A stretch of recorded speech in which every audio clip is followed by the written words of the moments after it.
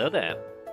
I am Sir Yetimet, and I welcome you to the adventures in Dundras. On our previous episode of the adventures in Dundras, our intrepid band of heroes, Talos, the dragonborn paladin, Dane, the dwarven paladin, Dallin, the gunslinging sorcerer, and Nanfoodle, the gnomish artificer. Our group had been sailing towards the Isle of Antiva, attempting to return back to whence they came, except for Nanfoodle, of course, who was looking just to get out of Antiva. On their way, the party remembered a fortress that they had passed by earlier that contained pirates. Thinking they could end the threat of the pirates once and for all, our party of heroes decided to assail the fortress and eliminate this pirate threat once and for all.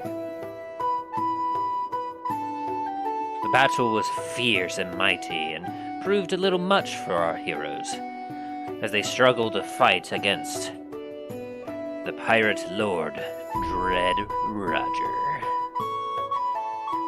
A humanoid, shark-like figure who relished in combat and blood, and nearly felled most of the party. But, due to some well-thought-out plans, some excellent timing, and some sure strikes, our party was able to fell him. As they were catching their breath, the Krakens Skull had returned, damaged and bruised. The party passed out, exhausted from their fight. And it is that where we will return to Dundras. But first, I believe some small talk is in order. And so for now, we shall join our fellow players in the chat and see how they were this week.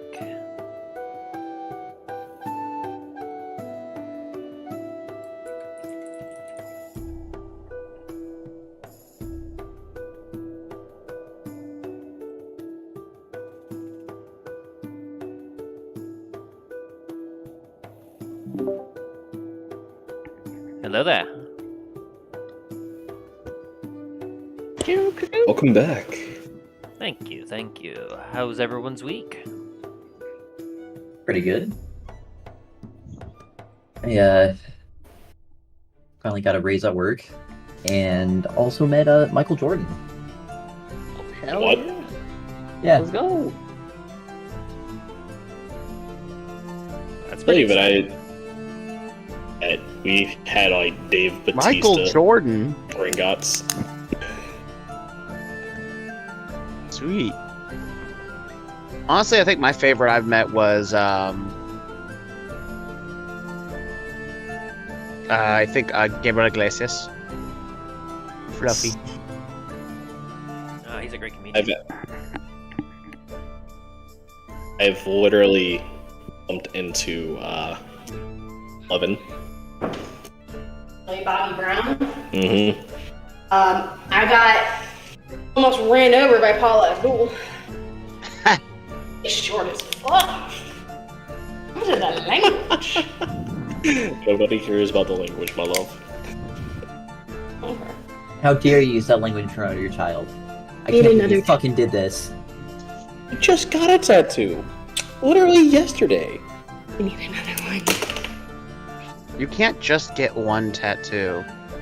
She just got a brand new one yesterday. And got another one touched up. Predicting. I'm on number 10. Gonna make it 15. Okay. Get my ass beat. I was gonna get my second tattoo yesterday, but decided against it. Yeah, your butt. Cornered. Oh, Jesus. There we Hi, go. Lily. Didn't realize you were under the desk.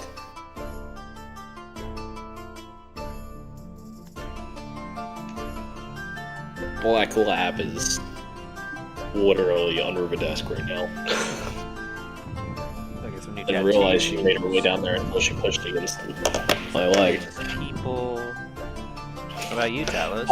Anything exciting happened to you? Uh, Today, not really. Woke up later than I wanted to. Ow. No. Oh crap. It was daylight savings time today. True. What you mean? I woke up at 9 o'clock. Intentionally woke up at that time. And I'm waking up at 8. So about the same time that I did. Pretty much, yeah. Just glad that I Take was care of actually able the to dog. sleep It's today. very needy. She's doing better, by the way. For my dog Paya's update, this week we actually scheduled and took her in for a checkup because the vets wanted to take a look at her leg, and they inspected her, came back, and said that her incision looks good. It's healing up quite nicely, and she's got a lot more energy than they thought she should. But that's good. just how she always is. Well, that's kind of what happens when you're forced on bed rest. Well, It's she's like been you taking will some lay medicine down that's, and you will like it.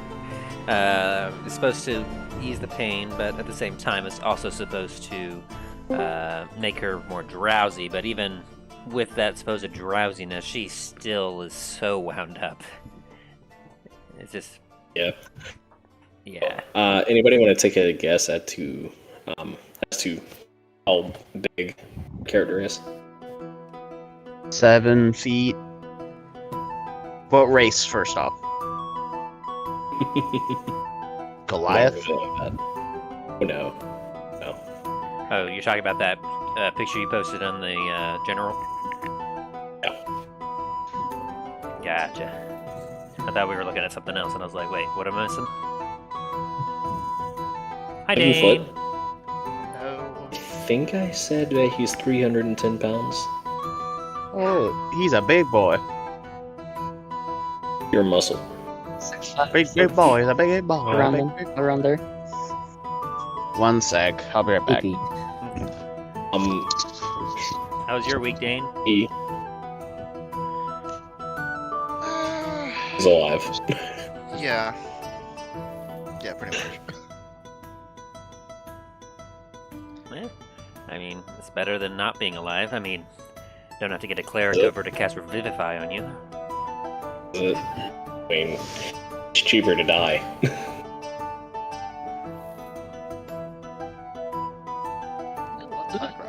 Background. What? On the short Oh, the run. background in roll 20 page.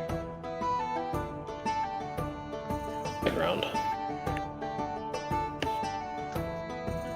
Ah. I can see that. Yeah, I wasn't. It was just some kids running by the house, and the dog saw him through the window. Still Like, what can't the see the world map. No, I think we're just on the title screen right now. I need to be able to see all of the maps, so it doesn't matter which screen you guys are on. Yeah. Yep. I see our icons, the ship, and an island with the whale's tail. So, I Yes, see Talos and I see Nam. I don't see Dane or Dallin on this page. On the idle I page. I see roll that. 20. That's odd. I've been having Yes, I am issues here. with my roll 20, and I do not know why. And even with the, even doing the stuff that was recommended by the support team, like the IT team for roll 20, it hasn't fixed it. That is most curious.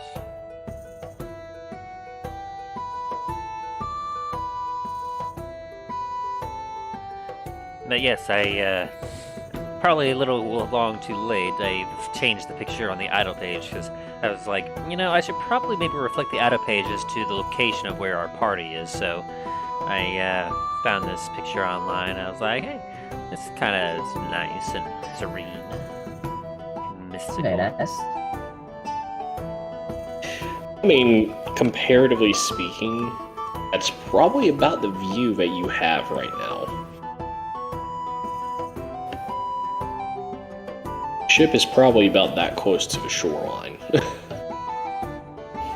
I mean, how would they know? They're currently passed out. Well, they weren't when the ship arrived. True. But the reason that I say it like that, the reason that you guys would be about that distance is shoals, the shallows, whatever you want to call them. Yes.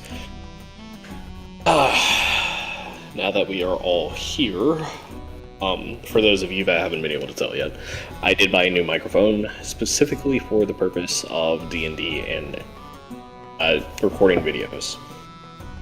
Very good. The video that I posted as a teaser in the for future use, I actually shared on YouTube as well. I was telling Dallin, Nam, and them earlier, but it has been on 770 unique For Your Pages shorts. Wow. It has been viewed 146 times in full. We have 6 likes on the video, 1 subscriber, and video has only been up for 3 days. Nice.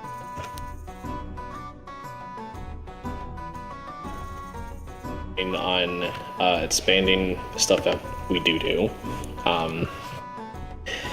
More videos, more streams, stuff like that. We're hoping to eventually maybe get monetized one day. And we'll go from there when it does actually happen. It's like, But- that music is copyrighted. The music that we have right now, yes, but that's also because the session has not started and Tim has not started recording. Actually, I know, just I messing with it. have, but I do have Chip muted on my earphone, so you all Oh, can that's listen perfect. to that copyrighted That's music. fine. But I'm currently muted to it. But Perfect, yes, when I said hello there, that was my indication that we are currently Ow. Who's blowing a fan into their... It's not a fan. It was laundry being dragged across the floor downstairs. I can mute it. Okay, I was like, what the heck? But yeah, I officially started the stream 13 minutes ago. So, say hello to our 3 viewers that we have currently. Hello. Oh, hi. Oh, hello. Greetings. Greetings and salutations. Ah, Madhouse. my baking update of the week, since Talos and Dane weren't here for our pre-stream. This week I ended up baking a batch of brownies. And nothing too terribly fancy like how I had previously with the pumpkin brownies, but what I did this time actually was a more basic recipe, but with a few alterations. And what ended up happening was I got a brownie that the outer edges and everything was kind of a nice crispy flakiness to it, but then the inside was gooey and fudgy. Dude, you are... I'm like, my brain is just turned into zombie brownie right now. It's like, brownies. The only thing that might have messed up is maybe with the mixing. I'm not quite sure how it happened, but whenever I take bites into it, I get these little crunches inside the actual brownie, which, as they burst into sweetness, I'm thinking that some of the sugar may have, I don't know. Slice. Yeah, it must have crystallized or something either during baking or before when I was mixing it in, and so I have basically That or when it or during the cooling process. or doing that. Essentially, I now have kind of like some semi-crunchy bits inside of the brownies, and honestly, I'm kind of a fan of it. Like, I kind of like that nice crunchiness with the smooth. It's got so many interesting textures, and then the sweetness is I'm gonna be grabbing one midstream later to chew on while we're doing. A really good recipe for brownies was the peanut butter brownies. Use peanut butter chips. Peanut butter and chocolate, a great combination.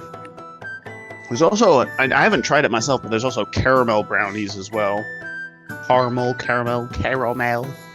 whichever way you want to say it. them caramels. Yeah, so they usually use Royal. like salted caramel, whatever you want to say Ramble. it. Certainly sounds interesting. It's like depends on which side of the equator you're on. Honestly, I've got a way of saying pecans and pecans that messes with everybody, so I just call them pecans. I fucking hate that thing. It's a nut. What It's is it, some you missed the kind L of nut. and you're trying to pronounce pelican? Nope, it's Pelican. A pelican. It's pecans.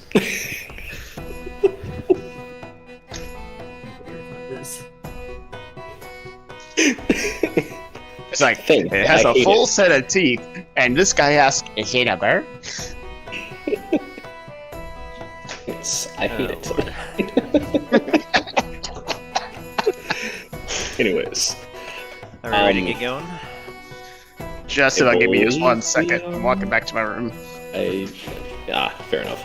Get out from under my feet. There's my dog clacking on the floor behind me. Don't know if that was picked up in my mic. I did not hear it, actually. Okay. So, that's good. I did do some adjusting before this actually started to make sure that the only things that were able to be heard is when I'm talking. So, mic sensitivity is up high enough that unless I am speaking almost directly at the mic, nothing is heard behind me or in front of me. Plus, the mic is unidirectional recording, meaning that it's only if you speak directly at the front of it. You can pick up stuff behind it, but it's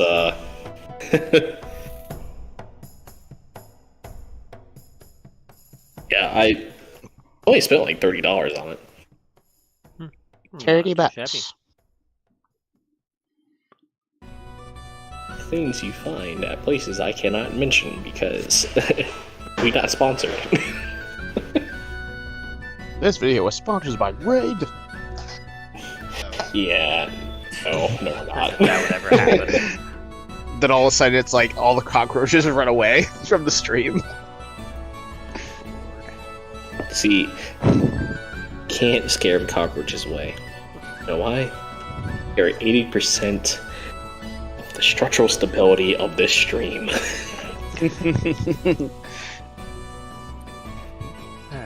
Well, if everyone's situated and ready, we can begin our session. Yes.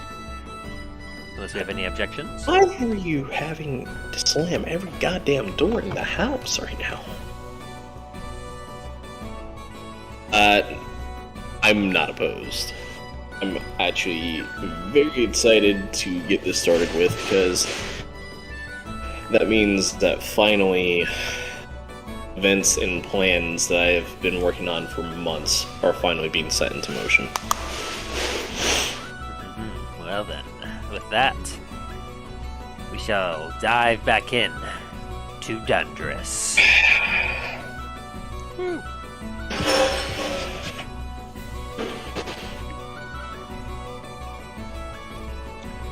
And we wake up with a long rest, right? All in good time. All in good time.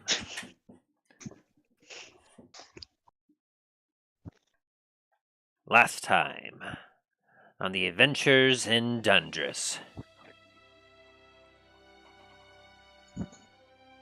Our band of intrepid heroes, Talos, the Dragonborn Paladin, Namfuru, the Gnomish Artificer, Dallin, the Dragonborn Gunslinging Sorcerer, and Dane, the Dwarven Paladin. After making a exciting trip to the Isle of Antiva to deliver some goods for a job, our band of heroes have begun to return to whence they started their journey, Port La Montagne. Along the way, they've had many interesting adventures with multiple different things, such as ancient dragons, some loose debris. There have been a few mimics from time to time.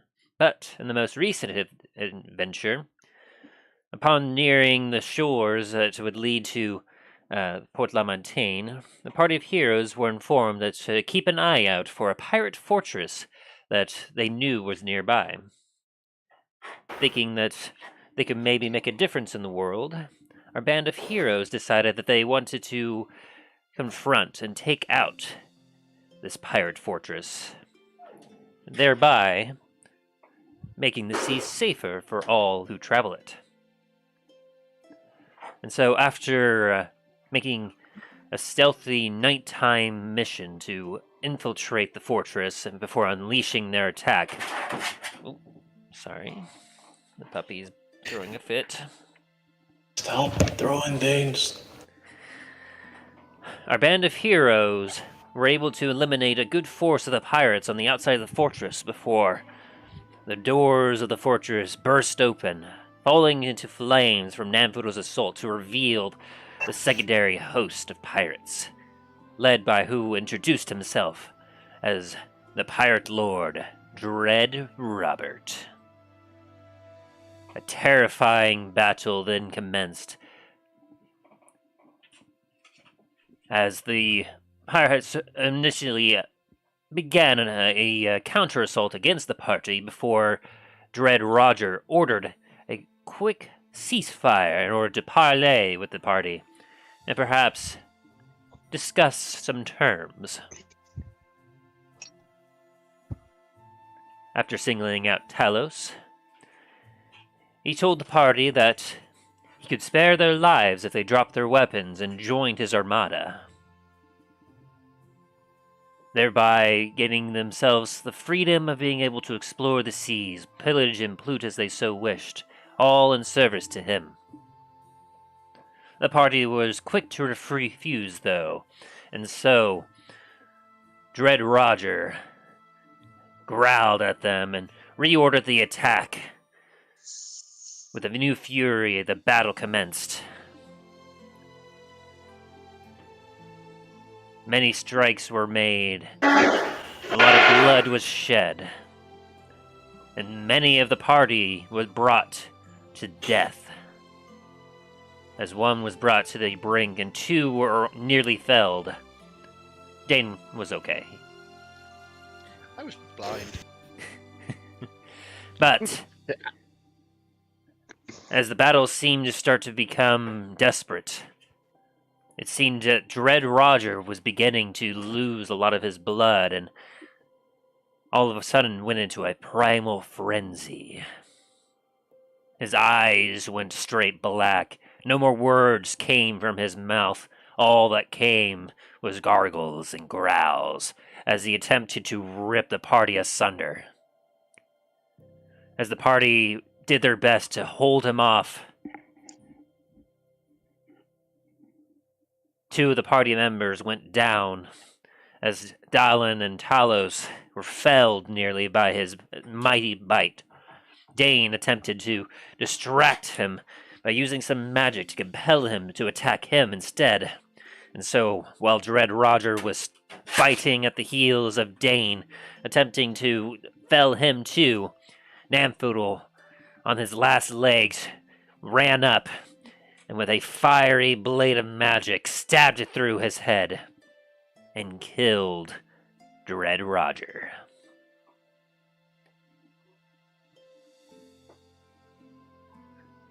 As the battlefield became calm and quiet as there were no more pirates left, the party noticed a ship approaching and the familiar flag of the Krakens Skull. As it pulled up, they saw that the ship was battered and scorched. The crew, as they began to hop off the ship and head over to the fortress island, they looked exhausted and tired. The party, feeling safe, began to feel exhaustion enter their bodies, as it had been a long day already and a long fight.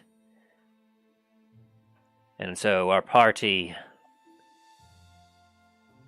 was dragged inside the fortress by the remaining crew of the Krakens Skull as they slowly passed out for the night. And it is there that we are going to rejoin our heroes on this episode of the Adventures in Dundras. Woo! Let's go! So, as we go back into our session here, you all are encased in sleep. Exhaustion has made it very easy for you to sleep, but you have no dreams. All there is blackness as you all rest up.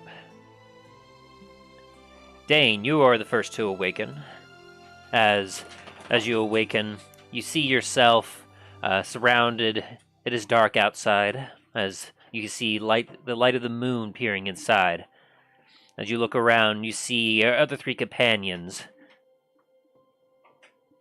They are laying down on some makeshift cots.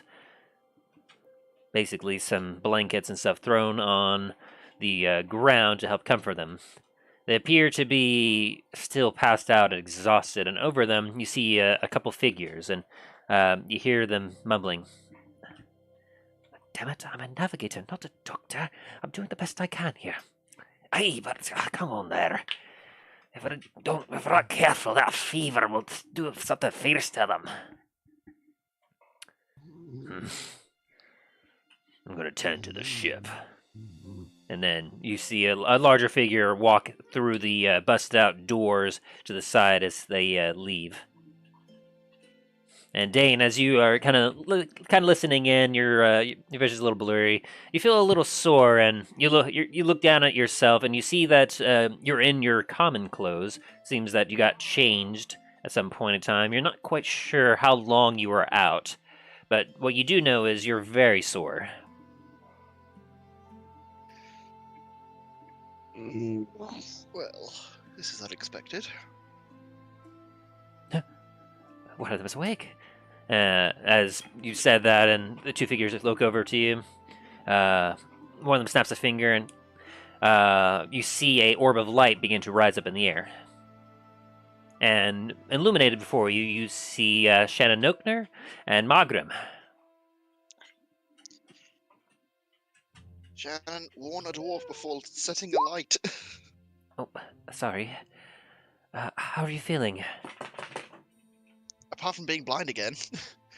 A bit sore, to be honest, but apart from that, surprisingly well, all things considered. That's good. You all took quite a beating in that battle. You've been out for about roughly almost a day at this point. Oh. That's not good. No. You seem to take the least amount of damage compared to your other friends here. We've been having to tend to Namfudo's skin here. He has some serious burn marks. And poor Talos and Dallin here. We've been doing some magic here and there to help heal some of their wounds, but it's quite possible that Dallin almost lost his leg there. He got bitten quite severely. Talos and Dallin were in the middle of the fight with was Dread Rogers, was he? Aye, he's called Dread Roger, one of the pirate lords of the region. I must say that I wasn't quite expecting this to be his fortress. I should start calling him Dead Rogers now. Aye. Well,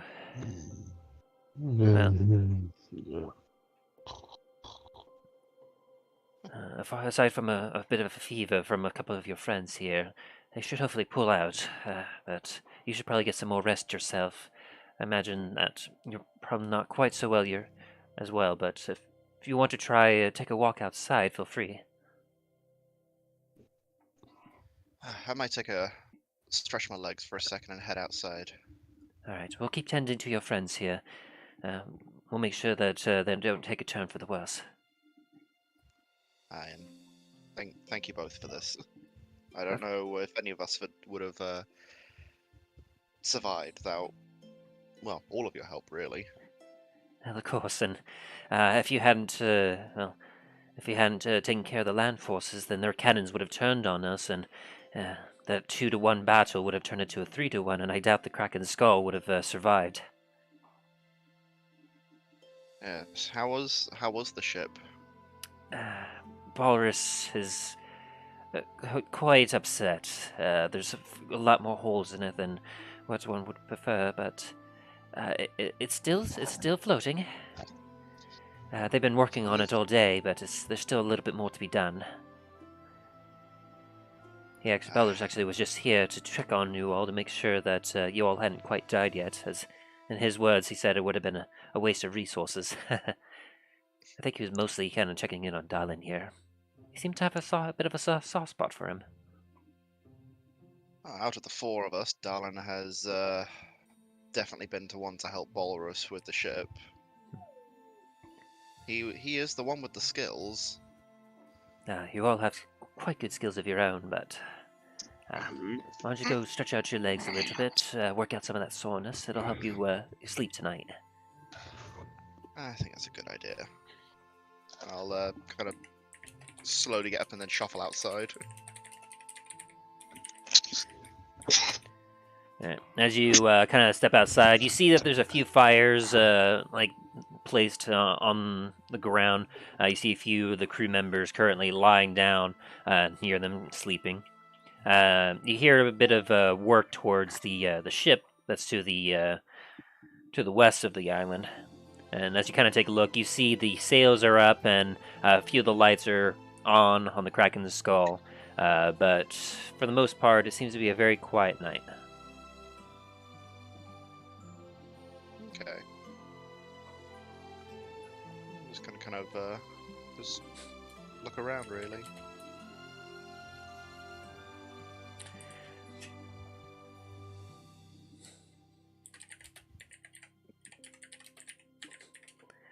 As you take a look around, you see that things are very much calm.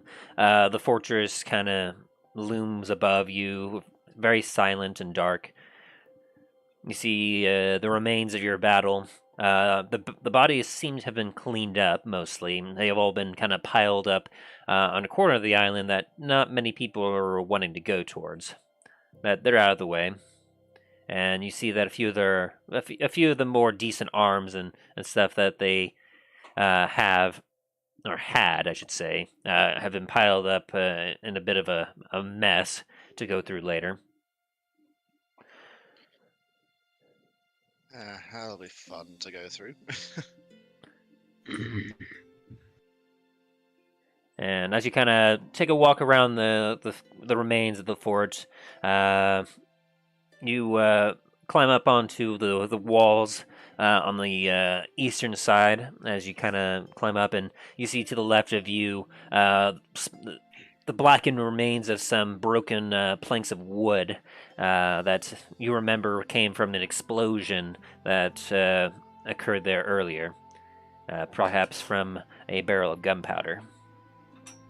And as you kind of take a glance around, you look out into the waters, you hear the calming waves.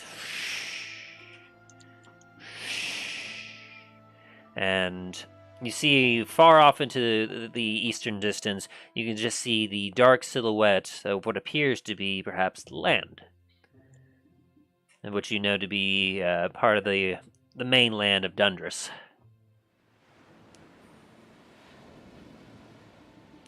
And as you are kind of staring out that way, you're kind of a blinking light catches your eye just a little bit further to the northeast. And as you kind of blink your eyes a little bit and you look over again, you kind of stare and you watch as you see a light just shine for about a second, and then after about 5 more seconds, I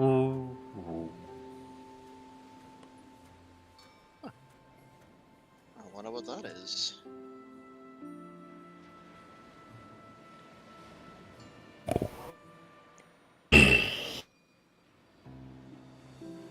I believe that to be the Wyvern's Eye Lighthouse. You're jolted suddenly by the sound of a voice as you look behind you and you see a figure kind of standing nearby. Ugh. Where did you come from?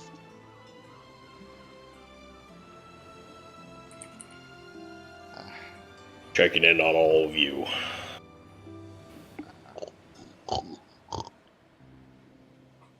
I appreciate it. The Wyvern's Eye, you said? Yes. The only lighthouse on the southern coast, but makes sure that the ships get in and out of Port La Montagne as safe as possible. Okay. That looks to be a pretty significant landmark out there. It is. Massive. One of the biggest things built here. You've seen 30 miles at sea. Wow. That's quite a distance. Especially at sea. But it is. There's a rumor that the lighthouse keeper keeps something there other than the light, which is where the name comes from. We may have to take a poke at that place at some point. See if the rumors are true. Indeed. How are you feeling, Dane? A bit groggy and a lot less blind now, but I think I managed to come out the best out of the four of us. Without y'all's help, probably would have been toast out there.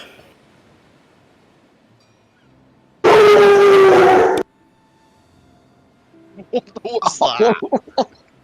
God, the hounds of hell are upon us, lad. Oh my Jesus god! Christ! Dane, roll initiative. The music Schedule changed now. and suddenly a howl. Get us out of here, Dane. I'm just like laying there like, the hounds of hell are upon us. Pass back out. I got a 9. Sound the bells. The Kraken's coming. Oh, Lord. It's the Whalethon. Sneak his horn.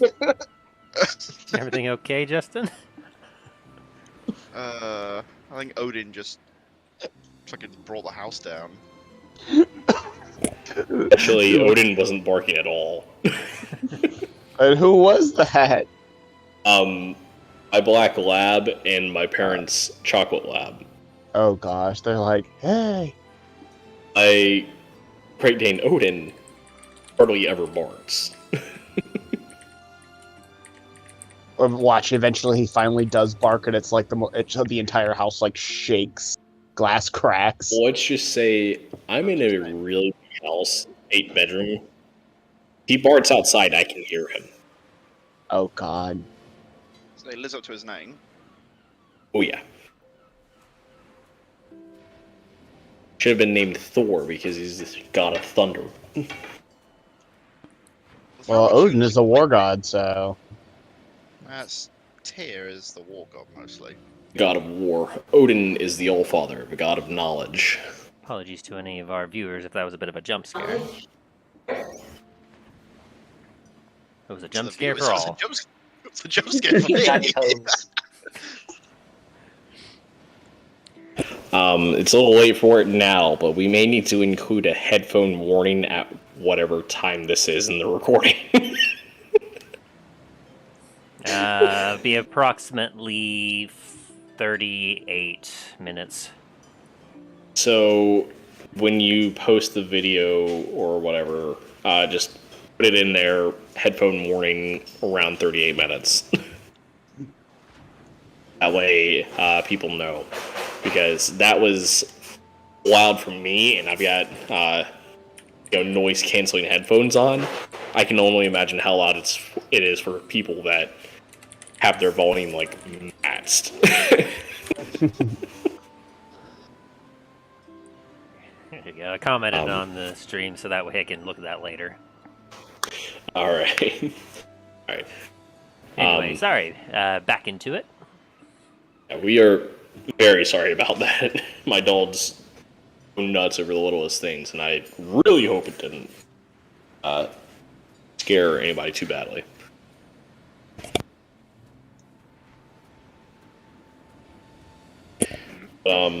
So, Dana, you're startled by the sound of a screaming crew member who jolts up awake by the fire. And actually goes, "Sorry, I was having a nightmare." Oh. And then he watches. He takes a flask, uncorks it.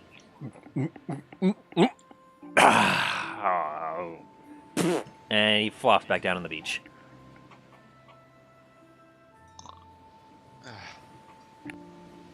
Seamen are odd people. I resemble that remark.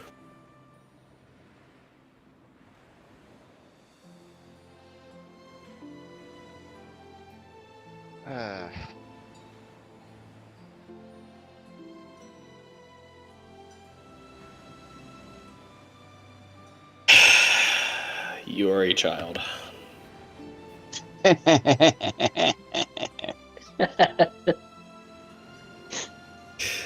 Knew it was eventually going to occur.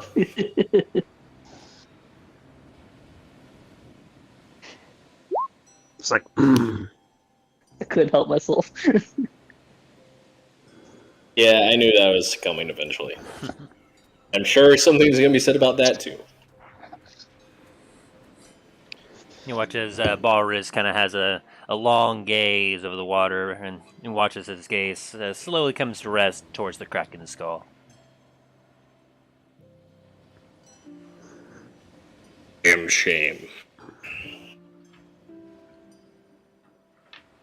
Half this wood here's not fit to float, much less be allowed to stay here. Oh, even the wood from the fortress? I burned to fucking crisp. What did you guys do in there? That was mostly, I think it was mostly their mage. The initial stuff outside, yeah, that was kind of us. A lot of the stuff afterwards, we had not much of a hand in besides being here.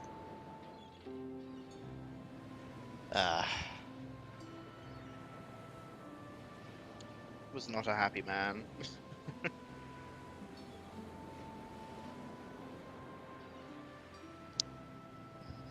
Imagine we'll be casting off soon. The repairs are almost done. Speaking about casting off in the fortress, any of their cannons of use of the Krakens Skull? It looked like there might have been one in the middle that was saved a lot of the damage. We'd have to take a look before we do, but it'll be significantly harder getting that aboard than it would be to just leave it here. That sounds fair.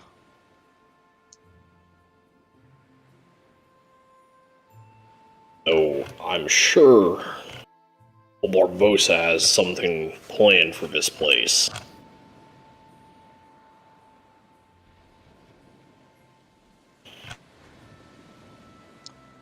I mean, a ready-built island fortress is already designed to house ships. I could see some grand plans from Barbosa. With that, Boris is just going to give a slight nod and say nothing else about it.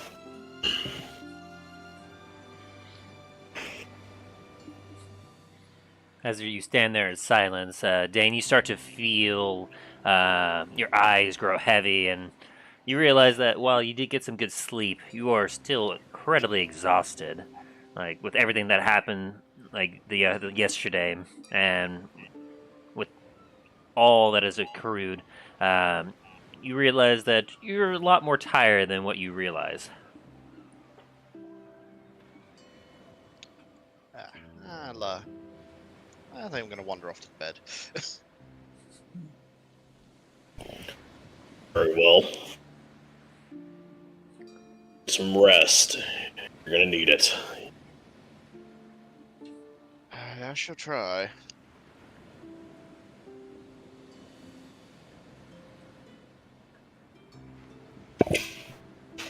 And here's something.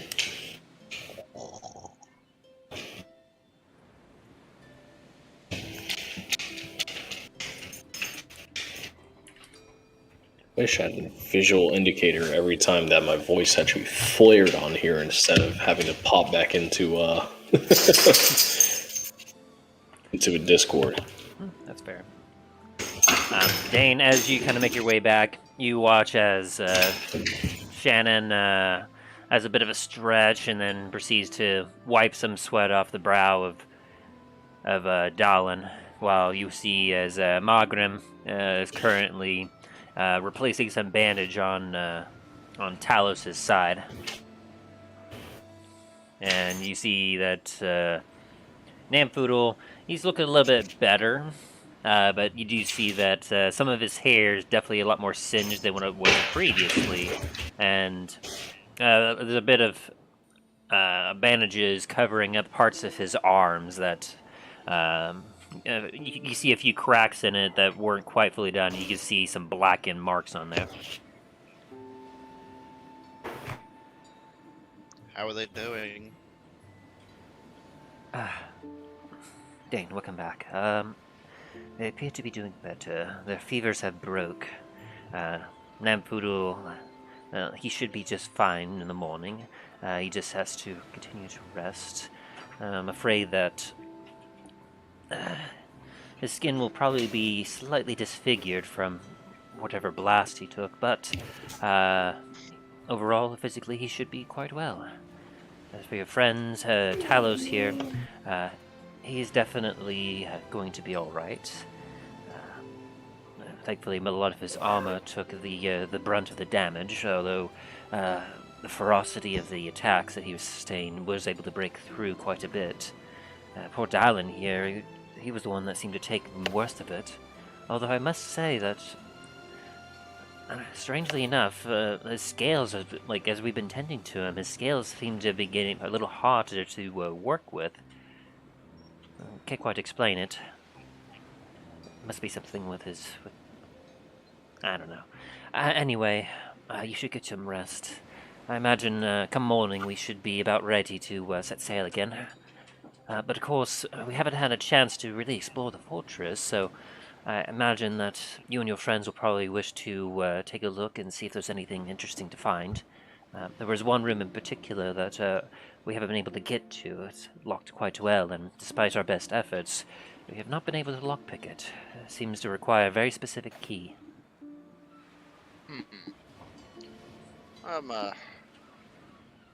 I'm sure we'll probably have a look around and hopefully we can get access to it. It does sound interesting. Aye. After all, if that room is where Dread Roger was holed up, if that was his personal room, there's no telling what could be in there. We might have to search for his body then. Pretty sure it's around here somewhere. Aye, we were only able to drag it a little bit off of where you originally felt it. He was very heavy.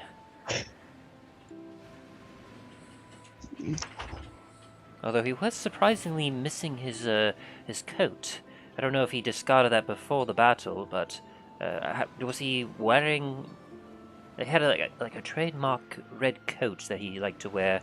Supposedly it was to help absorb the blood that he would shed around him. And you watch as her face kind of has a bit of a long gaze to it. 1,000-mile stare. It's like, oh, you mean this coat? And as you kind of pull it out of where you kind of dropped it before you passed out earlier. Fucking hell, I'm sorry about that, guys. Okay. You're fine. Yes. I imagine there might be some stuff in there. Perhaps some personal effects of his. Possibly. I'll We can get to that in the morning. It's quite dark out, so there's no sense in trying to do anything with this light. That I agree with. And so, is there anything you want to do before you go to sleep? Nah, I think I'm just gonna pass out. Alright, so you lay down on your makeshift bed. It's not terribly comfortable, but it's not the worst thing. And so, as you kind of close your eyes, you find that falling asleep is no trouble at all as you drift off for the evening.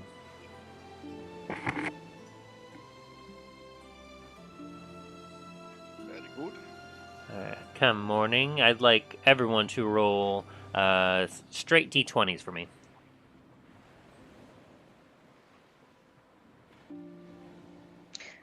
Gotcha. Yikes. Hey, that's pretty good. Not too shabby, not too shabby. Alright, and so, this makes a lot of sense. As the sun begins to rise up on the horizon and light fills the fortress, Dane, you are the first to wake up as you stretch and you feel your bones popping a little bit. As you kind of like get that morning out of your mouth. Dallin, your eyes open up and you see there's a bit of light kind of shining in.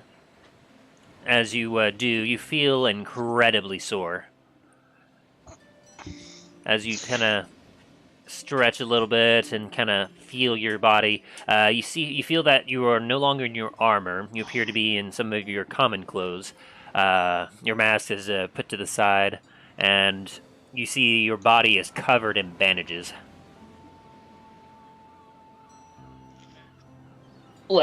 What's going on? Dane, you hear this? Dallin, you're awake. Is that a good thing? I'm sore. Hurt.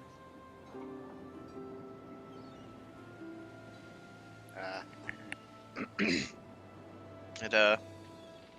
appears after the fight we all got brought in here to be tended. That's from what I can gather from last night, anyway. It's been about a couple days since we've been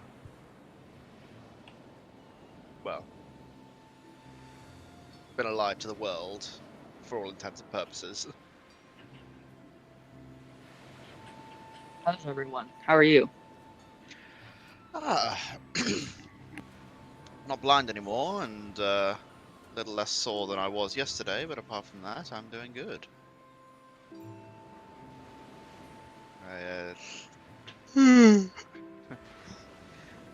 How are you feeling? Well, my chest hurts a lot. Does seem like my scales are a bit rougher, though. Strange. Dallin's gonna try and get up. Well, does the ship need any fixing? Just a little bit. How much is a little bit? And Dallin looks a little annoyed. Well, in the words of Shannon last night, there's a few more holes than Bolorus would like, but the ship is afloat. Dallin's gonna say giant by winter's bite. That's gonna be a lot of work. Yes, and Bolorus is not happy with the quality of wood in the area. Well, I'll give him some. See if I can lend him some of my wood. See if that will help out. Dallin's gonna take out his bag of wood and bring over, and try to find a walrus. I think Baros is probably either on the ship or just outside, but we should probably wait for the others to wake up before we start moving out. Yeah, that might be good. I'm gonna take a look at Talos and Namfoodle, see how they're their condition. As you take a look, you see that Namfoodle has quite a few bandages, mostly kind of around his. It seems that a lot of his backside has been covered up, including his arms.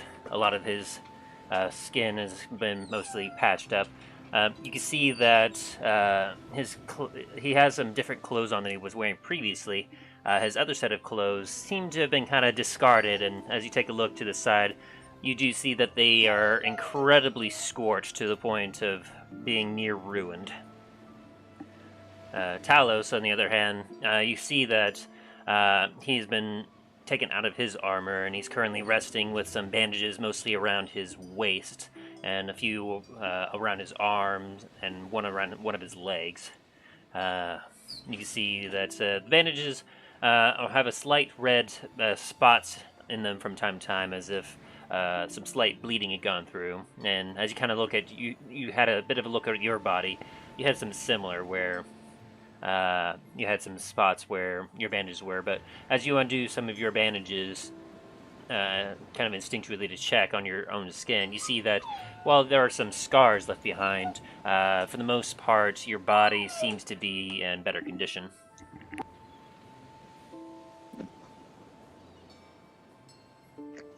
All right. Is my armor nearby?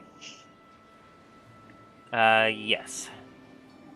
As you take a look Alright, at it, you see that it is slightly dented in a few places, but it's still workable.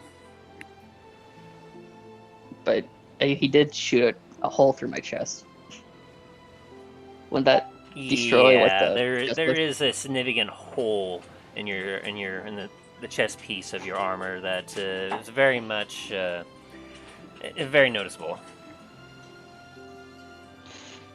Damn, I'm gonna have to get this fixed when I get back to Port Lafontaine. How's your armor doing, Dane?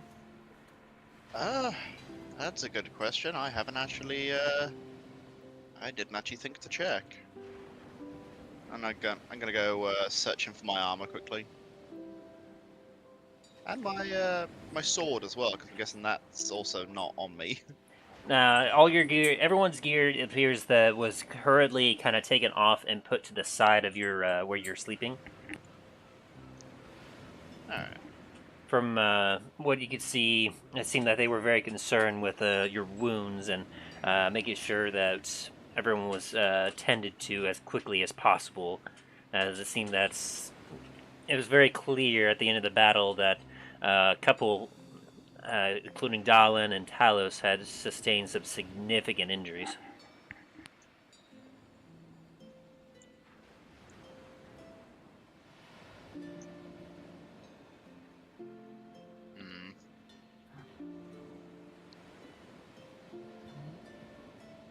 As you take a look at your gear, you see that you have a few slashes taken out of your armor here and there. Nothing that can't easily be just tended to later. But for the most part, your gear seems pretty decent.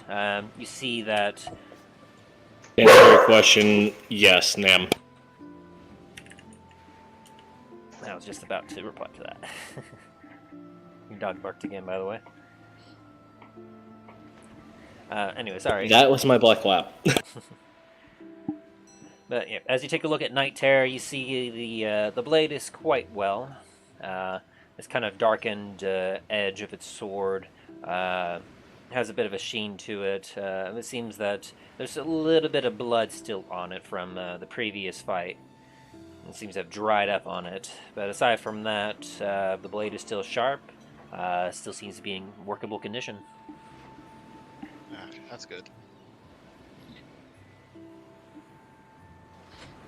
And as you two are kind of getting your grounds, Talos, you're the next to wake up as you hear a bit of shuffling about, and you kind of hear the muffled sound of your friends talking as you wake up, and you immediately feel the dullness of aching pain. Oh. Kind of slowly stretch, like kind of like see, making sure my arm, everything can move. At least. Back to the land of the living, Talos. Where's breakfast?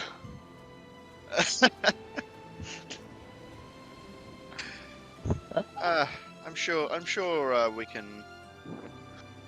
can get something soon. Currently on the pirate island, so it might want to wait until we get back to the ship for some actual food. We're still here? I've been here for about 3 days now, I want to say. Huh. 3 days? You didn't say 3 days. I said a few days. I'm gonna just look around, see, like, we'll see if I get look and see if I see any of my stuff. Yeah, after just a second of looking, you see that all your gear is currently piled next to where you were sleeping. It seems to have been hurriedly discarded to the side. Yeah, I'm gonna reach over and like pull out my sigil and put it back over, and like string it back over my neck. Yeah, easy enough. You take it, string it over your neck, and as you reach over, you do see the bandages on your arm, where you did note that it got a significant bite from Dread Roger, and you can see a few spotches of red mixed in the bandage from here or there. That's gonna scar up pretty nastily.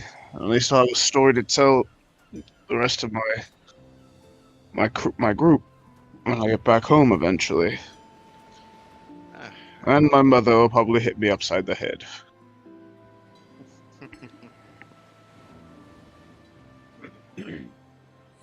Ah, yes. It'll definitely be a story to tell. Don't stare down a shark man without fear. It was also a Dread Lord. That's definitely gotta be one hell of a story. Namfoodle, as you're kind of stirred awake by the sounds of conversations, you kind of fidget a little bit, and let me ask, as a out of game question, have you ever experienced a severe sunburn, like a really, really bad sunburn? Come on, I live in Florida. Yes. Yeah, so Namfoodle is currently Previously suffering from Washington. perhaps he's currently suffering from like severe second-degree burns right now, like perhaps the worst sunburn he's ever experienced. As that fireball definitely took a huge hit out of you. Thankfully, you can feel that while there's a bit of itching and inflammatory pain, it's not nearly as bad as you would expect. What the hell? Oh, you're awake. How do you feel? Nannies, have you ever had a fireball thrown at you? Can't say that I have. Do you want to know what I'm A feeling? shell fireball. Would you like to know what I'm feeling right now? Not Probably really. not. Probably not. Then just leave it at that. Yeah, as you Alright. kind of sit up, Namfoodle, and you see what little of your gear you were carrying is kind of put to the side. You also see the charred remains of your previous outfit that you were wearing, as a lot of it is very blackened, and there are lots of things missing from it. Can I search for my apron? Yes. Just your apron, or are you only wearing an apron? Well, no, I'm looking for the apron in specific. Okay. Yeah, you found the apron. Thankfully, the apron covers your front, and it was from that side. It was from your backside where the fireball landed and where you took the brunt of the damage. And yeah, with a 21, easy enough. You kind of shuffle through the burnt clothes, and you pick out the apron, which is still in good condition. Ah, perfect. A bit singed on the corners of it.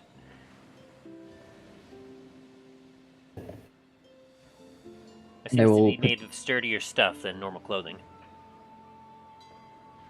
I hope so. With your line of work, is to be expected. I will then wear my apron again. Yep, you put it on. You kind of wince a little bit as you put the strap over your head, and it lands on your shoulders, where some of the burn is still healing. And as you kind of like settle it down, like it gets to a dullness that you can get used to.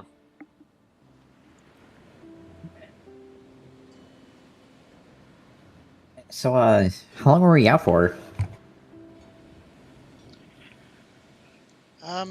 I believe it's been a few days since the fight. That's what I've been able to gather anyway from Mulgrim and Shannon, who have been tending to us.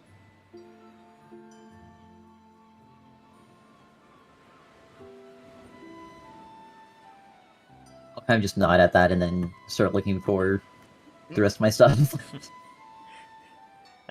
Yeah, you like I said, all of your stuffs are by each of you. So as you all kind of go through and check your things, everything is there. You find that as you are getting your gear together, you hear what sounds to be footsteps approaching from the large doors that you see just to the south of you. It's very easy to tell because what used to be a grand set of doors that would protect from the elements and wind has been blown down by Namfudul's fiery attacks. And you see a silhouette of a figure kind of duck in, and the figure appears to be carrying something and is heading in your direction.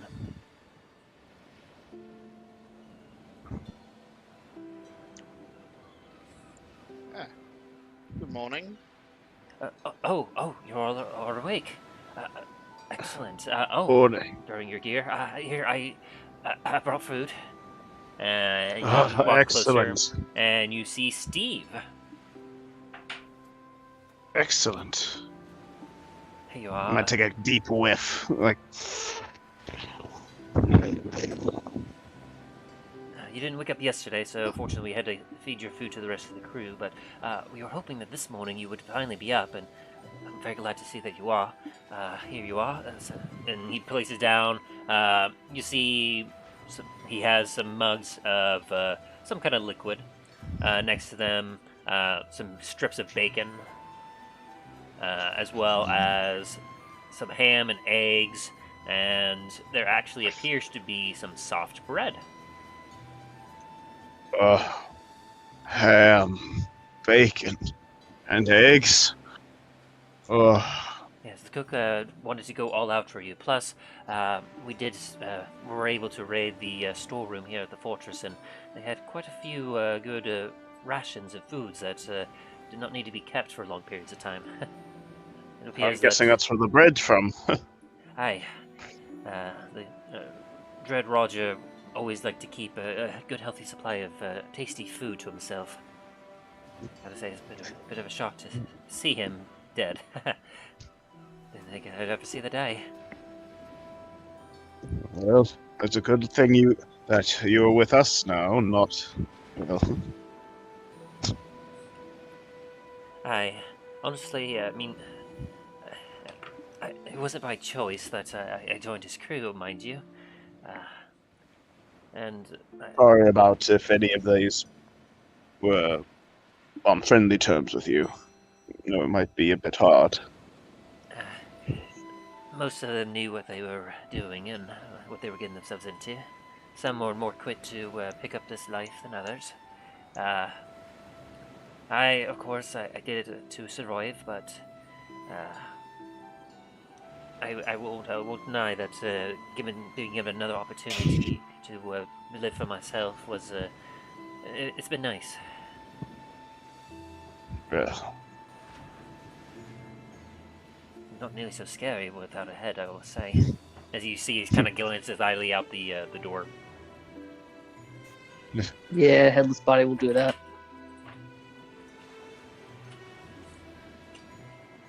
I think you four went up against toe-to-toe to Dread Roger.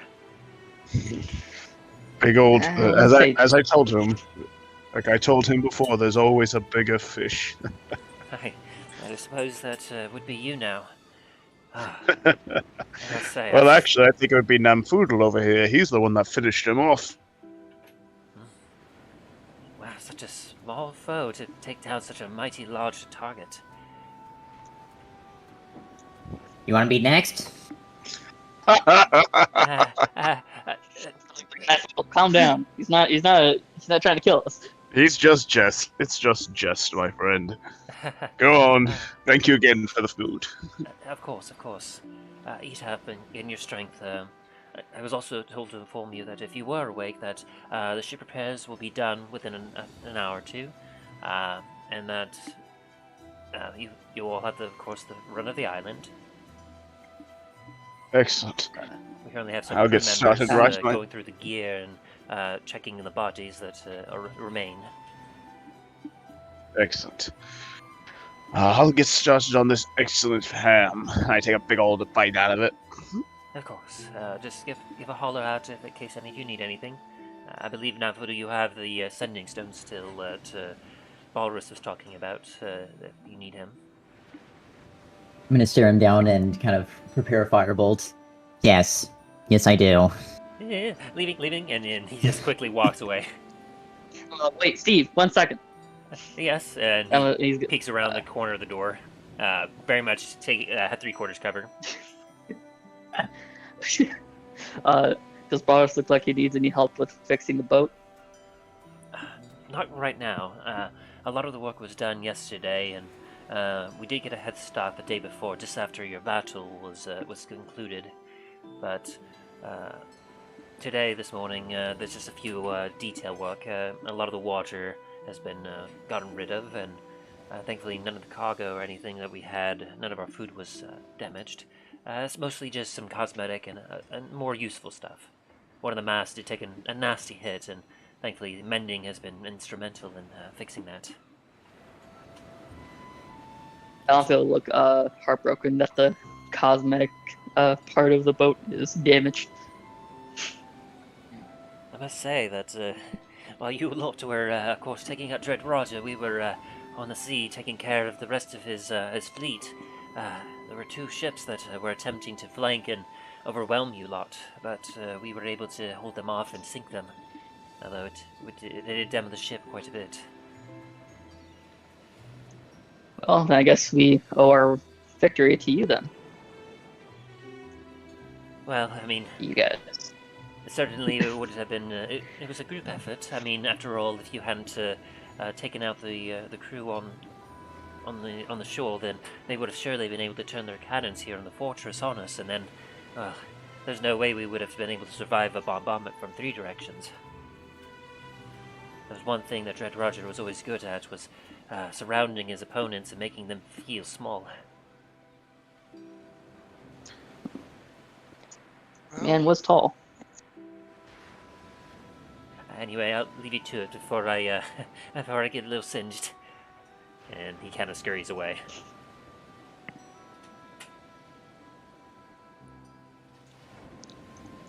And I'm glad we managed to turn him around. And as you're eating Talos, the bacon is that perfect consistency. I mean, some people like their bacon perfectly hard and rigid. Some like it perfectly soft. I like the in-between where it has that nice soft juiciness to it, but it still has some of those crispy edges. And the ham is very nice and sweet. The eggs are scrambled, incredibly fluffy, and the bread is amazing. After having nothing but hardtack for weeks, having some actual bread is incredible.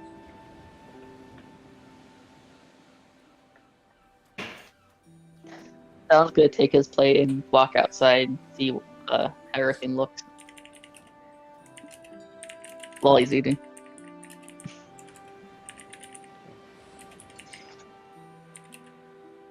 Would I need to make a perception check to get a look around?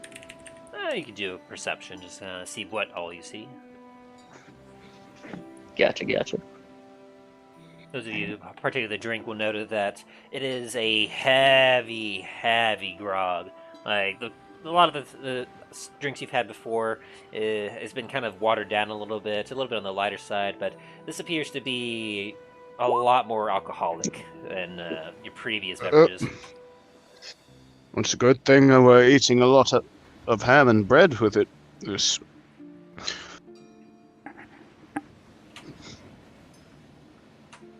Although after a couple gulps, you do feel the effects of the alcohol start to ease the achiness of your muscles and the pain of the burns.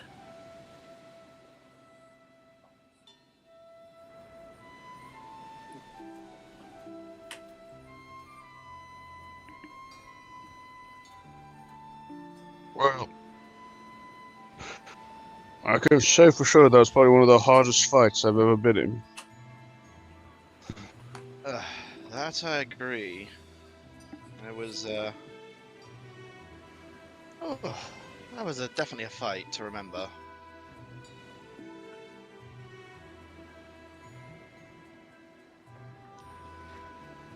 Mm.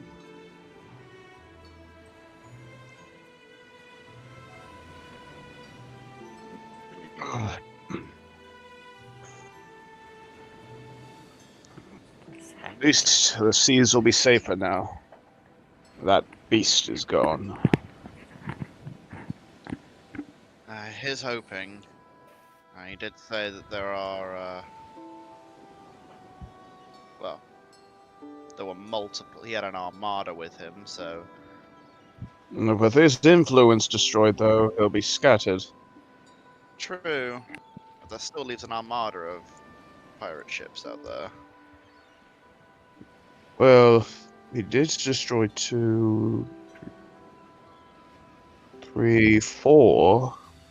3 ships and a mimic.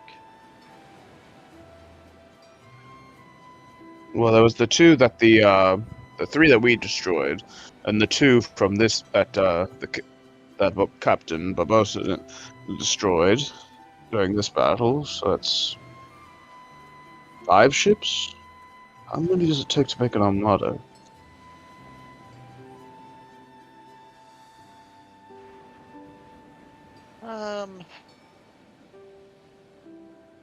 I don't quite know off the top of my head.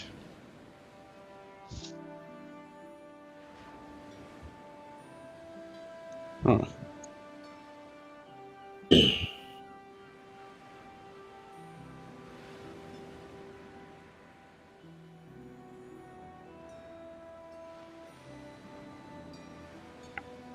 And as you all kind of finish up your meal, and you feel you feel quite full. Not nearly as full as you would expected, but you did go an entire day without eating due to being unconscious. So you do feel rather comfortable. I'm sitting there. I'm just sitting there like munching away. Especially at the ham. You need to rename that, Tim. Huh?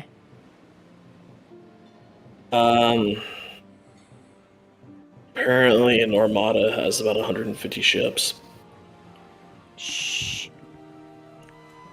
I did it intentionally. Wait a second. Hence why I was saying I don't know off the top of my head, even though I do. Oh, what I'm saying is, I know, Justin. I have absolutely no idea how many ships he has, but that's a lot. He has an armada, so he has at least 150 ships. I mean, fair enough, but that's still a rather large amount of ships. Which means that you guys have not seen the last of these pirates. Probably not their home base either. Hopefully they just start infighting now that he's dead. You know, I hope.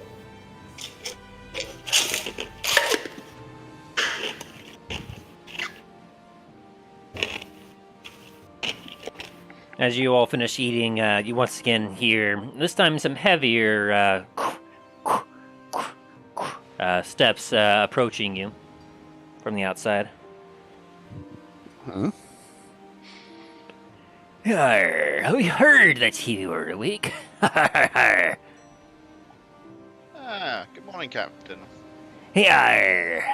And standing in the gates, you see the familiar green skin and toothy grin of Captain Keth Barbosa.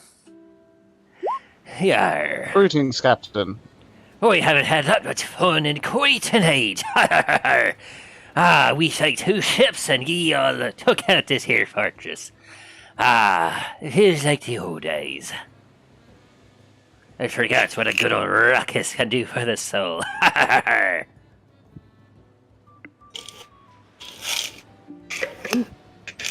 Well, I'm glad you had fun with that. Hey, so tell me, have you found anything in this here fortress of note? We, of course, found the food. That was a mighty treasure indeed. We haven't done any exploring just yet, but we probably will once we've, mostly Talos has finished up his meal. Huh? I gotta look up and like. He's got like a bacon just like sticking out the corner of your mouth. Remember it. You can thank Take a Dreader Roger for that meal. I mean, we had a nice storage of very good quality bacon and some nice bread that we were able to use. You should have seen the crew yesterday. We broke into their storage of alcohol. Speaking of Oh, crew, well then. Language, Captain. did we have the misfortune of losing anyone? Thankfully not. We did have a few injuries ourselves on the ship, as a few stray cannonballs sent some shrapnel into some of the crew members. But it wasn't nothing that a good night's sleep can fix. That's good to hear. Aye, we've been in a scrape a few times ourselves, and we were quite prepared for the couple of ships. After all, we've only to practice facing 2 ships at once. We have. I'm gonna set down my empty camera. Like, all right. Thankfully, this time they didn't try to ram us. They just stayed at a distance, trying to bombard us. Valorous is probably not happy with the state of the ship, though. Nay, he was quite perturbed by the whole event, but we got the ship back into shape that he should be calmer now. That's good to hear. If you need any more touching up, just tell me and I'm willing to put some work into it. Haha, of course. Once we get back on the ship and we take off, when there be nothing more to be doing, we'll see if there be anything that he can assist with. But for now, we do be getting ready to take to sail, but I did want to have a good look at this here fortress myself. I'm surprised I haven't found any gold or any precious items yet. Are there any locked barred doors or anything? I'm sure that this pirate lord must have had a good stash somewhere. Aye, as he mentioned, we haven't been able to find much aside from some weapon stars, and we've done a good job grabbing whatever barrels of gunpowder they had here that we've restocked our swords with. Though we didn't blow up anyway. Aye, ha ha ha! We saw some of those from the ship. Glorious! It must have been a fantastic view from your angle. Ha ha! Maybe then blow A up some. beautiful view. There was one door here that I wasn't quite able to work. I'll admit that I got a bit of a knack for lockpicking from time to time. After all, you lose the key eventually to certain things, and sometimes you find some cargo that obviously you don't have the key to. So I've gotten quite good at picking some of these airlocks, but that door there, it's got something magical to it, I fear, because I wasn't able to break it myself. Not even with brute strength, huh? Nay. I'm not quite sure what to be of it, but I imagine that if something's looked that well, well, that's got to be where the goods are. Question for you. Since Captain Barbosa just mentioned lockpicking, can I roll an insight check? Certainly. He'll kind of do a counter charisma, counter deception.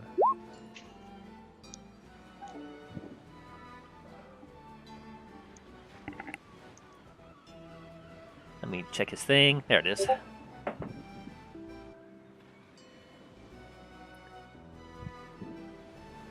And what were you looking for exactly? Trying to find a way to say this without giving too much away. Well, I'll say that with that check, he seems like a good, honest captain. Seems genuinely interested in making sure that he's able to unlock things that need unlocking. Okay, good enough for me. Even with his low roll, he still beat that out. Yikes. Alright, go ahead and roll for an investigation, Dane. Alrighty.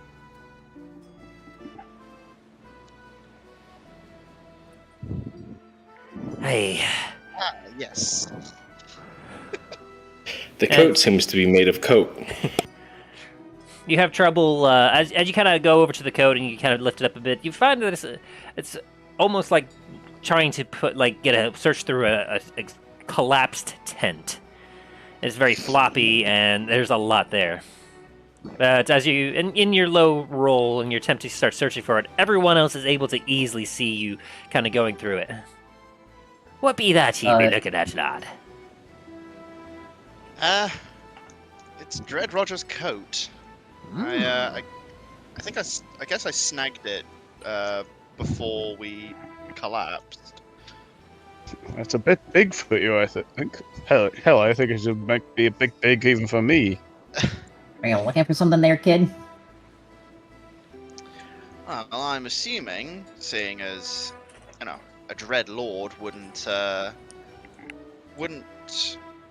I'm guessing, trust any of his crew, even his most trusted captains, with a potential key to his treasure trove. The key might be in his coat. I just can't, for the life of me, find it. Here, let me give you some help. That'd be a good, smart idea. Yeah, Namfoodle, as Dane is currently trying to heave up, he goes, he lifts up the jacket to try to start searching. You immediately go inside the jacket as if you're in a tent now, and you kind of rummage around, and you feel an inside pocket that feels a little harder, and you have a good idea of what that is. You reach into the pocket, and you pull out a very ornate golden key. I'm gonna hand it to Dane. Found it! A key pops out of the jacket. Golden key. I can Oh. That's interesting. As you take a look at it, the key itself is golden from the shaft all the way down to the notches that make up where it would undo the lock. The top of the key, where you would hold it, appears to be an ornate skull with green emerald eyes embedded into it and teeth that appear to be made out of ivory. Now that is fancy. I might have to keep this key afterwards, as a souvenir of sort. That'd be quite a shiny piece there. I imagine that'd be the key we've been looking for. With how flashy the key is, I'd definitely say yes. What say we like... head over to that door there and take a look? I agree. No time like the present. And the captain takes a few steps forward and heads towards the kind of the backside of the fortress, where, as you all kind of, I assume you all follow him. Yep. Yeah. Yep. As you follow him, you watch as he goes to a large single door, and on it is a very large, like a doorknob, and a keyhole that. The door looks quite plain, but it seems to... You can see a few bash marks and a few chips out of the front of it, as if perhaps some people may have tried to break into it. Whether they're old or new, it's hard to tell.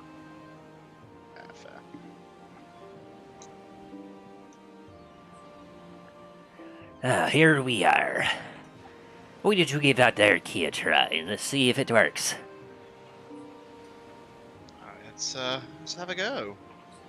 I'll approach the door and try and put the key into the lock. Right. As you put the key into the lock, you feel it slide in, and it seems to fit.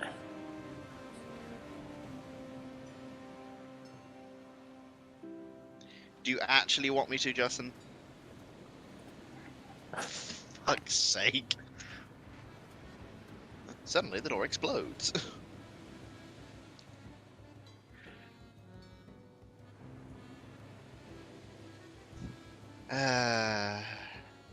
Oh no.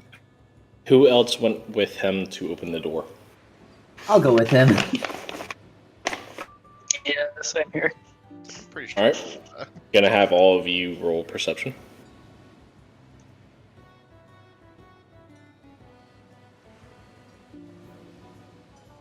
Alright. So, as you slide the key into the lock, you begin to turn it, and all you hear is the click. Bam, being an artificer, you hear sounds like the tiniest plates of the tooth of a gear as the key spins in the lock, unlocking it. You hear the release of bags. And hearing the rope pull along pulleys, obviously dropping some kind of weight. Down your knowledge of woodworking, you can figure out that this thing was holding a crossbar in place. A really, really heavy wooden crossbar. You think it's probably made out of like solid mahogany. Talos, having lived in a keep much your entire life, you know this door is designed to keep people out that have no business being in there. With that, you can guess just how well crafted this door is. As he turns the key, the doors open, and you look forth into the room. Glimmer of gold. From there, I will allow Tim to describe what's in the room. Won't just describe, I will show. Holy Bahamut's horde. As you open up the door, you can immediately see, as light shines into it, a reflection off of multiple bits and baubles. You see scattered all about gold pieces. You see some silver and copper. You see just a hoard of treasure and trophies scattered about. Some spare clothing here and there. You also see a large chair, what looks to almost be a throne of sorts, sitting behind a large desk with more treasure and even more stuff placed upon it. As you have all entered Dread Rogers' room. My flame's warmth. There's so much gold here. I'm gonna put my hand out to kind of stop anyone from going in first. Like, before we just waltz in there all willy-nilly and going for all the shiny bits and baubles, I think we might want to take a little bit more precaution. And I cast detect. I'm gonna cast detect magic. Disregard that and just walk straight in. Nothing happens. As you cast Detect Magic, Talos, you do see a couple pings scattered about here and there that your magic detection does pick up on.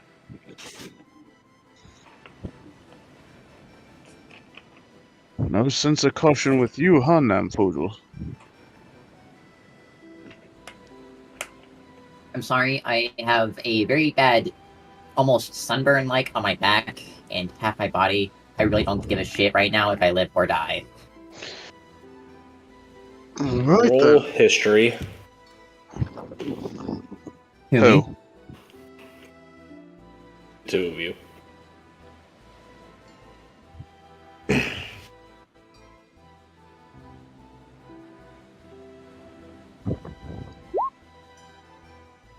Seriously? What is this in regards to? Doesn't matter. Never mind. So, as he's arguing with you that basically you're just throwing caution to the wind. You figure, knowing how big the being Dread Rogers was, there is no possible way in hell he would have booby-trapped his own room. Because he would not be able to get out of the way in time.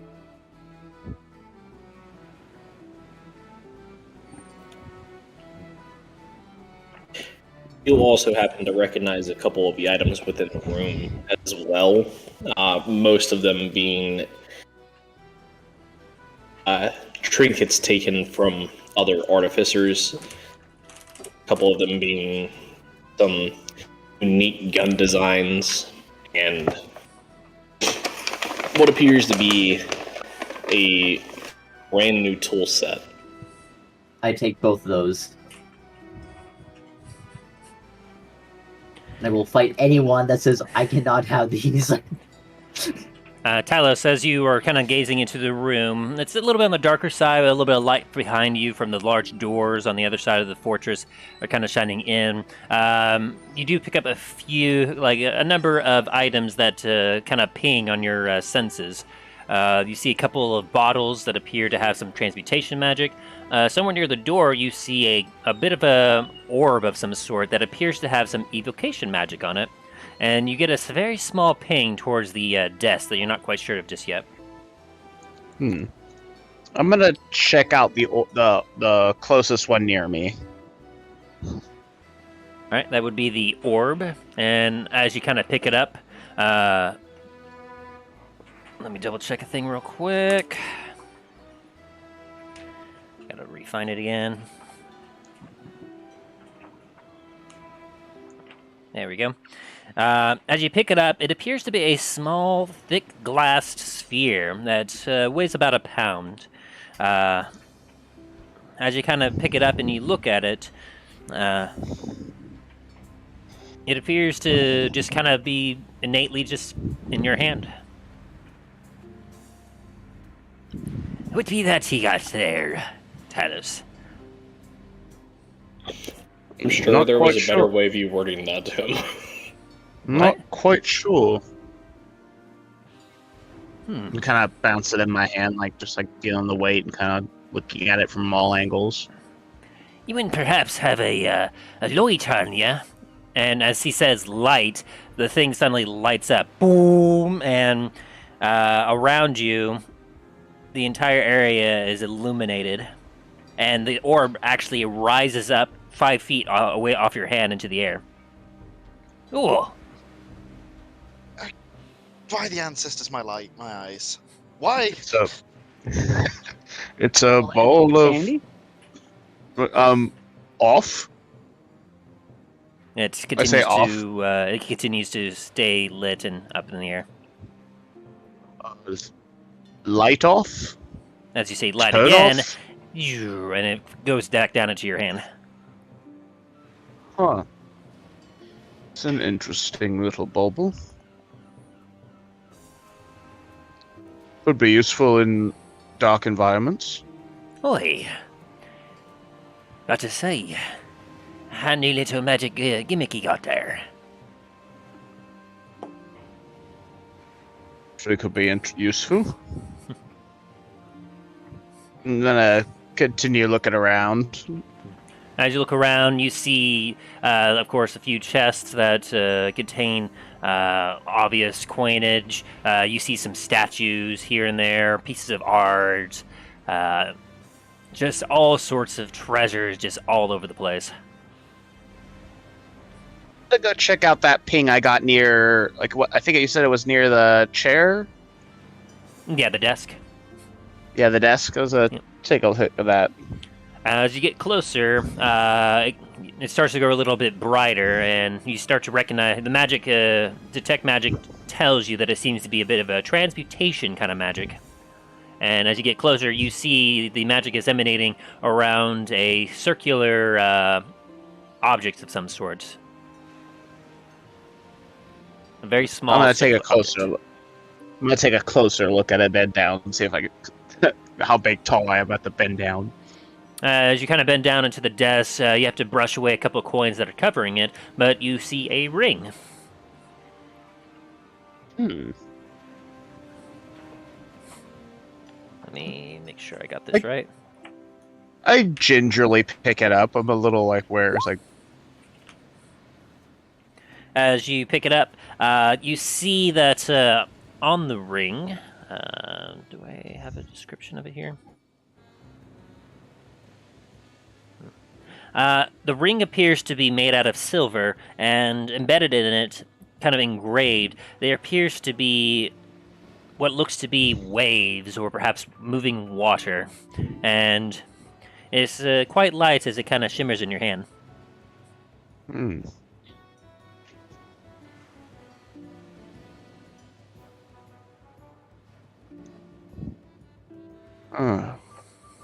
Maybe Shannon might know what this ring does.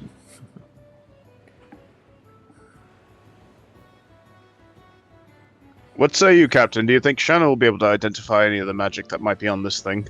And I hold the ring up.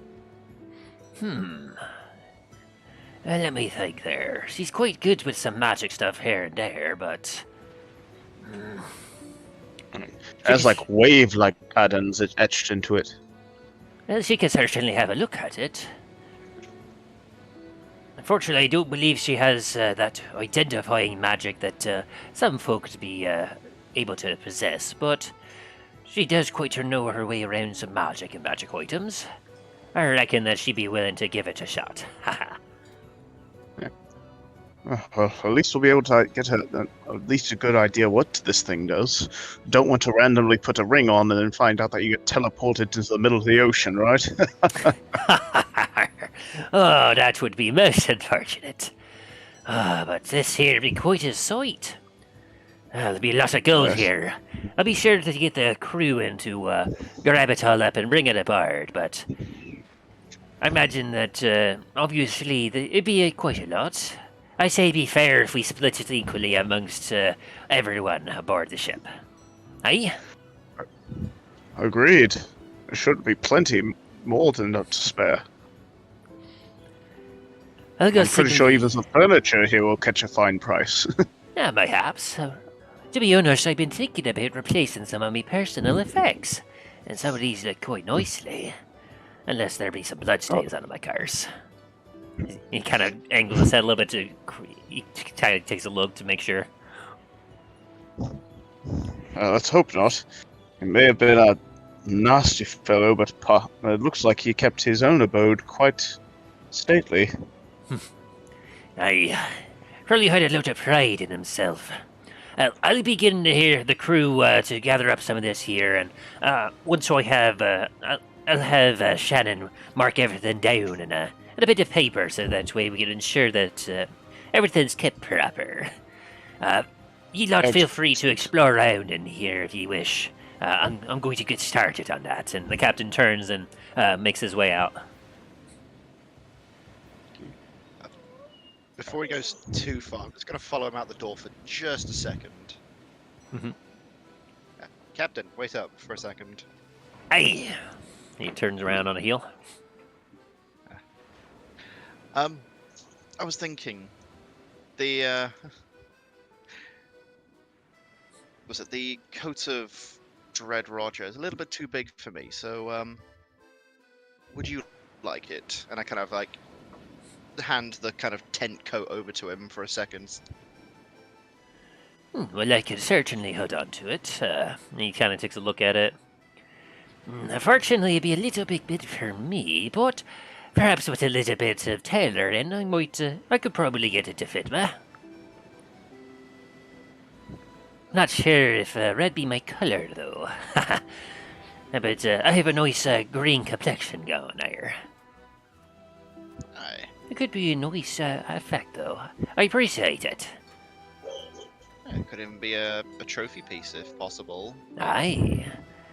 That'd be true. That'd be true indeed. Is that the captain of the crew who defeated Dread Rogers? Aye. I believe that it might have some clout, especially among sailors.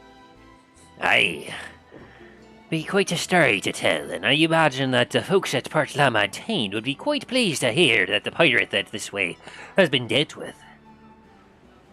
I think they'd. I have a feeling they would be. Aye. But I best be getting. I best be getting back to the group. Aye. We'll be getting along right shortly to start collecting this here gear. Sounds good. And I'll wander back into the treasure room. as the captain begins to wander back towards his ship. And so, what are you all doing while you're in here? Alan's just gonna start looking around, see what can pop out into his eye and be interested in. Alright, go ahead and roll investigation. Investigation. +4.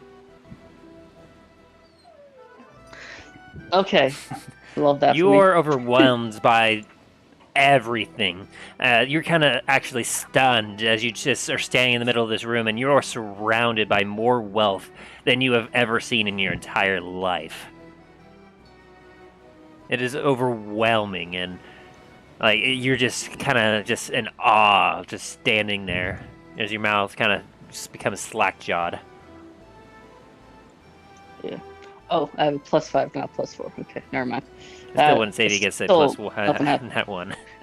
Yeah. What about you, Alright, Dane? Is there yes. anything you're doing? I'm kind of going to be trying to keep some composure, but also like just looking at everything. You feel your dwarven blood beginning to like your heart is just is beating fast. Yeah, there do be a lot of gold in here. Pupils dilate, palms begin sweating, his heart is racing. Weak. And then I heard Namford already searched around and found some tools. That is correct. Very The good. tools are a brand new set of tools. Never been used. It seems like What kind of tools are they? they happen to be They're your tools. Apparently.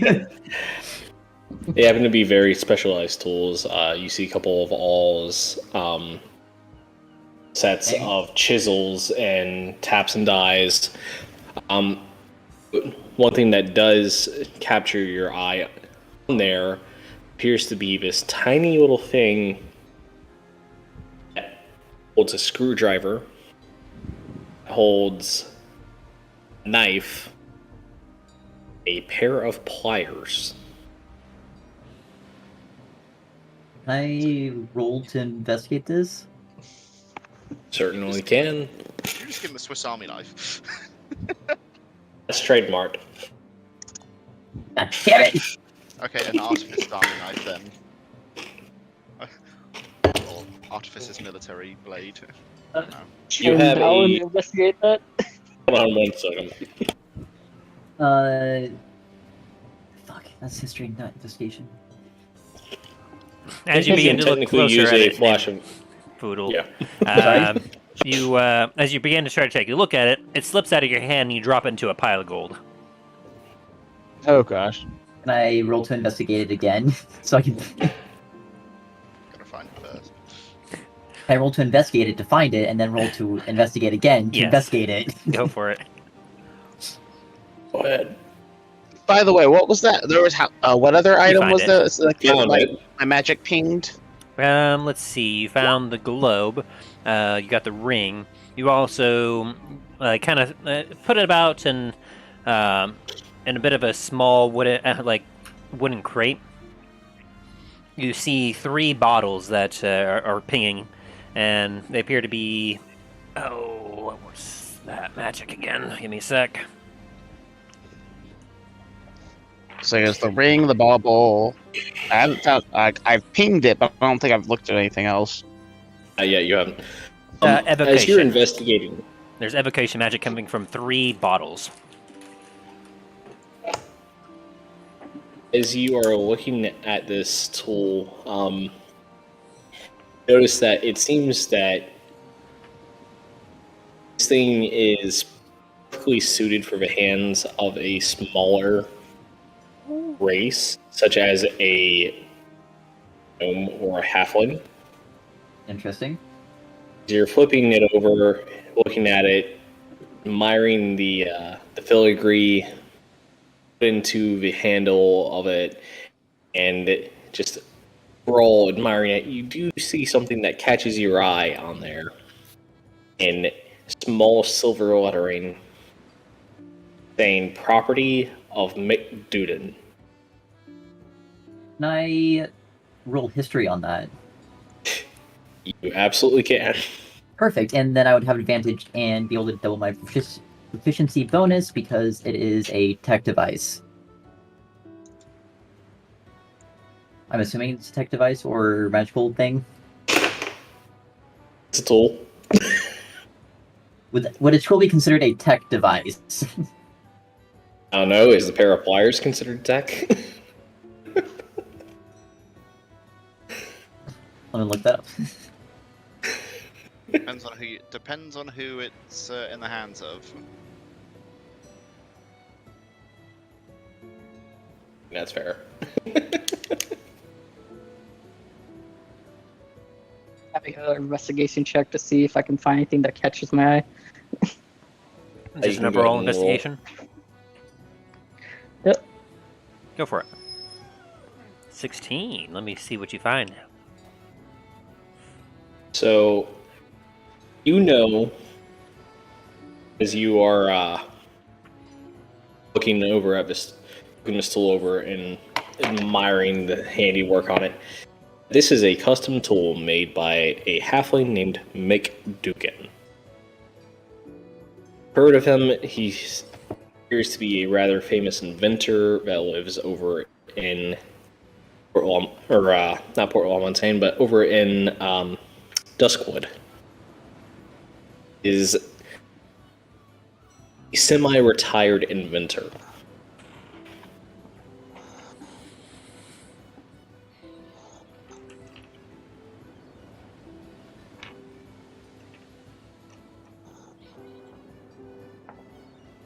Ooh, okay.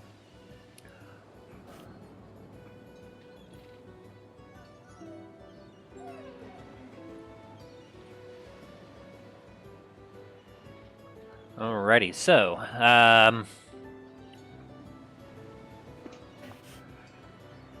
okay, so, were you doing anything, Talos, by the way? I was checking out that those bottles, just kind of taking a quick look at them because the magic pinged on them. Gotcha. As you take a closer look, you see it's shining a very bright evocation magic as you kind of blink a little bit and you focus the magic to kind of dim down a little. You can see that that there's a deep red fluid within each of these bottles, and these bottles are huge. Like you've drinking some potions in the past, and they've been relatively hand size. These appear to be close to a liter to greater than a liter size bottles each. As you take a look at them, they have that deep red, they're strong in invocation magic, and like just from their color and everything, you would think that there must be some sort of potion of healing, but the color's far deeper and the bottle is far larger than any healing potion you've ever taken.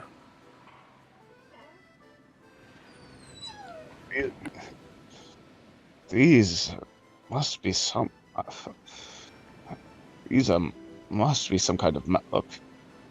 Maybe I'm thinking healing, but it must be for a giant size. You can roll either a history or a arcana check if you'd like.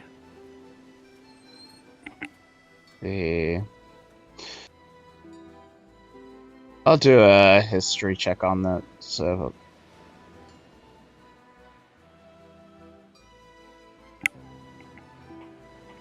Really? Yeah, with a 9, as you're taking a look at it, the conclusion you've kind of come to already is kind of what you were stuck with. They might be healing. You're not quite sure. You've never seen anything that looks close to this. Dallin, as you're kind of looking over, you scan throughout everything, and there's a lot to look through. You happen to stop at the desk, and you can't help but start to marvel at the desk itself. It seems to be made of fine mahogany. It's got a nice deep color. The chair is quite large, larger than it probably should be, but considering who it was for, you're not surprised. As you're taking a look, you find a few things on the desk, actually. Initially, as you're taking a look, you see a ledger just kind of idly open and placed in front of the chair. And this here...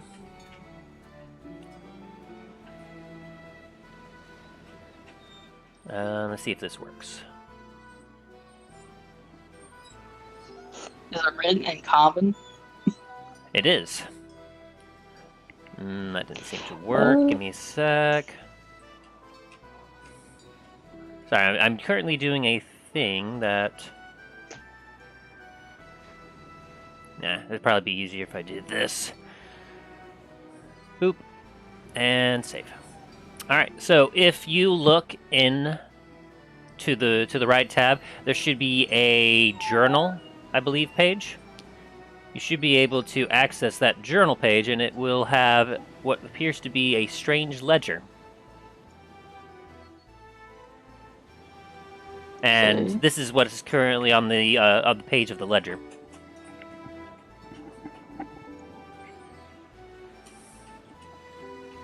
Where did you send that link? It's on Roll20, actually. Roll 20. Yep, on the right side above where the where you roll and everything else, there's a couple tabs. There should be a journal or arts tab. Here we go. Yep, there's a strange ledger I have there, and you can click on that, and you can see that these are the... This entry is is the final entry that is in this ledger.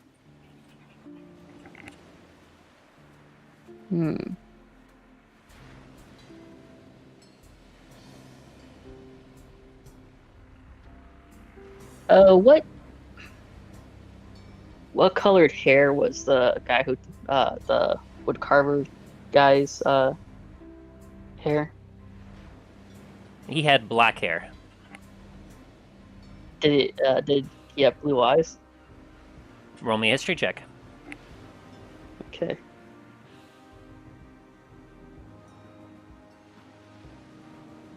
History. Which is... I don't think it's on my string since... No, it's And not. Okay. With the amount of time you spent with him, I will say that I'll give you advantage. Just because you Okay. did spend over a week with him. 14. With a 14, as you think back and you recall, he did seem to have kind of like some bluish, maybe hazelish eyes. Oh, fuck. By the way, all of you are able to see the ledger if anyone else wishes to.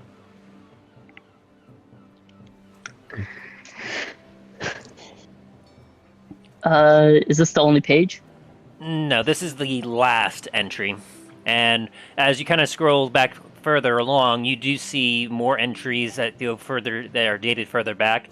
You see some that go back to 3412, a little bit, and some entries essentially all about the same, different descriptions of individuals, their race, their age, kind of a description of them, whether or not they were healthy or for some reason if they seem to be maimed or damaged or something. And you do see a lot of figures for gold, as well as a date connected to each of them. This. Okay, Down's gonna have a spark in his eye. He's gonna take this page and he's gonna rush off, try and find the captain or Boris, someone that might have a better idea of something he's gonna ask. As you had a good roll and you found more, so I gotcha. The ledger was the first thing you found. You also found, as you were kind of exploring, you kind of put everything onto the desk that you discovered initially. So the ledger was obviously open already. You had also found, you actually, as you were emerging from the wood, you had clicked a button, and a hidden drawer had popped out, and within it, you found some papers. And as you kind of took a look at them, they appear to have been... Let me double check my notes here. Ah, yes. They appear to have been some weird-looking maps with X's on them. And there appears to be 8 of these pages in total. And they seem to have some vague kind of scribblings of what could be described as a map, but it's not a full map. Okay. They all have one thing in common, which is a X somewhere placed on the map.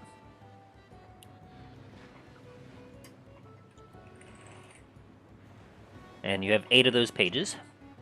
You also, as you kind of got excited and intrigued by popping this here hidden button, you were wondering what else this mysterious desk has, and as you're looking around, it took a bit of doing. You were just about to give up when you felt a weird knob, and as you kind of pushed in, you heard another click, and this one was a little bit harder. You could barely see the indentation of some sort of drawer poke out a little bit of the desk. And as you kind of pull it open, you see a leather-bound journal within. It's starting to sound like the desk from National Treasure. Hey, Okay. this is how we not get monetized. And give me just a sec. As you kind of take a look at the journal, you start to flip through it, and you see that there's a lot of information for it. But kind of one of the first entries that catches your eye is now available.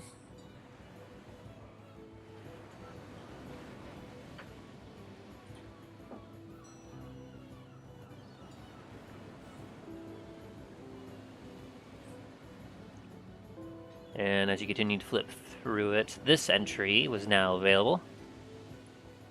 You just bet the DC, by the way, to find this thing, but just so you know. Well, at least that's good to know.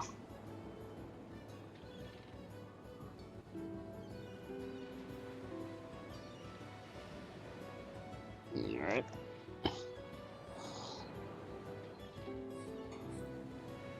Alright, I'll read over this while everything else is going on.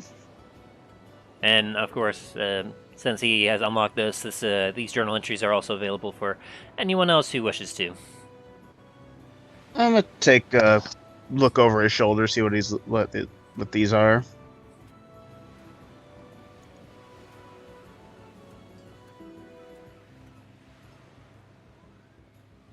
Do I need to roll for anything, or? No.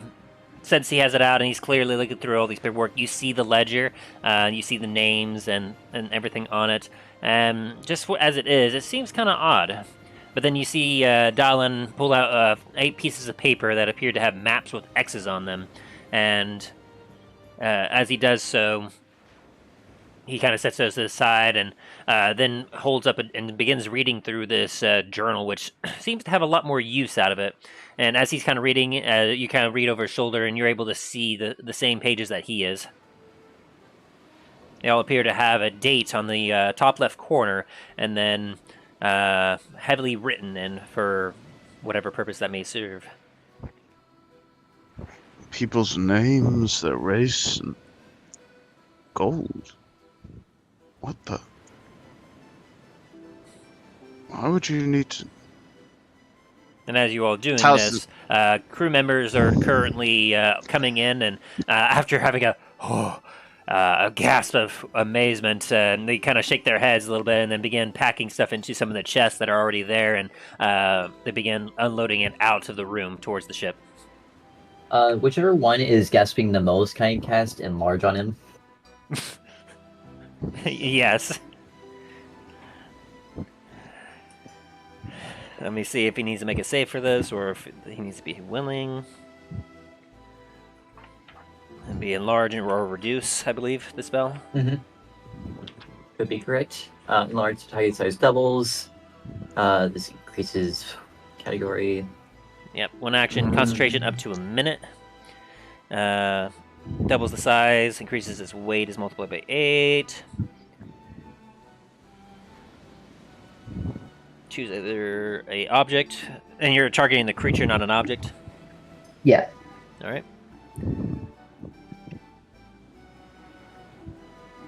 And it just needs to make a Constitution Talos saving is gonna throw. sit back and kind of think for a moment, like think back of like what reasoning would you have like the people's names, race, and then money next to them.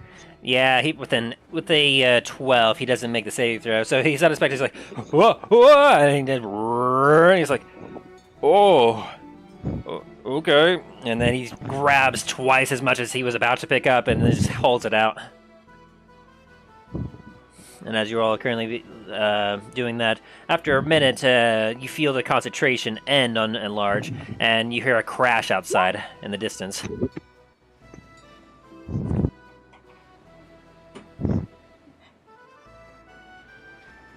Anyway.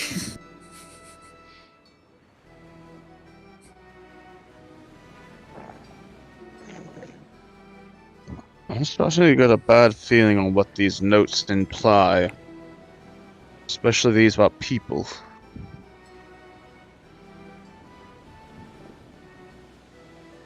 I'm nudge Talos and point at the one where the female human. Like, I think that might be the girl I'm looking for. You may be right, but I'm getting a bad feeling about this. Again, roll a history insight check. Alright. For me? Talos. Gotcha. Oh, are you kidding me? I'm gonna one second. I'm gonna reset my thing because that's the exact same roll I got before. You're gonna use lucky? What? No, I'm reset. One second. I'm resetting my roll 20 real quick. You got it. You're good.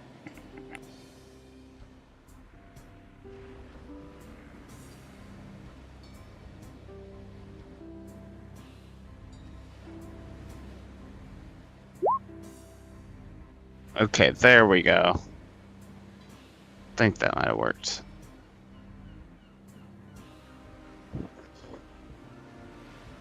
You got a 20, Justin. And which one was up? History. Also need an insight check. Oh, an insight? Okay, one sec.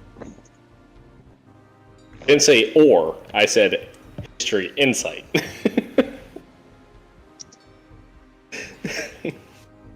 Oh, so you need... Well, how am I supposed to roll both?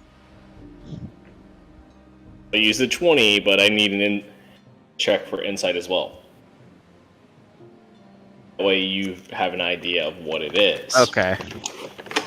I rolled a 15 for insight. With your combined rolls, looking upon this, you notice that it seems kind of like a manifest. Not entirely sure what the manifest is, but you seeing the names, rather seeing races, the age, condition they were in, dates, and old. I have a feeling that they were selling people. My grip on the orb starts to get a little tighter. If this is what I'm thinking it is. Has anyone been reading the journal? Oh, I have been. I have. I kind of like tap Talos on the arm. It's like, I fear it may, and I point to the second chapter where he says the Dread Lord and Traitor. Does it just say traitor, or does it say a name? No, it definitely doesn't just say trader. However, we are still streaming, so I'm not sure how YouTube would like that. It's quite fair. Talos' anger is slowly starting to bubble up. Starting to grit my teeth a bit.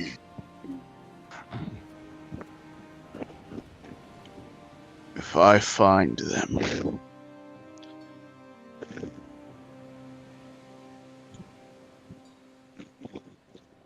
Oh, we can't re-kill the man responsible, or the fish responsible, I guess. But the trader we can, if we find him.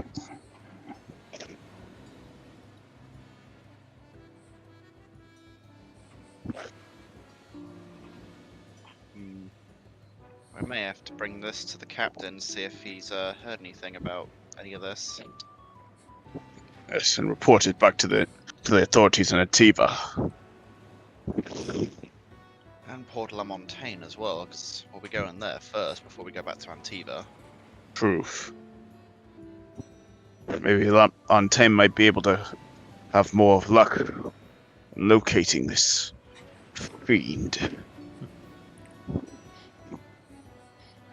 Not listed in the paperwork I gave you all. In that ledger, in the very beginning of it, before all the names started appearing, there does seem to be scrawled some additional business that it apparently seemed to be going on, including spice trade stuff.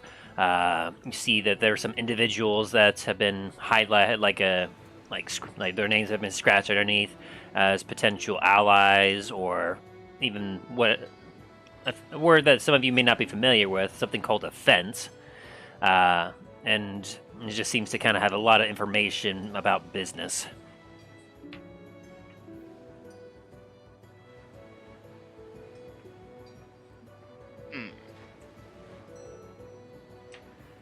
And anyone else want to do any more searching inside of this room before?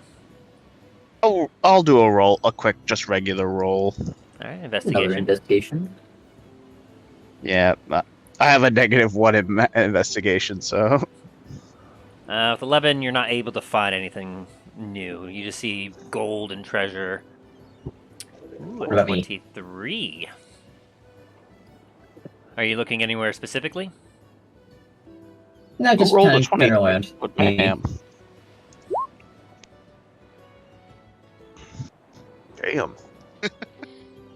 I'll look at whatever Dane doesn't see. Dane and Ampoodle, as you kind of both are kind of looking at this desk, having Dallin having been clued in that there's more than meets the eye with this, you kind of search around and you do feel what was missed by Dallin, a very small button that, when clicked, opened up a actual kind of cabinet door.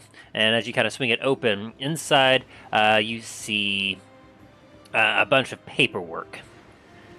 But not just kind of like a paperwork, you see kind of rolled up, or kind of folded up in a way, a map of what appears to be of Dundras. And marked in certain places, you see certain kind of marks with notes next to them. To the far west, just north of Antiva, you see a mark that says Pirate Lord Bloody Jack's Fortress.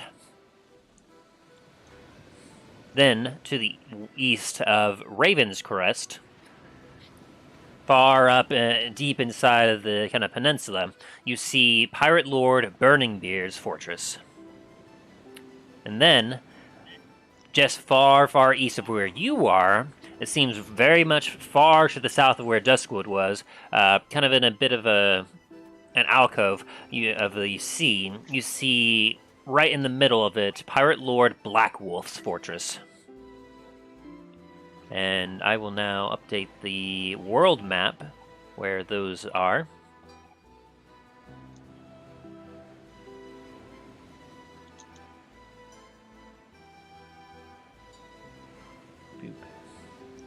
And here, I suppose I'll go ahead and pop you all over to the map if you so wish, so you all can Yes, please. you all can see. Ah, Ah, yes, lots of white boxes. I see white with all marks. That's about it. Oh, Yeah. so I'm not the only one. The map seems to be missing. That is Marks. strange. I got the map, but it was like I had to fix the everything around. I had to fix the where everything was on it.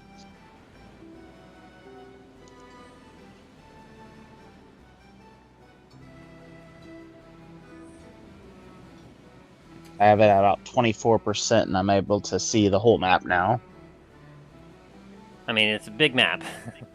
Yeah.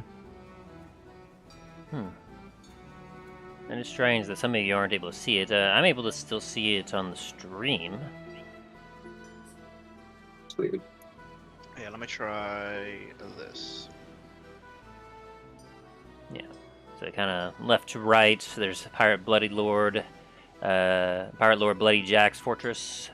In the middle, Oops. we have Burning Beards. Then the fortress you're currently at, you've discovered, was Dread Roger's fortress. And then to the east, further still, is Black Wolf's fortress. Map's still missing for me. Yeah. I'm not entirely sure what the deal is with that. We may have to put in a brand new map for that. As it's now no longer myself, that's the only person that cannot see that map. I can see all the others, but I don't see Dread Rogers on the map. Well, we're sat over him right now. Oh, okay. Like, I cannot see the actual map, the image of the map for whatever reason. Which is also what Dane and, was it Namfoodle that was saying that? Correctamundo. Yeah. So it appears that something's going on with the Roll20 for us for whatever reason. And as long as the stream's able to see it, that's fantastic. But Yeah, if anything, we can bring up the Discord version. yeah. And from there, compare and you'll get an idea of where it's at. But yeah, for whatever reason, I've been having this issue for about a week and a half. Been trying to figure out where everything was, relations, and yeah, it's been fun. Weird. Well, If anything, it might be able to reset it.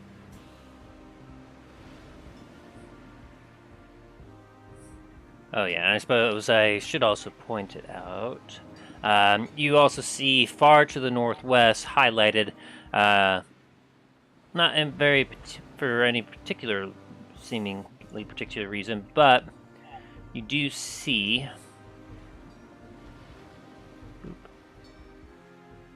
a place highlighted that appears to be named Lancaster, and it seems to take up a large area to the north. And just to the west of that, there appears to be a mountain, which appears to be named, or at least written down named, as High Jorvasker. And where the hell did you post that map? I think it was in the... The Lore Later? Master. Or lore? It's in the Lore Master. Yeah. Alright. So that's where we got it. I'm gonna try No. something real quick. I'm just not sure why it's like that. Anyways, It might be that there's too many maps on the Roll20. that doesn't make any sense because it would be even new maps that wouldn't be loading. I'm also missing, I myself am missing tokens on here. And I think it's just something on Roll20's end. I wouldn't be surprised. I know last session, a couple of us were having issues with seeing some of the tokens.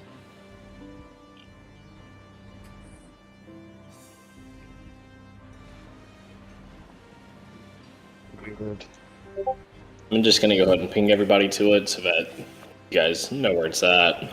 Yeah. Ow. Mother. Again, it's in the Lore Master. So what he's referring to here, with the High Warvasker and Lancaster. If you look at the map that is drawn up there, in the top left, you'll see mountain village up there.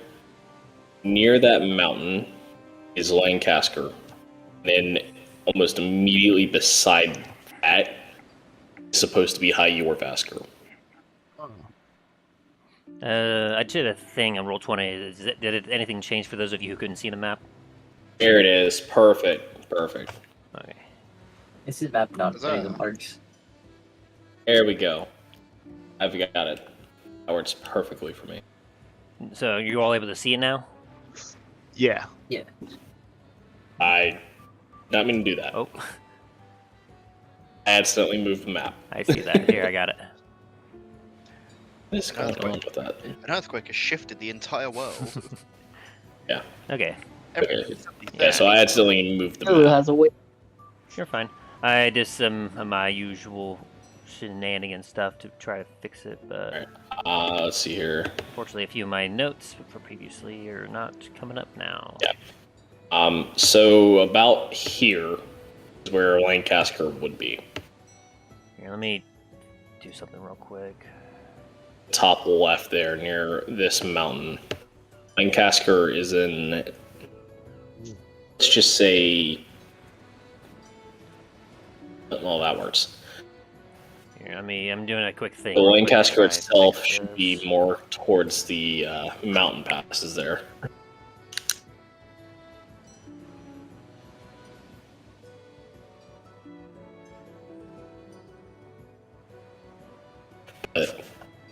In relations to everything else, Lancaster itself, it should be closer to about here.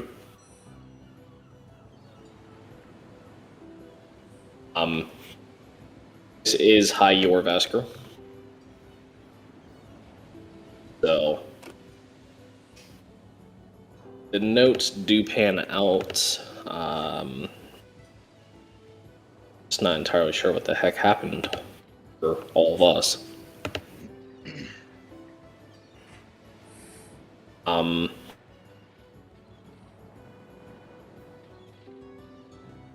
So I don't think I've ever actually shown you guys on this map where Raven's Crest is.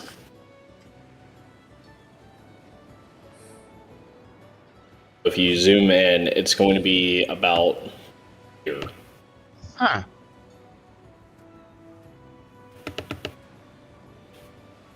So that is Raven's Crest about there.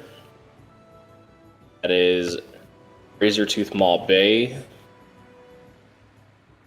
This is technically Port La Montagne. It's right about there. It's literally on the edge of the water.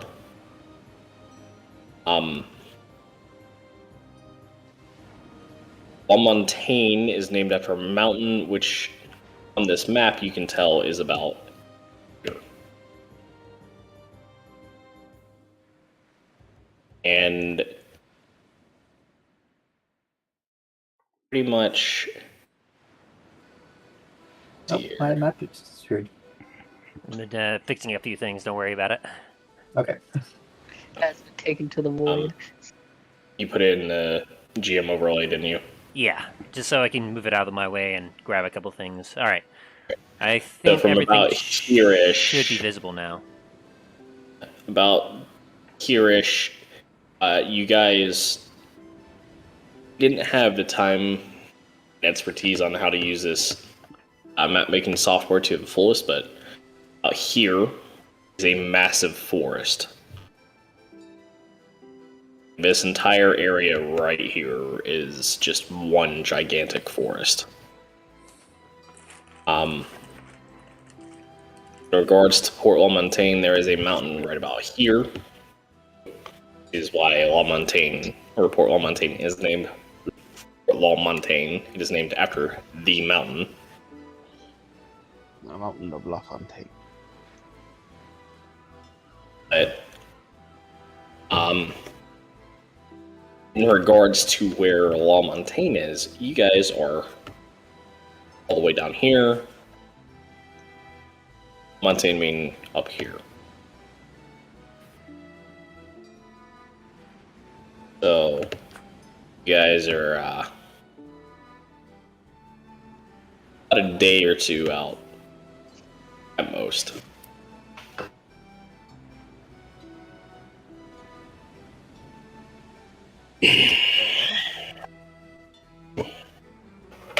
My breakfast is starting to not agree with me.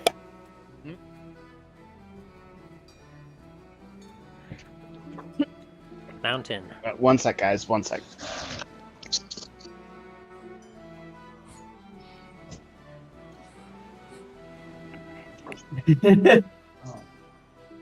Beautiful mountain. Love it. Wouldn't As a dwarf, I can definitely say that is a mountain. that do be mountain? Mountain is mountain. The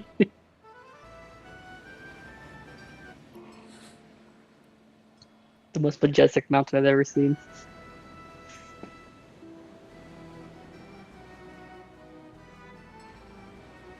It is the only mountain in the southeastern region. And yes, that entire area, literally here across the southeastern region of. Oh, all I see is the We've Dred been Rogers messaging cache. now. Oh yeah, swap back over. That's fine. Pretty much where you guys were looking at the map, that little inlet near the forest, had no line across front of the top half of the forest, from coast to coast, basically. That is considered the southeastern region of the map. Gotcha. Quick question for you guys before I Mhm. forget.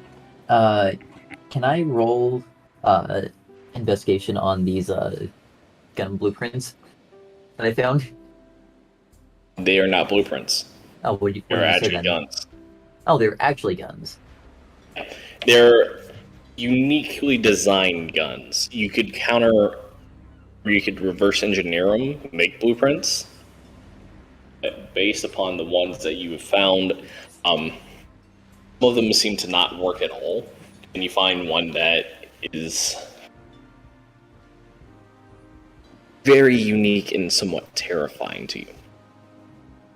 I want to roll an investigation on that.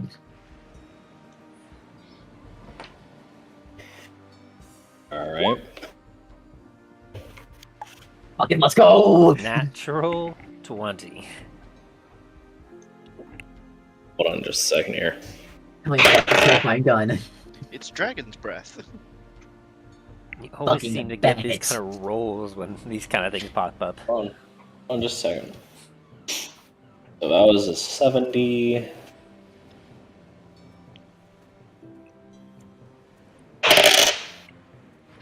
That's a 4. Alright. Using your metal dice there. Oh, yeah. Sorry about that, guys. I had to run off and take care of something with one of the older dogs. Oh, no, you're fine. You're about to hear We were just doing map exactly it is that. Map. Yeah, stuff. Map. Oh, map. So you have found what appears to be a lever action rifle that shoots a black powder cartridge that upon firing emits a massive blast of flame.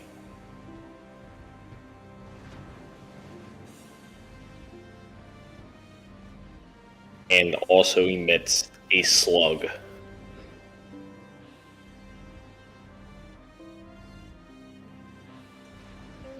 And Until you reverse engineer it, no, you cannot use it. Can I investigate the other weapons that I found? With your roll there, I'm gonna say that you've already done so. Perfect. You find 2 or 3 that look like they could be almost exact replicas of your own or Alan's, with attempt to make it internalized cartridges, and complete and utter failure is likely to explode in your hand if you try and shoot it. Okay. The other one that you found looks like a very odd contraption to you. You're not even sure what exactly it's supposed to do. Give me 1 second. I'll post a picture of it to Discord so that you guys can see it. But I will be right back, so I'm going to have Tim move forward as well. Very well. So as you all finish examining the journal, the ledgers, and you find these particular unique items, you happen to notice that as you're finishing up at the desk, the last bit of crew leaves with a chest, and the captain kind of walks in. Well, did you find anything of interest in that there desk? I see you've all been hunched over it for quite some time. Well, we found some potential locations of 3 other Dread Lords. And some mention of a pirate king. A pirate king, you say? Yes, but no mention of who they are or where potentially they're based. But apparently these pirates have a political basis? Or some sort of bureaucracy? That'd be most concerning. I've heard of other pirate lords before. Most prominently, Burning Beard I've heard of quite recently. A flashy chap, that one. But I must admit, I've not heard of any pirate king. And the look on it, you see a genuine look of kind of shock and then concern coming from Barbosa. This be most concerning. And you say that it provides a location roughly where they be? Yes, and I show him the local maps so he can update his. It appears that they're kind of scattered, mostly in the south, but all over the area.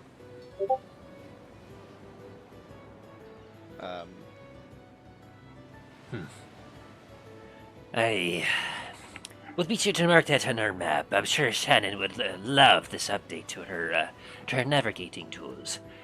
Good areas to avoid in the future.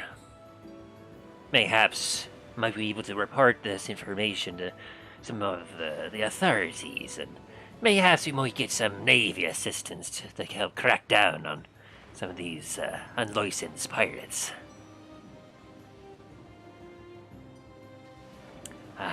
But we just finished looting up the last bit of gold here. If ye all be ready, we can head back towards the ship.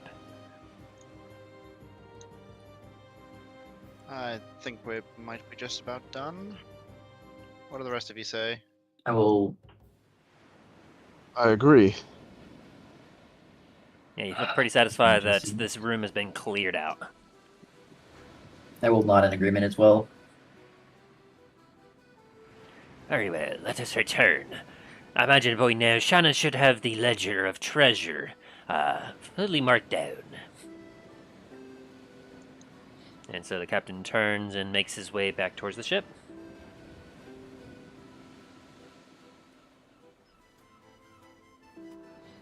And then Talos, do you still have the ring, the orb? Did you grab the bottles as well, or did you let the crew take those? I grabbed those too. Right. Put them in my bag of holding. Sounds So good. let me actually put that in my notes real quick.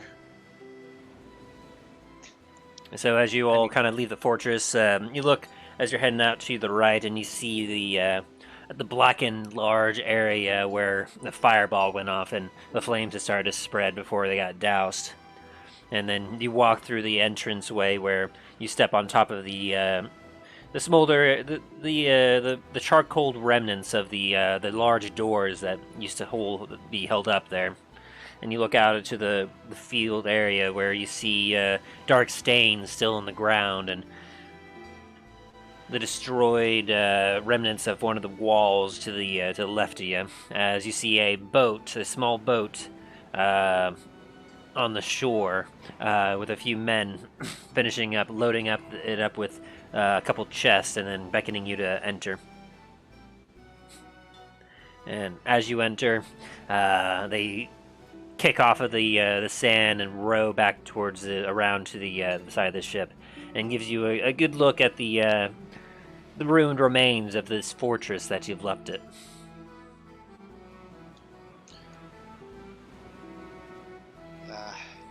Well, glad to see in the back of that place. Mayhaps I might return here later. We'll give it a few days in case there be any more of Dread Roger's pirates coming around. Once they see the place has been sacked, I imagine they probably will either try and make a home out of this again, like might need clearing out, or perhaps they might just flee in fear of their lives. We'll see. Yes. Maybe even start infighting amongst each other and clear out and make it easier for the port's own ships to take care of the rest in this area at least. Aye. It'll definitely shake up the pirate lord's infrastructure. Might start fighting amongst each other. Aye. I imagine that Burning Beard and those other names I saw on there. It appears that there was a Black Wolf, and Lucy, as he kind of is looking at the journal a little bit. That there Black Wolf, and of course there be Bloody Jack there.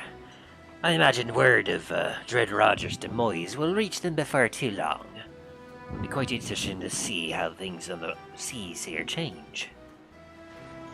Hopefully for the better.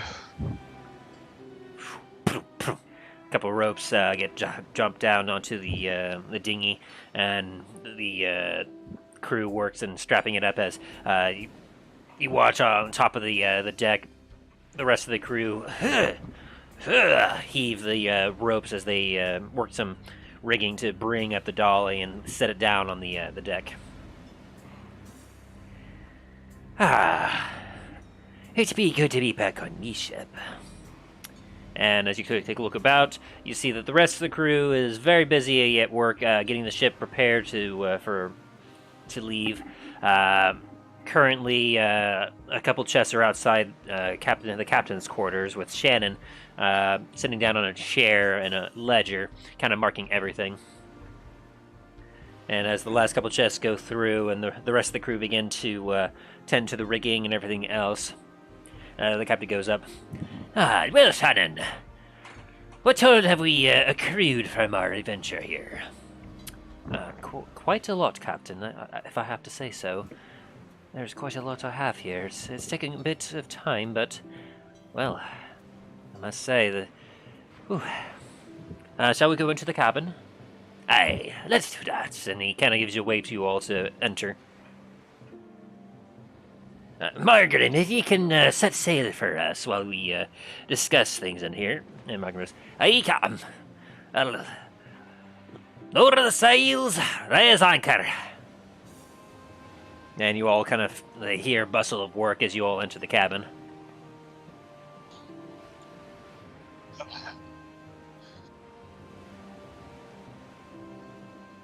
Excellent. And inside you see a bunch of neatly packed chests kind of sitting all over the captain's quarters. And the captain goes and he sits on his chair and behind his desk. And Shannon kind of goes up and stands next to him as she puts the ledger down.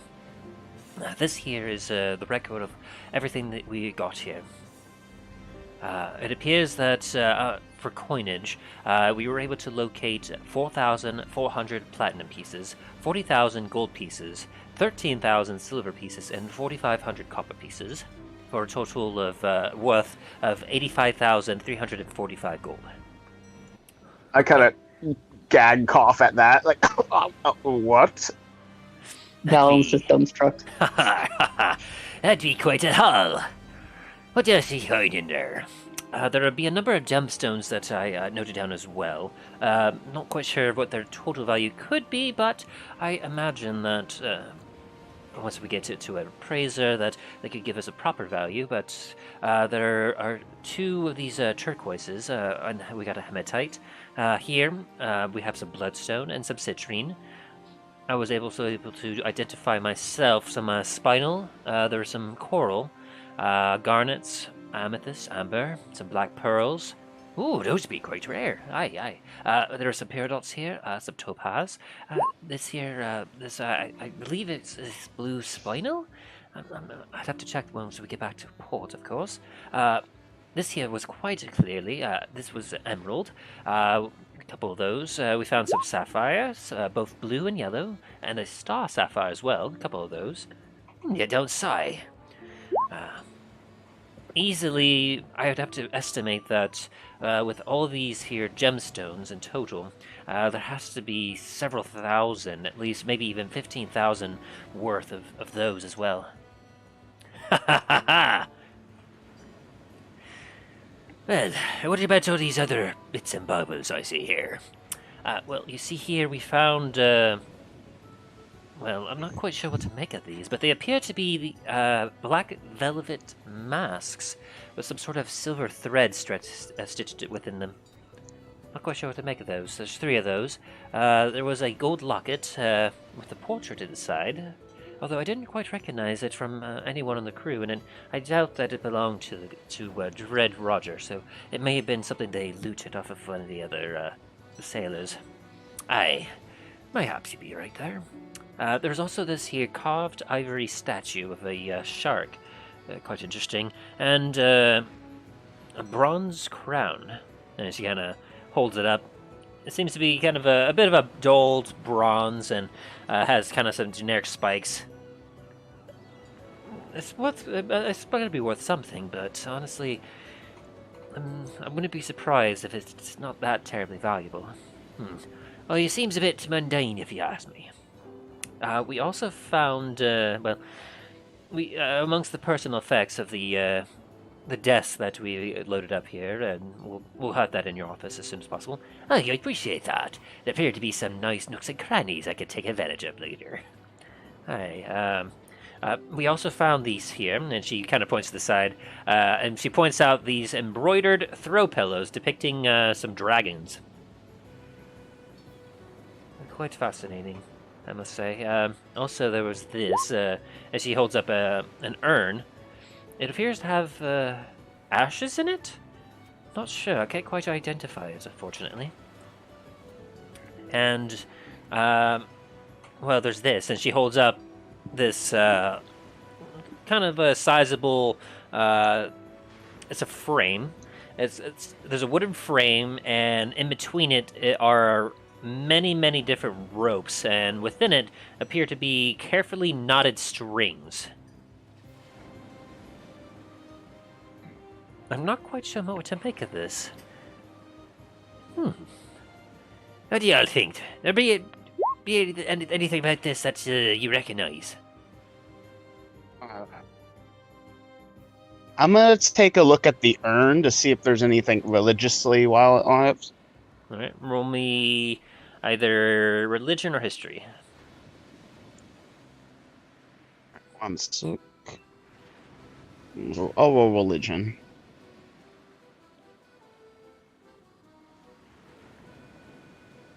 Very nice.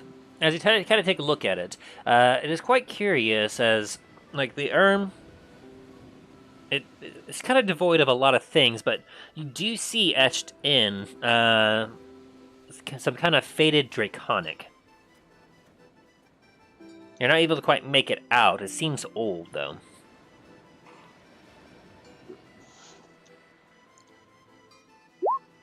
whoever this belonged to is something very important. You're able to identify it? It has some ancient draconic here. Let me see if I can try to translate it. I'm gonna try to see if I can. I want to see if I can try to translate it, at least attempt. I will need you then to make me a. This will have to be perception check.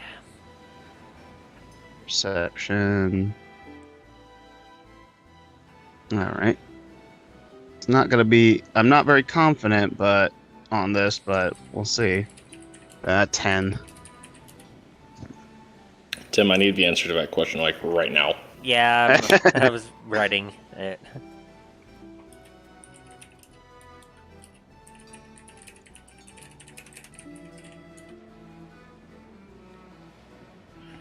With a 10, you're unfortunately not quite able to see, but a couple of the inscriptions on it appear to say B and A. Like the letters? Yes. But aside from that, the rest of it is so kind of scratched out and faded, you're not quite sure. And upon looking inside of the urn, there are massive... there are very fine ash. Like, you've seen ash before from fires and everything else. There's usually some debris. This ash is incredibly fine to a point where, like, you feel like if you were to stick your hand in it, it would almost be like a dusty powder. It's so fine. I make sure to close the lid gently and like, I'm not quite sure whose this was, but they had to have been of some of importance. Perhaps when we get back to port, we can stop into the church and see if at least put this to rest. All of a sudden, all of you hear an explosion. What the hells? Here, let me...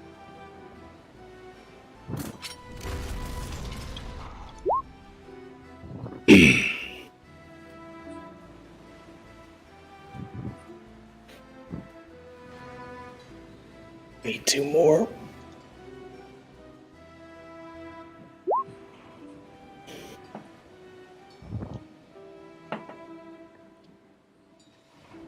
Captain got a soft 20.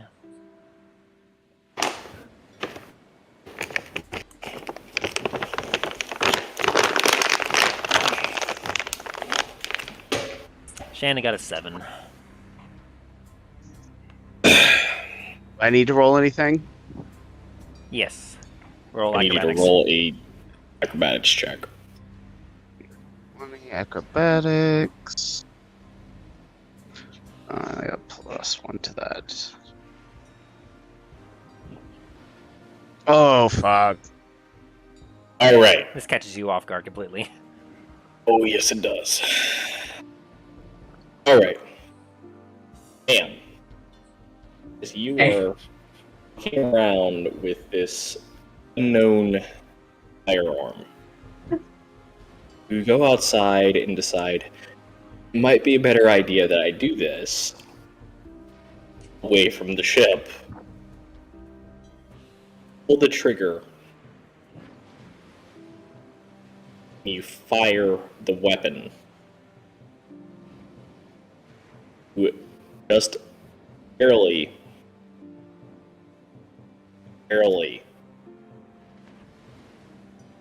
the save needed.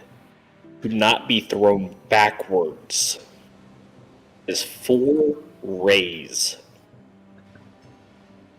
out of this thing. Where's the island that you guys saw?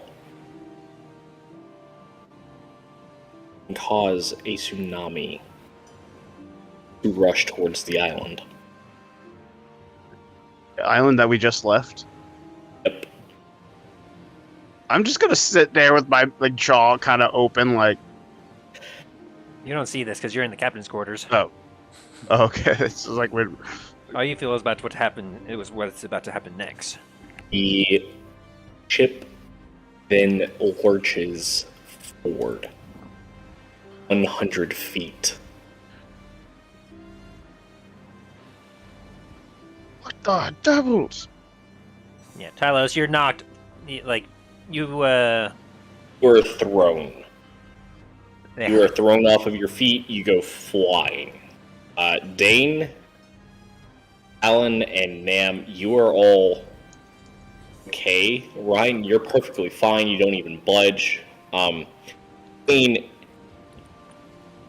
you feel this lurch. You just barely have time to brace yourself to prevent yourself from being thrown backwards. And you're the one that pulled the trigger, and you're still surprised at how strong this thing was. You almost get thrown backwards. Don't worry, guys. I disarmed it. I had to roll a centile D10, D20, and a D4 for this thing. Jesus. I would have all the rolling ones. Centile was to make sure that you didn't blow yourself up in the ship. So you beat that, just barely. That's good. The D20 was the roll that you needed to beat. Maintain your upright positions and not be thrown.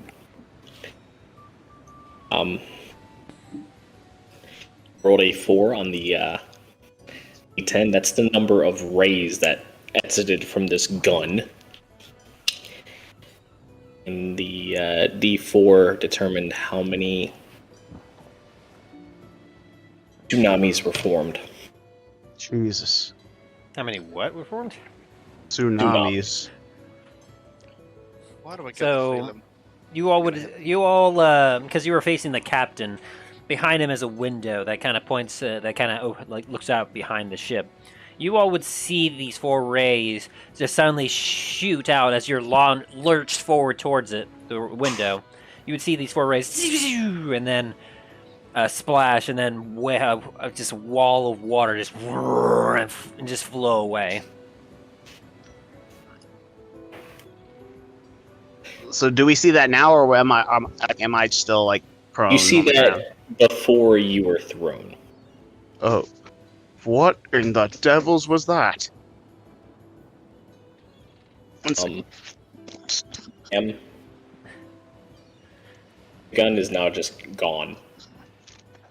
The intense heat from it has melted the front half of it, and you actually had to drop it because it was starting to burn your hand. Like I said, I disarmed it, guys. We're all safe now. I'm just gonna slowly look at you, and I'm like, Yeah, Nam is up on the top of the deck, above where the captain's quarters is, by the wheel. oh, okay. Shannon picks herself up from the floor. What the bloody hell was that? Seemed like it came from up top. And the captain kind of gets up, and he kind of goes. Are we up under the door. attack? As you all kind of exit the captain's quarters, look about, you see the crew. A lot of the crew is also picking themselves up, and some are looking around, confused. A couple looking up towards the wheel, where you see Margrim is currently picking himself up. Nam, if you had taken a look, you would have noticed that when the ship lurched forward, Margrim was lifted off the deck, and he was only holding on for dear life because of the wheel. Can I roll a performance check to act as confused as everyone else? Go for it. Margrim, what be that? I don't know, Captain. I heard something behind me. And the captain rushes up the deck, and he sees you there, and next to you is a slag of a weapon. Or a slag of whatever used to be. Instead of just, like, on the ship, can I just toss it off the ship instead? I can allow that. I can say that like the thing as you fired it and it became super hot and melted, you would have dropped it and accidentally thrown it in the water. I allow Perfect. that. And that you rolled an 11. Let me see if you if anyone wants to, you can roll to beat that insight check.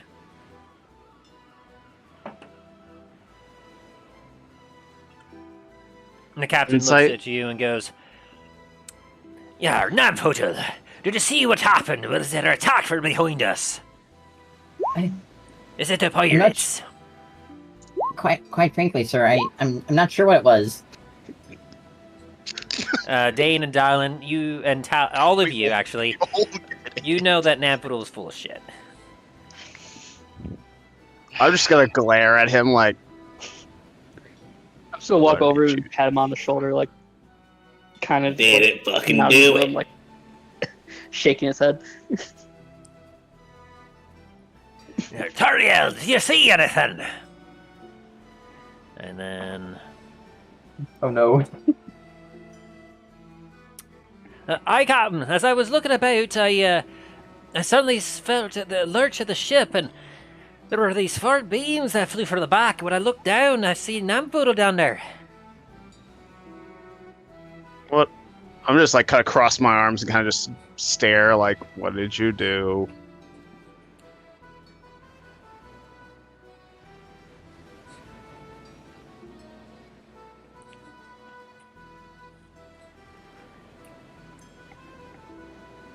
Hard to avoid Messing the with gaze something of you the shouldn't lookout. have. It's like, were you messing with something you shouldn't have?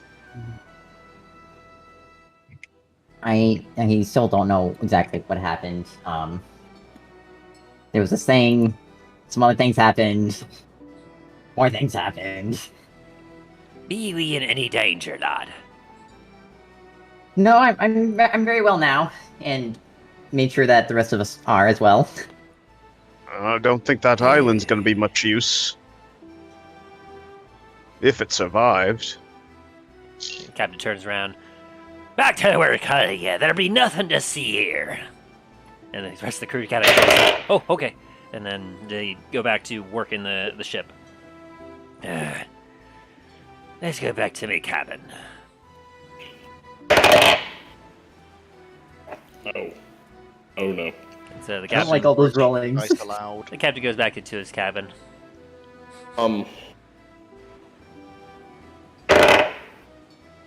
The rest of you follow. That's Yes. Yeah. Okay. Yeah. As you enter, Chana goes, well, what was that? It be something that, from what I understand, Namfotel has disarmed. I need you to roll a Constitution saving throw. Constitution saving throw?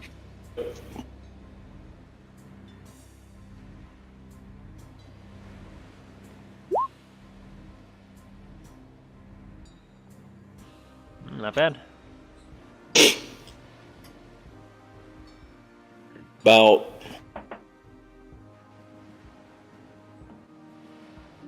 a minute after shooting this weapon, you feel the recoil from it. Oh no.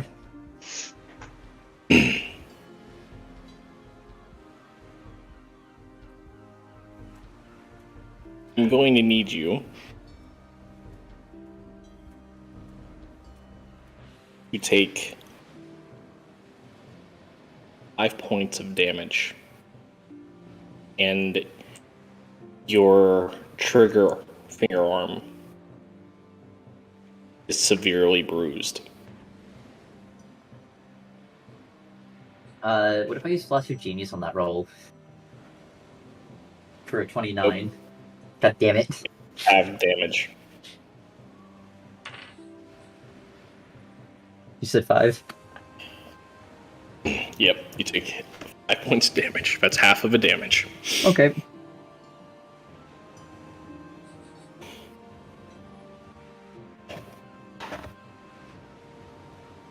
Shot a weapon at you, had no idea what the hell it did.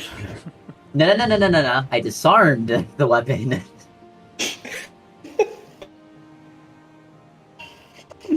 almost disarmed you. Hey. Alright. Other than that, you suffered no further damages from the weapon. Okay. Other than headache for 11 minutes. And you say, Captain, that you have some information on the seas and some of the pirate lords and locations? Aye, I'll be getting those notes to you there later, but the lads here were just looking over the desk and they were able to discover a ledger and a journal. Turns out there'd be something that we'll talk more about in private later. Don't want any of the crew outside that might be trying to listen in to hear. If you're concerned, though, we'll have to get Bodied and, of course, Margrim together for that as well. Aye, I'll keep that in mind as you all re-enter the cabin. Well then, was there anything else that you all found? Anything I need to update the ledger with? Captain, I would like to ask you something in private, later. Aye, of course, we should be able to do that. I'm gonna go up to Shannon to see if she can identify the ring and. Oh, you found these in the in his quarters? Yes. I used detect magic to see a spell to see if there was any. At first I thought they might be booby traps, just being a bit overcautious. But then I found these. I put down the ring, the orb, and then the 3 bottles. I pull out the bottles. I pull out of my bag of holding. Kind of like Mary Poppins style, how big they are. She kind of takes a look at them. She first takes a look at the orb and kind of examines it. After a second, she goes, light. And the thing, whoom, and then rises up. Light. Ooh. That's what I thought, which means if I say daylight and I need all of you to make a Constitution saving throw. God damn it. I only have Saving one thing to throw. say to you, Tim. Yeah? You're an ass. And by the way, everyone, you get a plus. You're add a +2 because you're close by. Since we're all together, it should be a +4 then, because a plus for aura protection. Fuck. As you get plus me and plus for Danes. What am I getting? What's happening? What type of saving throw is this again? Constitution. 4, 5. So it's a +5, 3, 4, 5, 6, and that's a +7 then. Right. I'm getting so many ones this session.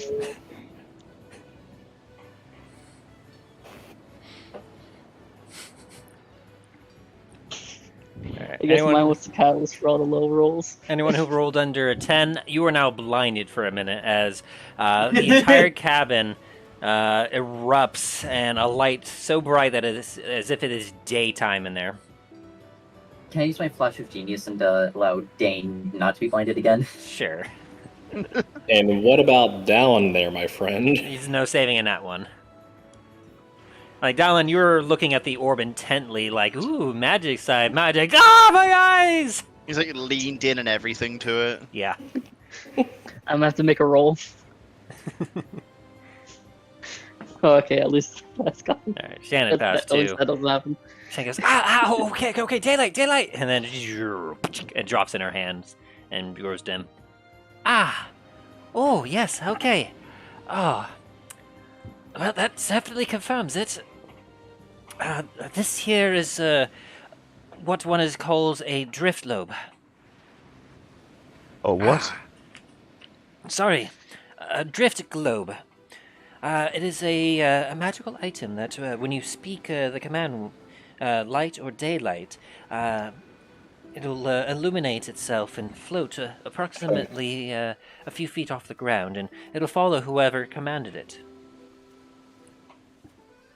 Since Shannon just said light and daylight again, would that turn the orb back on? When she said daylight, no. When she said light, it did float up and start glowing again. But this time, it was Okay. it wasn't nearly bright enough to be blinding. Okay. As you see there, once you use the command word, I imagine that it could be worked where we could change the command word. That's essentially those words are the default. But usually the two effects, either the light that you see now, the other one was a more of the far brighter setting, a daylight. From what I understand, that is a limited use. You can only use it about once per day. Thank God. And That's right. good to know. At this point, those of you who are blinded, and you blink and you're able to start seeing again. And the other item, and she picks up the ring.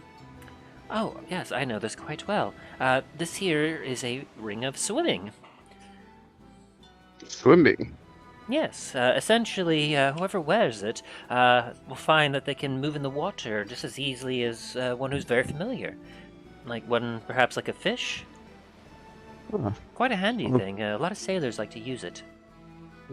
Not very much use for me since I got my gloves. Perhaps not, but perhaps one of your allies. Yes. It's a bit mundane for magic, as it only essentially assists with swimming.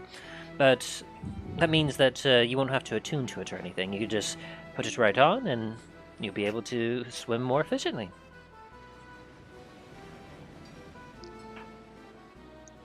And out of game, basically, a ring of swimming is a ring that once you put it on, you have a swimming speed of 40 feet while wearing it. Damn. It's an uncommon ring. And that's Did you literally say it. 40 feet? Yeah, swimming speed of 40 feet while wearing it. That's better than most objects give you. That's what the Dungeon Master's Guide says here. Because if I remember correctly, the gloves of swimming or whatever it is only like 30 feet of movement. Yeah, the swimming and climbing Combine them basically together, yeah. allows you to climb or swim without any loss of movement. Combine them together, get 70 feet of movement speed of water. Well, if you combine them together with the gloves, you would still only have 40 feet of swimming speed. Honestly, it wouldn't work quite as well, because... yeah. But, yeah. And then, as you enter the potions... Oh, wow, I am quite familiar with these. These are potions of healing, but... and she kind of looks a little closer. Oh, wow. I don't think you quite I was surprised on the size. Yes, these must have been heading towards some sort of cave or something. You see, if I'm correct here, these are potions of supreme healing. What? Aye. I've only read about these. I'm kind of looking at them with more awe now. Aye. Usually only individuals of Do me a favor. extreme wealth or extreme power are able to attain some of these. It takes a long time for even the best alchemist to even craft one of these. Alice, do me a favor. They're worth quite a bit. Yes. Roll history. History? Mm-hmm. D20 plus 3. One sec.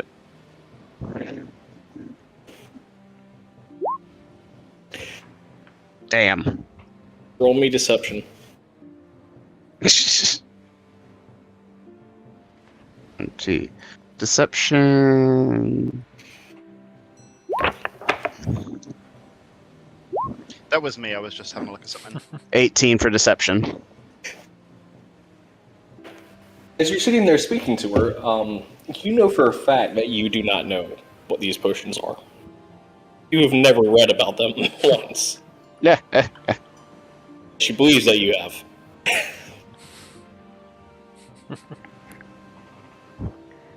Oh, you know then that only those who have a lot of money are very wealthy are only able to attain these.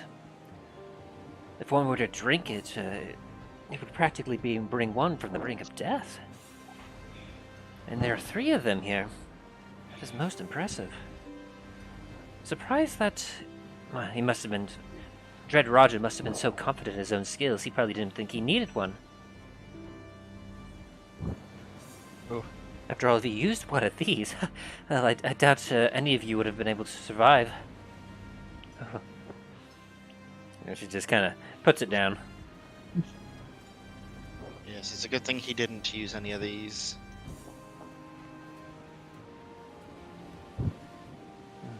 And was that everything? Everything that I could find. What about the rest of you lot? Nothing on my end. Just Oh, the, what about that ledger? yeah, the ledger. I think it was what Dallin found that one. Yes. Dallin, do you still have that ledger around, or did you already give it to Barbosa? Oh, I still have this ledger, and Dallin's gripping onto it tightly. Do you mind letting her take a look at it? Sure. Dallin hands it over reluctantly. Let me see here. Interesting. It appears that this is here where he kept a lot of his business ventures. Oh, I was thinking that when I saw it myself.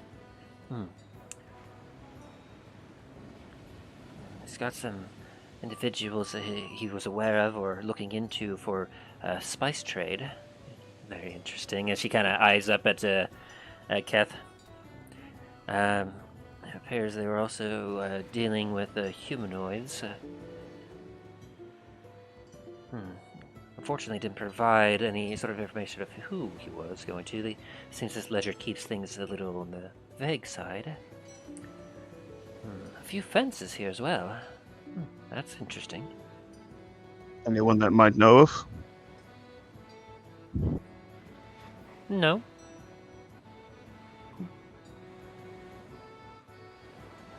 Let me see here. What is this fence that you speak of? The only fence that I know is stuff that you put around a, put around a mine shaft. Okay. Exactly. I've heard from less honorable individuals on the seas that a fence captain. Yar! Supposedly these here fences be individuals that be traders of sort. Shopkeepers, you could say. They're usually willing to buy anything from anybody and sell it off to anybody as well. Whereas, for example, if you were to, say, steal something off of a feller, and then go to one of these here fences, they'd give you a price for it and buy it from you before selling it off at usually a higher price to another individual. Without any questions asking. They wouldn't ask where it came from, and they wouldn't bother about it. Essentially be a good way to, one could say, illegally sell and buy goods. Makes sense. I assume going up to any old merchant and trying to sell off stolen goods is not exactly the best way to do business. Mayheth not. Be quite valuable fellers to know if you're not quite on the right side of the law. From what I am aware of, they also usually don't worry about taxes either.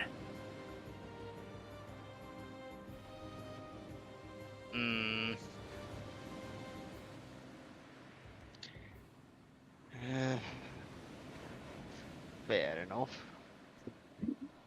They may be able to give in some information there. Let me have a look at that there ledger, just to make sure. And he kind of takes a look. Yep, oh, we don't know one of these here names. Haha.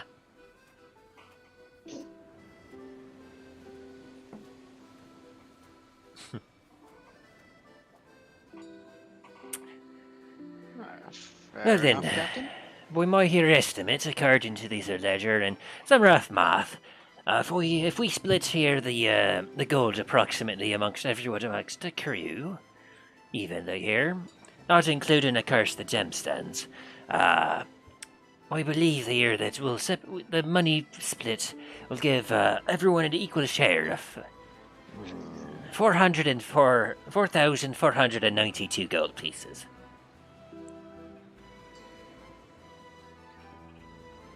If and that be sounding fair to the rest of ye. Sounds like a fair deal. Good. So it's I have 4,000. 500 gold. I'm not saying that. Aye, 4,492. And we'll be sure to keep that in the ship's safe here, for safekeeping until we be safely ashore. Then, as everybody be heading about their business, we'll be sure to spread it out evenly. Excellent. So 4,004. Sorry, trying to type it down. Yeah, 4,492, Excellent. All right. which is a lot of gold.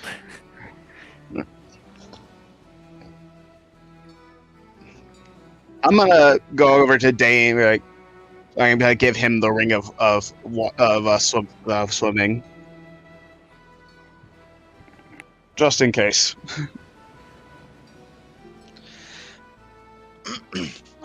Thank you, Talos. I will keep hold of this one. What did you say the orb was called? By the way, A drift globe, all one word. TRIFTGLOBE.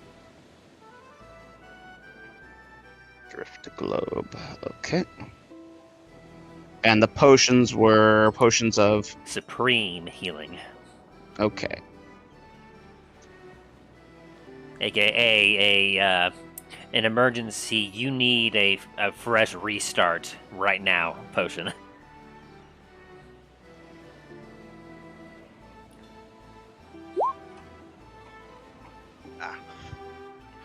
Sorry, I kind of blanked for a minute. How much gold was it? 4.5. 4,492. Cool. Thank you all. Jesus. Mm-hmm. And yeah, just that way you don't willingly waste it. I'll go ahead and give you all the stats on that, just so you can either make a note of it or remember for yourself, whatever you prefer. But a potion of supreme healing is a very rare potion, and it regains 10d4 plus 20 hit points. Hot diggity. Yeah, that's the rarest potion of healing. It is strongest. Dang. You know, the one right below it is 8d4 plus 8. So at max, if you use your action to drink this, it would instantly heal 60 hit points.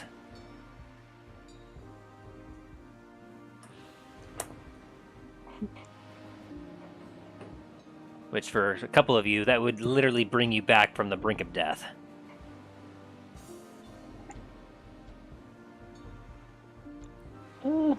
Yeah, definitely.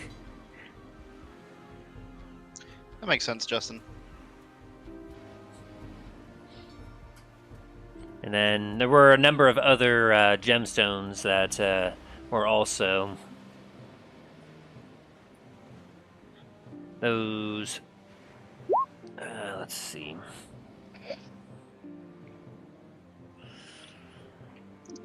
Would you all prefer like the gemstones or the gold value for them? Go on For then. me, you just do the gems for me. So Considering that none of them really need reagents because I'm not requiring it.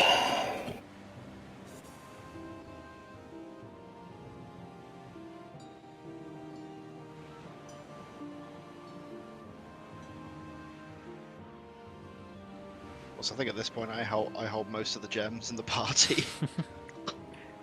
Probably. You would think that you're the dragon. Me, dragon? Nah. Dwarf, on the other hand, that. Yeah, the amount of gems that they have, their total value, I'm just calculated as 8,730 gold pieces of additional value.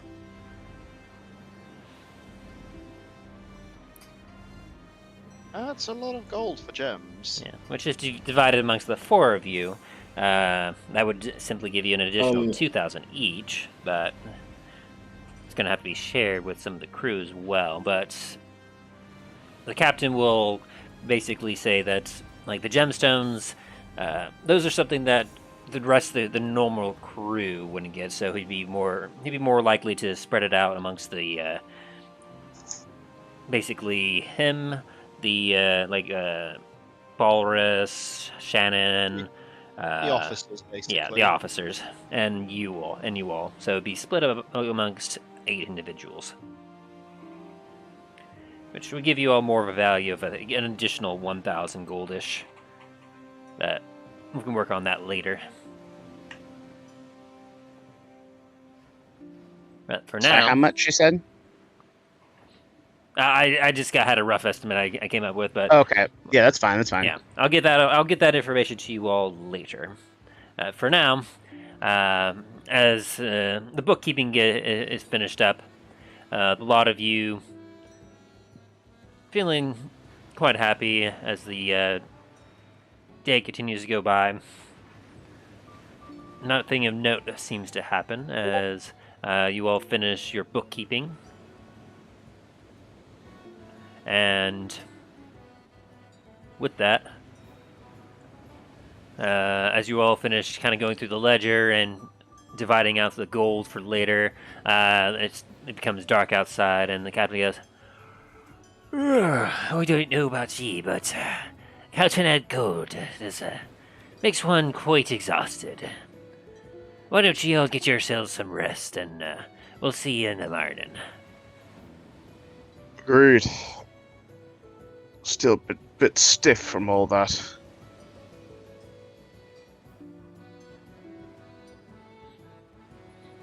I could go for a bit of a sleep.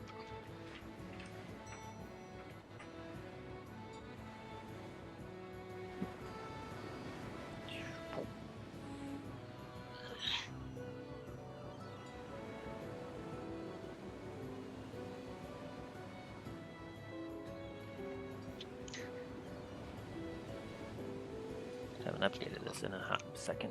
Jesus.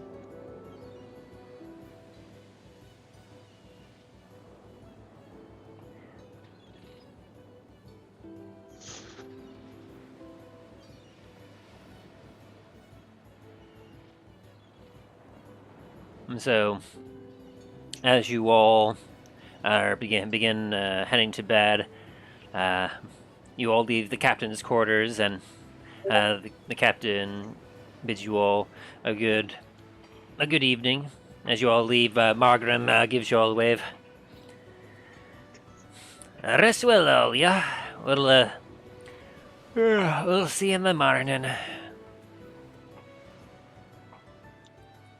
Ooh, welcome. I have something for you if you have a moment. Aye. I be driving the ship here a bit, but of course I got plenty of time. I've been saving this for a while, but I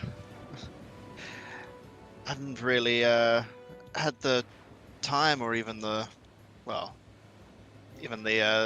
good times really to use it. But I think for your help the other day with the pirate fortress, I think you should have this. And I fish in my bag and hand him my flask of fine dwarven ale that I've been holding on to for a while.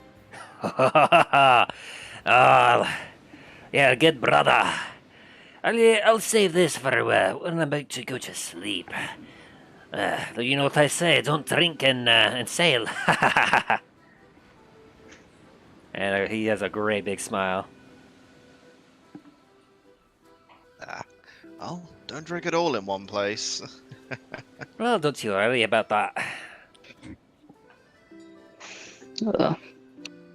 Guess while they're doing that, Galen's gonna go over to the captain and say, "Hey, Captain, I have a question for you." And he's holding up the list of people the guy has. Dread Rogers has sold.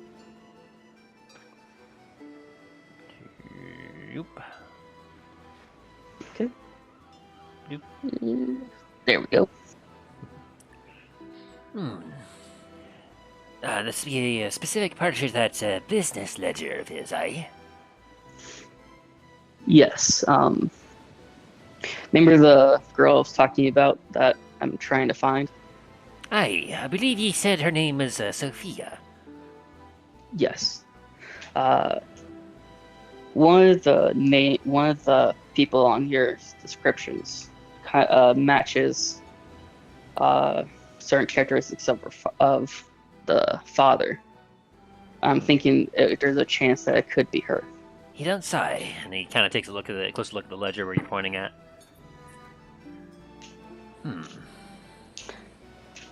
You believe this be a description of her, aye? Yes. What I was Female, hoping to ask you. Human, 25, blue eyes, black hair, healthy sorts. For so 400 gold. That'd be quite interesting. Yes, I was. You must have saw quite some value in her. Especially compared to the other human that only got 150 for him. Yes, I was hoping to ask if you might know where people tend to go to sell people. If I could get my search going. Well, now why would you even think that I'd be a person that would know that kind of information?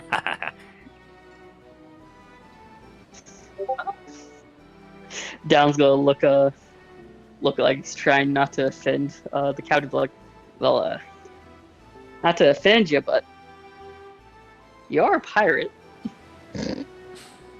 What? Whoever said I was a pirate? Roll insight. Oh, okay. I don't think I have strong insight, so I might fail this. Natural 20. Oh, that's the wrong one. Natural 20. Seriously? Oh my god. Yeah, I'm not gonna make this, alright? I mean, if you roll that 20... Insight +2. Come on, please give me a nat 20. Please, please, please. Fuck. Okay.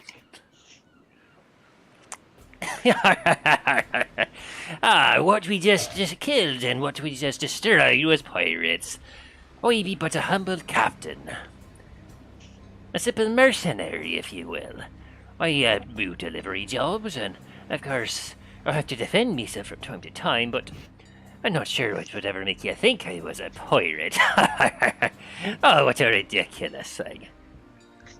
Well, nonetheless, you seem like you're a bit of a travel person. Have had some experiences. Would you happen to have any idea where I could start my search? That do be a hard one to estimate. If I had to think back... It'd have to be somewhere that the common people be not as familiar, as that sort of trade be a little bit of the, well, it'd be not a very popular trade, mind ye. You'd have to go into places, and you have to be more secret about it in order to not get caught, I imagine. For example, Antiva be such a bit of a wild place, so I imagine Antiva would be one where some sort of trade like that could occur. Aside from that, there might be a few places up north. Clearly there wouldn't be a very prominent part would not be the place to be searching. But there'd be a lot of cruel, terrible people out in there, that world. Kinda hard to imagine where you'd be looking.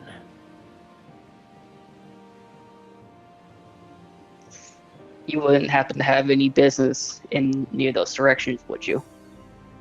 Not in the near future. I'll have to see what our business partner up in Montagne be having for us, if anything next. See if we have another delivery we have to make, or perhaps if we'll be on shore leave for a while. We won't Gotcha. know that for a few more days when we return to La Montagne. But I tell you what, I'll talk to a few of me friends once we get to La Montagne. See if I can't scrounge up some information, and I'll try to get back to you if I find anything. Thank you. I would really appreciate that. And Dallin holds out his hand to shake it. And the captain will shake you back. Aye. Nice.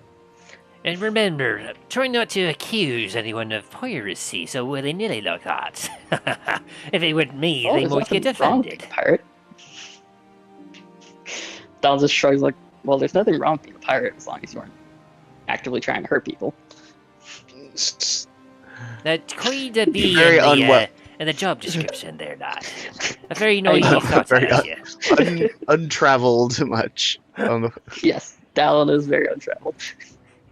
Yeah, that's What's quite. that? That is very much in Dallin's, like what Dallin thinks and might have heard. He might have heard some fantastical stories about pirates, so that makes sense.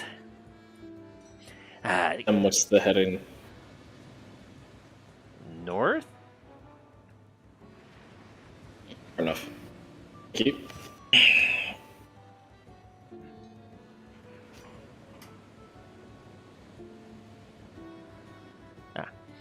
All right. And so as the captain finishes his handshake with you, now off to bed with ye.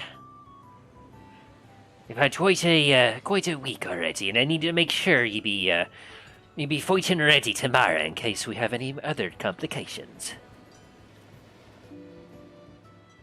Understood. All right, and Dallin leaves. All right. And as you're talking to Margaret Dane and Dallin just talked to that, the rest of you are about to make your way below deck. A couple of you see a flashing light to the south east of you, off in the far distance. So the lighthouse has started back up again.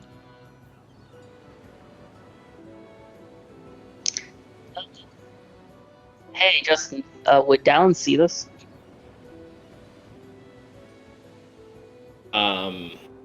You're just exiting the captain's quarters, correct? Yes. And are you referring to the lighthouse or? The envoy praying. Roll me a perception check. It's not very high. You have to be like 10 minimum. Not exactly hiding. Gotcha. Yeah, you see him. You see that he's yelling, praying in a north by northwest kind of direction. His eyes locked upon the horizon.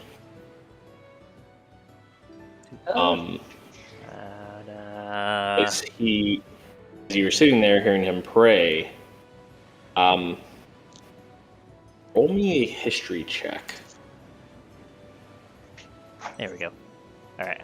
I had to find I his need to token. roll That's a plus 8 1. or higher. An 8 or higher? Yeah. Okay. Nope. Rip. I will give you advantage on it for a reason. But Okay. Please. Oh, fuck. oh dear. It's an advantage, but Can I see Dallin?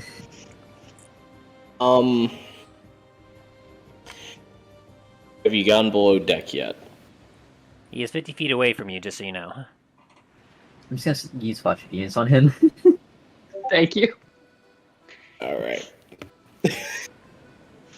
One last attempt here.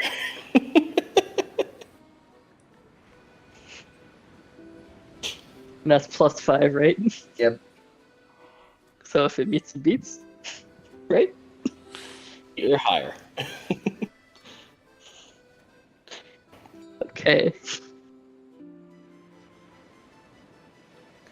So, did I make it then?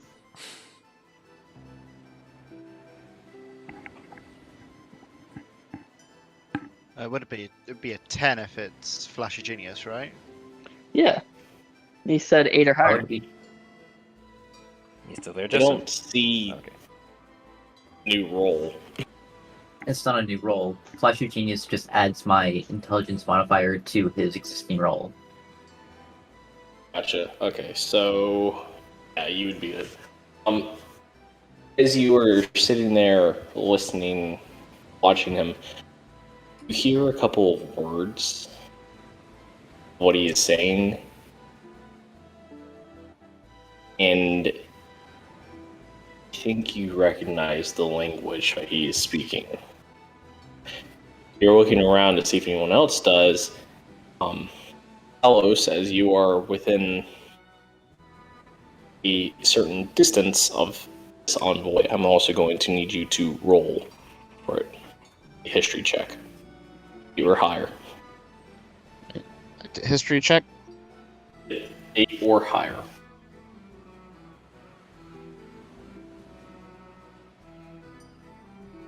$15. Alice, you also recognize the language that he is speaking.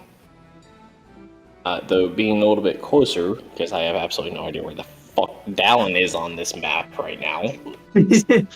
Token keeps disappearing for me. Yeah, he's next to the guy, the envoy. As you guys are right there, you're able to understand the language that he is speaking. Looking around you, nobody else seems to be too vested in it. And from those that you see looking at him, you can obviously tell that they cannot recognize the language.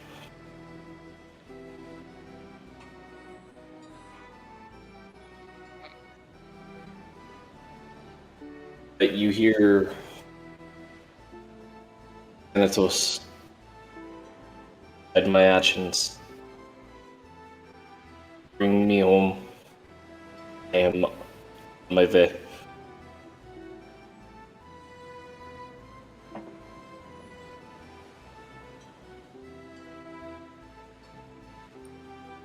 In case you were wondering, he's speaking in Draconic. Is he done praying? He's still praying, but he doesn't seem to notice you guys. Okay, well, Dallin's gonna walk up to him and say, hi, sorry. Oh, So, nothing. Dallin's gonna walk up to him and say, hey, sorry to bother you, interrupt what you're doing, but I couldn't help but hear that you speaking in Draconic.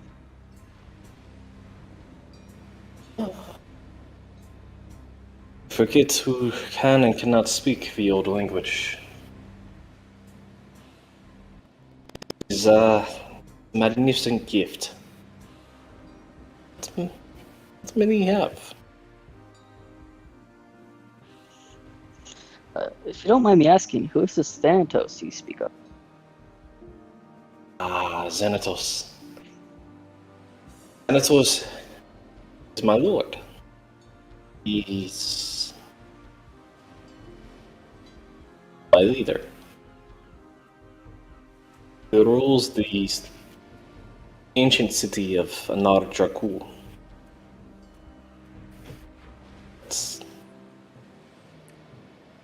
Perhaps you have not heard of this place. Your face tells me you have not. No, I've from a very far land. Indeed. Well, you would be most welcome. You and friend there. Both of you would be most welcome. And Audra cool.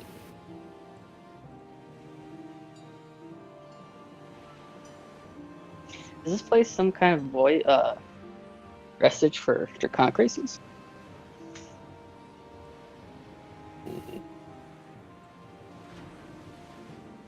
I will not speak of it here. I'll walk up Okay. and put my hand on Dallon's shoulder. It's like, best you start getting ready for bed, my young friend. A long journey.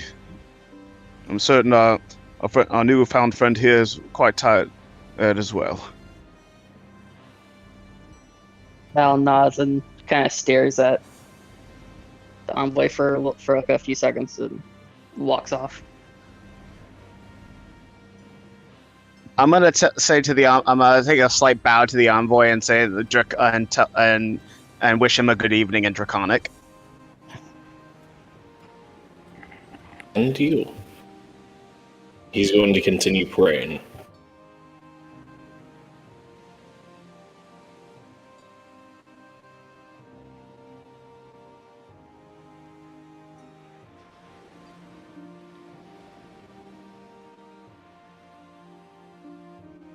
Start heading down to below deck.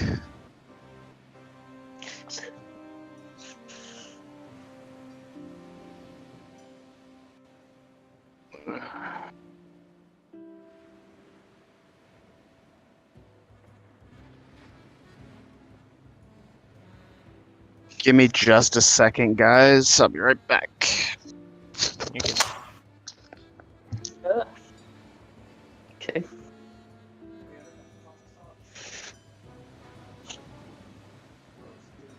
As you all make your way down to the quarters, you find waiting for you a nice hearty stew waiting for you with some more good drink and some more fresh bread.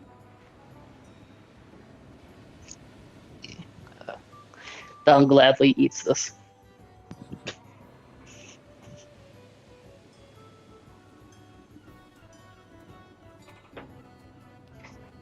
He's gonna pull out the notebook he's been using to have Dane help him learn how to read common, how to properly read common. And he's gonna look over to Dane and say, "Are you up for I'm back. another Sorry. lesson?" Of course. I can help out as much as I can, as usual. Ah, thank you. All right, that's an intelligence check.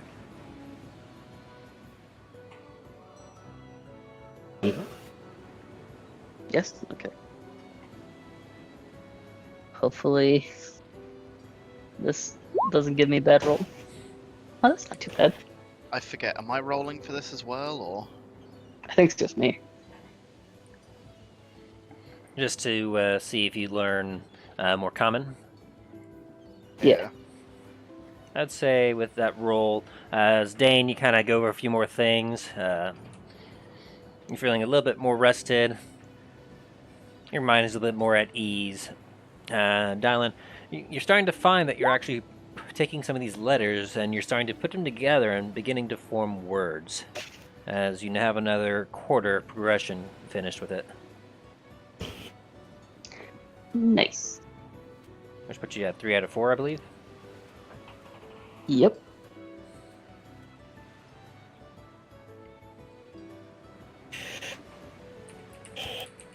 Alrighty.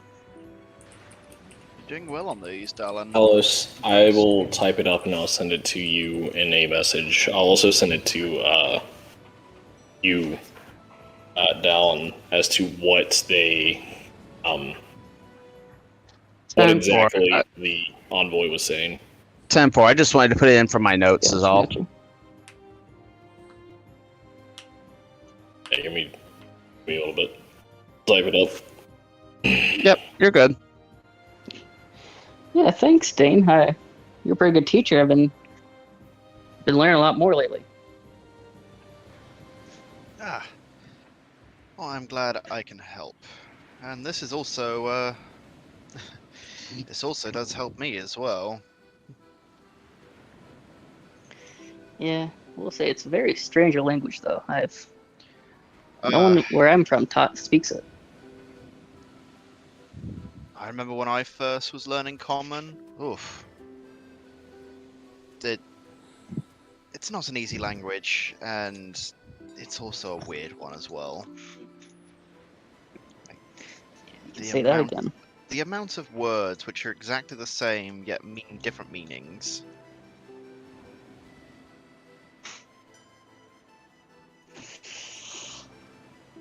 Oh. Huh. You excited to get back to Port Montagne? I am. I've grown used to the sea slightly, but it'll be nice to have dry land under my feet again. Still doesn't beat a mountain, but Yeah, I second that.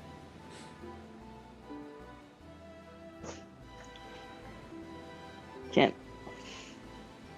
Wish I could go back to where I'm from, though. Get to see my people.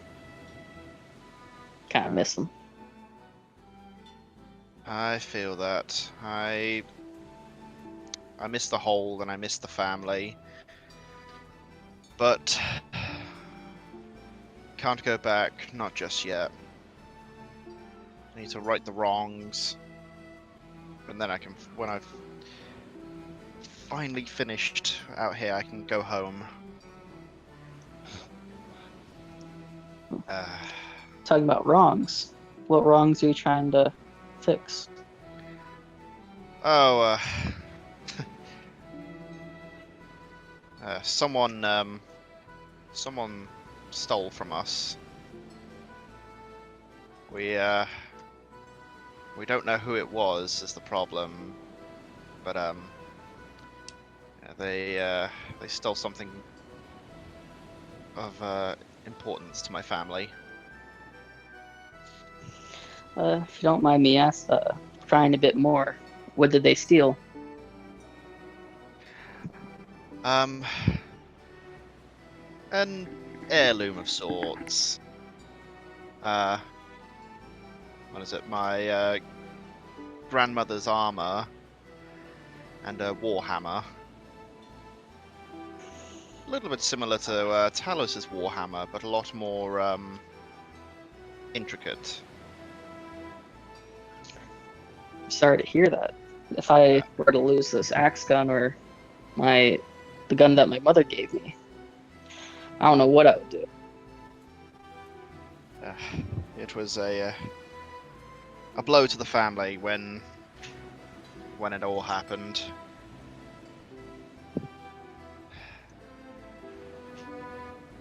Oh, I'd rather not dwell on these facts right now. I apologize. No, you don't need to apologize. I'm sorry for bringing that up then. Oh, no. But I do feel that I should say, if you ever do need help, just call upon me now. I'll be willing to help. Whichever way I can. That, darling. Don't mention it. Lean on me.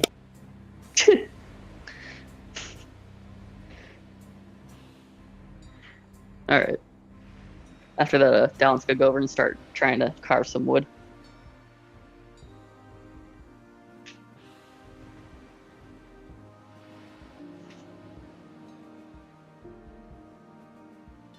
What about everyone else?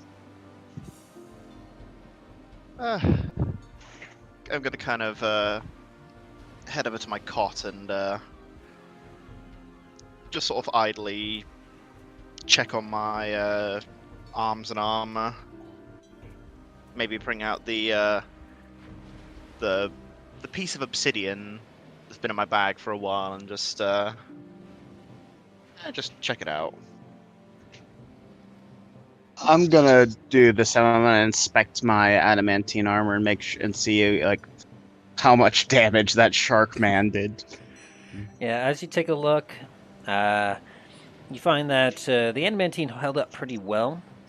It's taken a few hits here and there. It's got a few dents in spots that went there before, a few scratches, but overall it seems to held up well. It seems that most of the damage that was dealt seemed to go around the adamantine plates that made up your splint armor.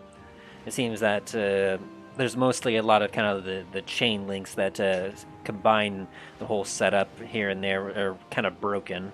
It's still very usable, but it's definitely, and that's with yours as well, Dane. Not as much. You didn't take nearly as many hits, but there's a few spots where like there was some serious force and pressure applied by those jaws. Just quickly, my token just vanished. I was moving it and it vanished. Sorry. Yeah, yours disappeared from me too. It's like, okay, what did I touch? Tim, it might be that so that Dallin and Talos' markers have been put into the GM side.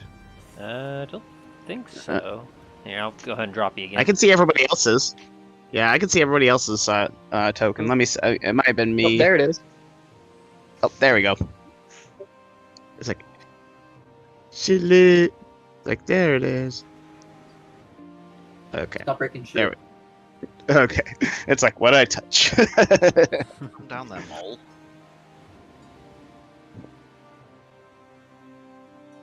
Yeah, that's kind of weird. Not sure what happened there. I think I might have clicked something. I must have. Roll 20 is currently breaking. Ladies and gentlemen, please listen to the following announcement. We are experiencing an All right. extended And then delay. Nampoodle, were you doing anything? Can I start to disassemble that rifle I just got? Make me. Let's see. It's going to be a tinkering check. Roll me a proficiency check with intelligence. You need to roll Arcana? a 18 or higher. So it is a intelligence check with proficiency with Tinker's tools. Yes. Okay. And then, because it is a tech device, I do have advantage on it. You need to roll an 18 or higher. I'm gonna use Flash of Genius, even though I think roll 20 is fucking bullshit right now. But Flash of Alright. Genius, make that 18. With that, you are going to. It's going to take you a while. But you are only able to dismantle currently about an eighth of it. With your just meeting 18. This is one of the most intricate weapons you have ever seen in your life. Oh! Okay.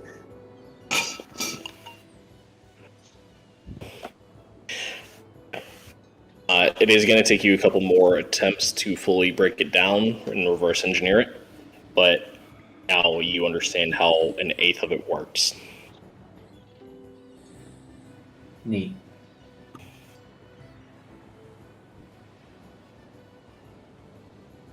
So, as the night grows long, Dylan feels a little more accomplished, having learned a little bit more how to read. Talos and Dane have inspected their gear, saw that it definitely needs some touching up later, and Nampoodle has attempted to break down a complicated piece of equipment.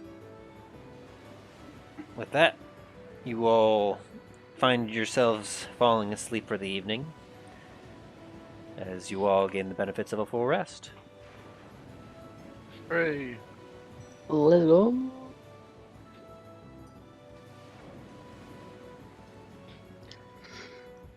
As you wake up in the morning, you find yourself awakening to the sunlight gleaming through the portholes and rising you all up. The stiffness and soreness that you were feeling in the past couple days has dulled down quite a bit. You still feel a little bit of remnants and the spots of skin that you saw that had some scabs and whatnot on it seem to be kind of scarring up over quite nicely. Alright. I'm gonna attempt to at least gear up. But see, like without hurting myself. Yeah, You work in part with the rest with a couple of your allies here, and they assist with just getting some of the straps in together. A few spots are kind of poking a little bit as the inward indentions kind of poke some of your bruises and sores, and it's slightly uncomfortable, but it's not terribly distracting. But one of the few things I'll do, definitely have to stop by the blacksmith once we get back into port. After we get everything situated and reported in. Why would you need to go to the blacksmith for? Fix some of these bits in my armor jamming into my sides. Let me see it. Huh? Let me see it. I'm kind of wearing it. Do you want me to fix it or not? Okay, I go ahead and go through the process of taking it off again. Takes you a little bit over 10 minutes. As you take a couple pieces off, Nampo, you just grab them as he's taking them off and you inspect it. Do I need to roll something for that, or? What are you intending to do? I'm going to cast Mending on it. Alright. I'll say you can use a combination of Mending and your you can do a proficiency with Strength to with advantage. So altogether, go ahead and roll a Strength with proficiency check, and you can do so with advantage using your Mending.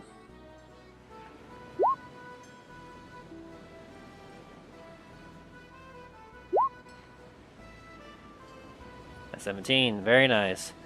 It takes you a few minutes as you kind of hammer out and some of the dings, and you use Mending to seal together some of the cracks and some of the parts of the armor where some holes were punctured in.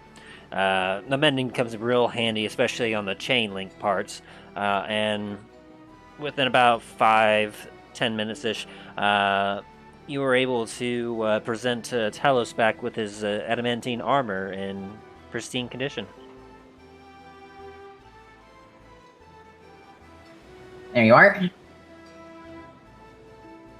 Oh, thank you. Thank you very much, Nambul. It's quite useful. Hey, Namfoodle. Yes, what can I do for you? Down pulls out his half plate armor that looks like a pincushion now, and look at. Can you fix this too? As you take a look at an Amphoodle, it has a lot more holes in it. It looks like it took a lot more damage, and in particular, there is a larger than normal hole that goes through both sides of the chest portion of it. I'm just gonna hold up my finger for him to wait a moment, walk down to the kitchen area, and ask for a drink.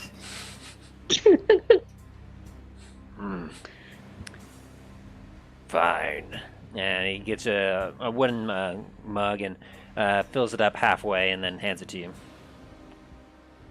I'm going to raise the glass, chug it, and then start working on Down's armor. Alright, same check again. With advantage. Okay.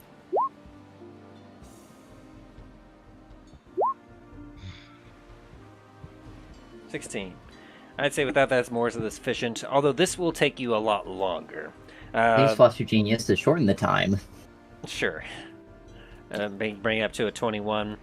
So as you're getting about 5 minutes in, and you realize mending is really pulling some weight here, pulling the metal back together, and you take a because you realize there's a lot to do here, and you kind of focus your mind for a second, and you get that anime sing to your eyes, and like a madman, just boom, boom, boom, boom, and within what would have taken you probably an hour, you managed to knock out in a total of 15 minutes.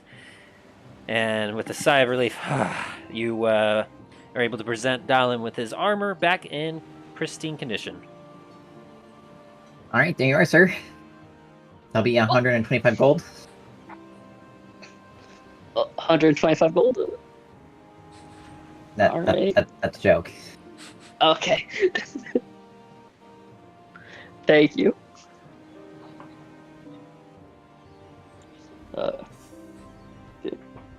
That's right, because it's 250.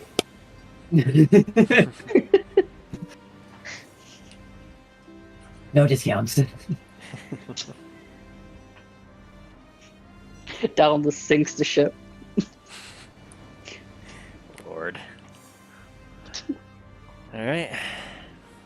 And so, as you all repair your armor and eat your breakfast for the day, I presume you all head back up to the deck to carry on with your guard duty?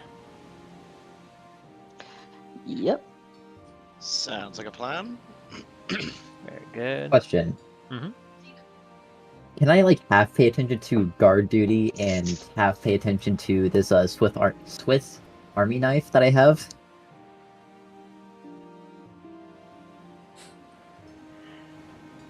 In what regard? I'm just trying to like look it over more. Sure. Roll me another investigation.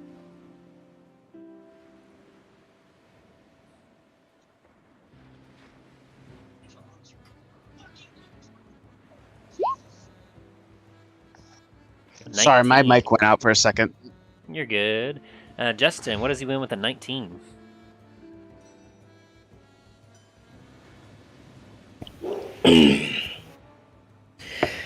As you're messing around with this tool and you're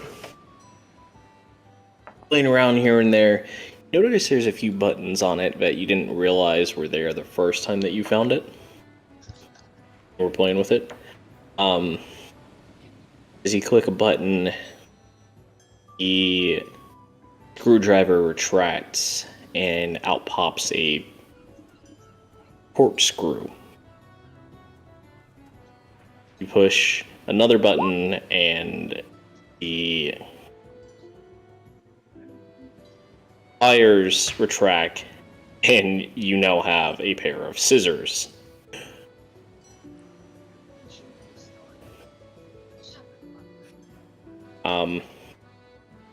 No comment. So I'm right, got it.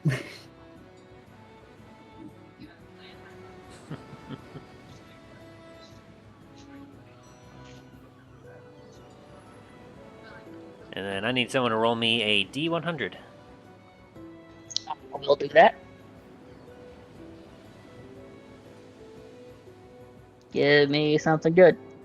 88. 88. That sounds familiar, strangely. I'm pretty sure that was the dragon. Oh. Everyone roll me a perception check. Oh.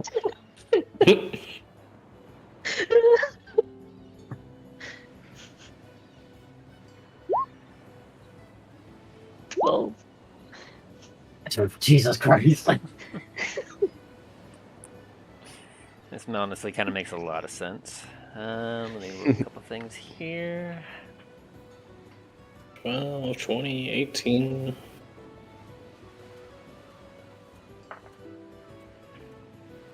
Alrighty. I don't see a roll from Talos. Sorry, my mic's being weird. I'm having to reconnect to you guys through Discord. Okay, so what am I rolling for now? Perception. Oh, perception. Okay. Thought that was it because I heard like half and then 20 perception 17. Well, it seems to me that Namfood will beat out the rest of the people. As the day goes on and you all are sailing, you can see to the east, you're hugging the coastline a little bit of part of the main landmass of Dundras. As as you're continuing on your way, you do happen to see far, far to the north where you're heading. You start to see the land start to turn towards the land. Kind of the water continues towards the east a little bit, and you feel that that might be the entrance to the kind of the little entryway back towards La Montagne, where you first started. As you all are kind of keeping an eye on things and looking at that, Namfoodle, you happen to, as you're messing with your utility thing, your eye happens to catch sight of a bit of some flotsam floating in the water. Some what? Flotsam. Debris. Sorry. Okay. in common terms. Nautical terms, flotsam. But, as you kind of take a look, you see that there appears to be remains of some boards and perhaps maybe a ship or something had sunk here at some point in time. But you do see floating amongst it a crate. Ah.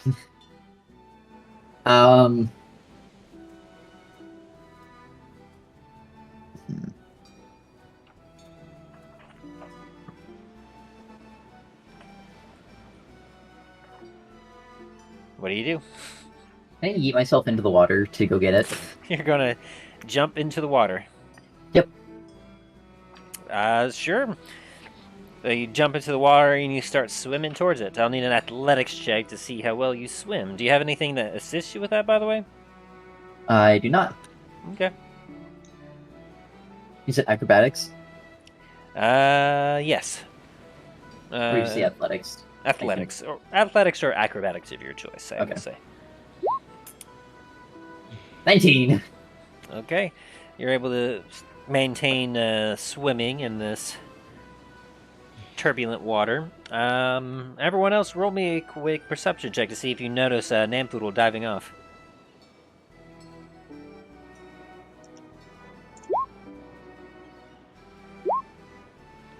$19.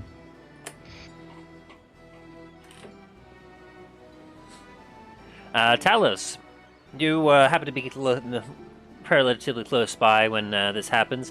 You hear a splash, and you happen to take a look, and you see a small figure swimming out towards some debris. What is that little... What is he doing? Do I hear this? What's who doing? Nampoodle just jumped off the boat. You wouldn't Do hear I hear that. Talo? You No, I wouldn't hear okay. because of the water splashing and you're swimming. You would not be able to hear him because you at this point you would have swum about maybe 15 to 30 feet away from the ship. Shame. Okay. I'm gonna yell over to the captain. Captain! Hey, I'm overboard. A man overboard, apparently. Nampoodle decided to go take a swim. I think you'll mean child, but fair. raise sails! And the crew just carries about all of a sudden, hut, hut, hut, hut, as they quickly rush and they roll up the sails real quick, and the ship begins to slow. Someone get eyes on the man. Which side was it? It That's was a good on question. the starboard side. So the side that you're on already. Was it? Okay. I point out toward him. Damned fool. Get the dinghy out and go after him. Aye, Captain. Go over to the dinghy and start getting it ready. Yeah, the rest of the crew kind of rush over and they heave it over the side of the ship, and it splashes over the side of the deck. I'm gonna take one of the ropes down and get into the dinghy. All right. I'm gonna put on the uh, ring and descend and just sort of walk across the water towards Nam. It's not water walking; it's swimming. Oh, it's swimming? Okay, then I'll put the ring on and swim towards him then. All right. As you kind of Balance dive into the grip on water, his water walking ring. Okay. So, Dane, as you kind of put the ring on and you jump into the water, you find you're surprisingly buoyant with this ring on. And as you begin to paddle towards Namful, you're surprised to find that you are moving faster than you do when you walk.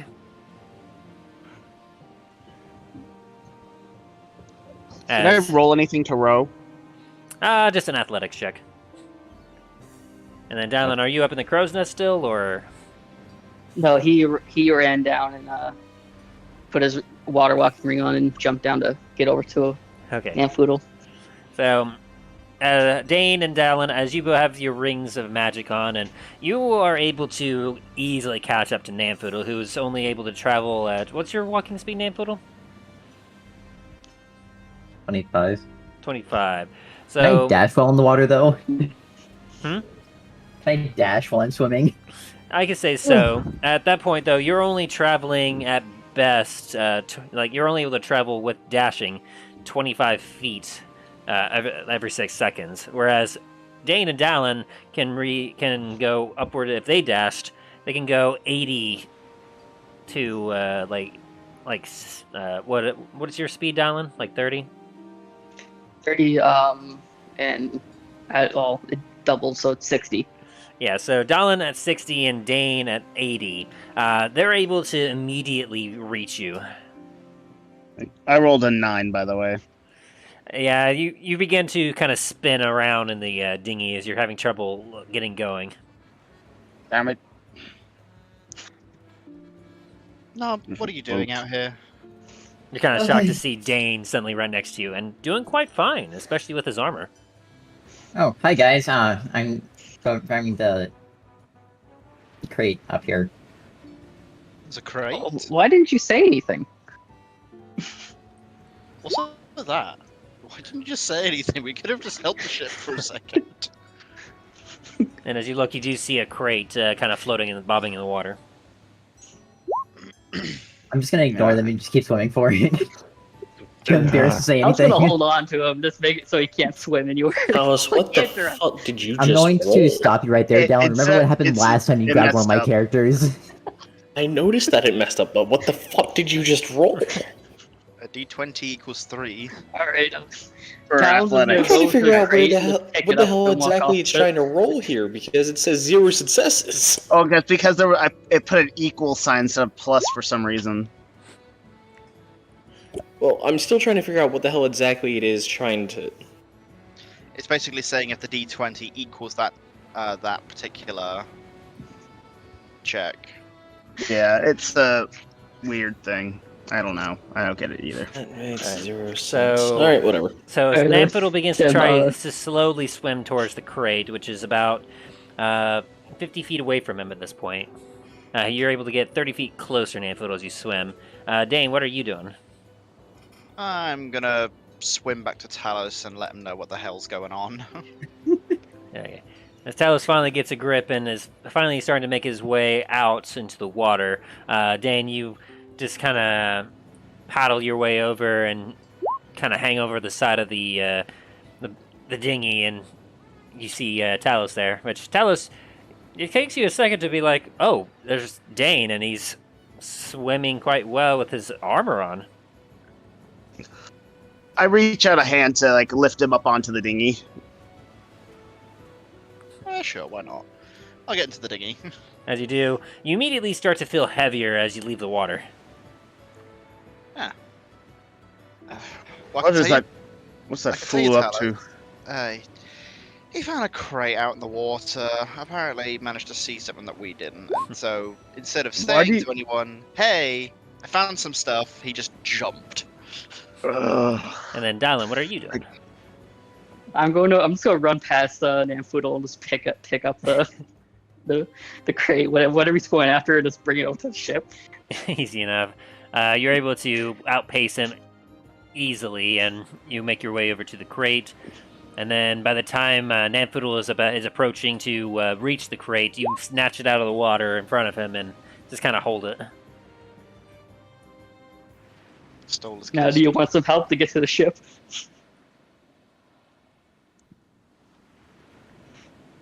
I swim up onto the platform that the crate was at, and then cast Firebolt at Dallin. Oh, not again. Really? Really? You're that petty? He did steal his kill streak, so I wasn't trying to. I was trying to. God damn it. Okay, so what is You mean happening here? Juggernaut inbound. I'm just paddling over toward them like that little impulsive little. So What do you say to him? So what are you doing, Amphoodle? I'm trying to swim over to where the crate was. Okay, well, you're at the feet of Dallin now, as he's standing on top of the water with the crate in his hands.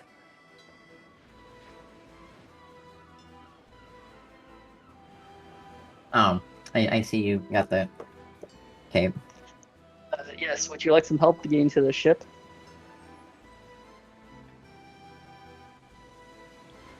I'm just gonna very slowly just turn around and start swimming back to the ship. Can I grab his arm, and just start walking towards the ship? If he allows it. dragging him through the water. Yes. Can I do that? Are you going to allow it, Amphoodle? Can I cast Reduce on Dallin instead? That way he cannot pick Are me you up. serious? I'm not trying to pick you up. I'm just trying to help you along. God damn, man. I mean, you could have tried to cast something, Amphoodle, but I'm going to need a couple checks to do so. Alright, let's do it. Little has no chill. Damn it. Okay. No, I'm not doing that. I'm not doing that. I'm just letting Amphoodle struggle.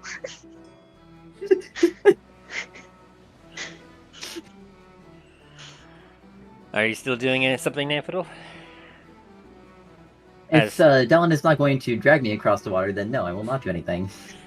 All I was trying to do was be some help. And, get As this you shit, begin to God damn reach it. down at Amphoodle and you're trying to help him, you see a look come from his eye, and it reminds you of a previous incident that you don't easily forget, and you're like, nope, not gonna do that, and you just walk back to the ship.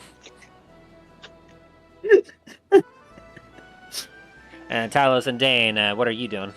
As you see Dallin coming back with a crate and Amphoodle splashing behind him.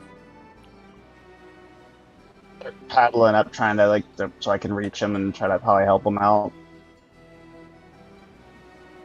You don't seem to have a lot of self-control, do you? What do you mean? I fell in. Right. Get in the dang dinghy. I reluctantly get in the dinghy. And as you row back to the ship and the crew pulls you up, Dallin, you're already waiting on the deck, completely dry as you have the crate, as you're sitting on the crate. Had fun? Staring at Amphoodle.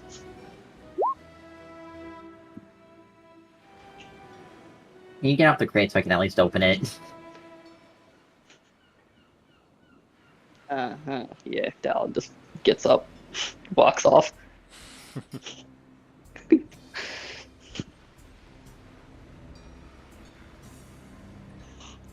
As you open up the crate with your, I assume your crowbar. Yeah. Within, you see it is a relatively smaller crate. I mean, it was able to be picked up without any issue. And within it, there's a bunch of hay and fluff, kind of protecting whatever's inside of it. You reach in and you grab the single object within it, and you pull out a very ornate item. It appears to be a gold dagger with gems embedded in it, including the scabbard that goes with it. Oh. I'm going to put those in my bag.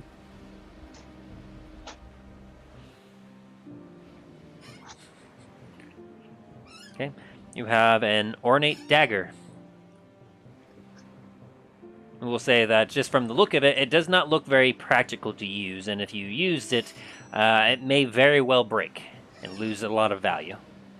Was it the dagger and the saber, or just a dagger? A dagger with a scabbard.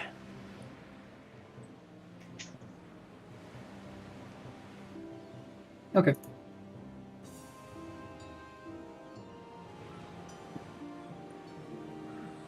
Are there any other issues that we need to attend to, or can we continue our voyage?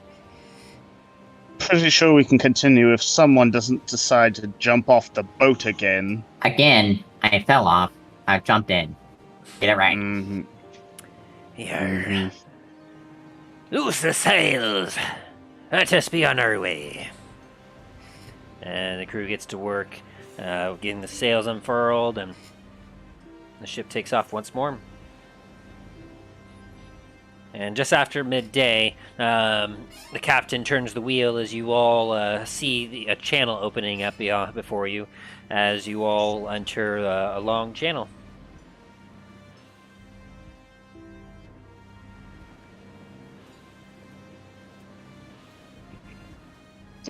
Ooh, excuse me. And as you all continue to keep watch, as you see to the north of you and to the south of you, the two land masses that you somewhat recognize, kind of passing beyond you. The sun begins to set behind you as it begins to grow late.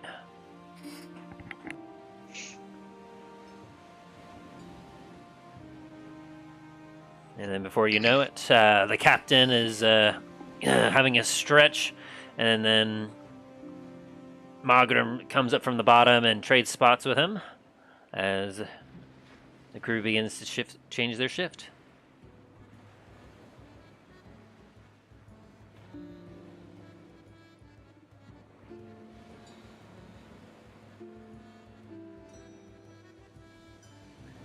And as you go downstairs, you find yourself greeted by another meal.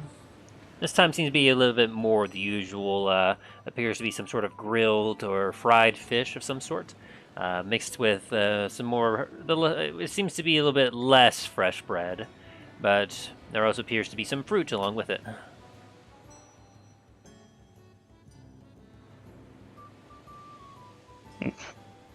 Oh.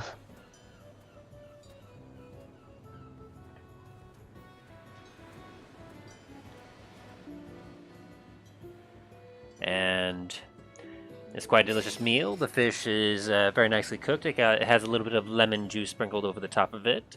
And overall, it's a good, hearty meal. Afterwards, you all have yourself a moment to where you can do whatever you wish. I think I'm just going to do my usual and just chuck over gear, really. Okay. You tend to your gear, and at this point, you've checked everything. You know everything you have. Everything is in place and looking good. Talos? I'm going to take out my warhammer, polish up my warhammer. Just sounds good. Been a couple days since you've done that, and as you kind of take a look at it and polish it, you take off some stains of some blood that were kind of seeped into it. You in some of the crevices of the face of the hammer where the impact site is. You also happen to scrape out a little bit of matter that seems to have gotten stuck in it. Ugh.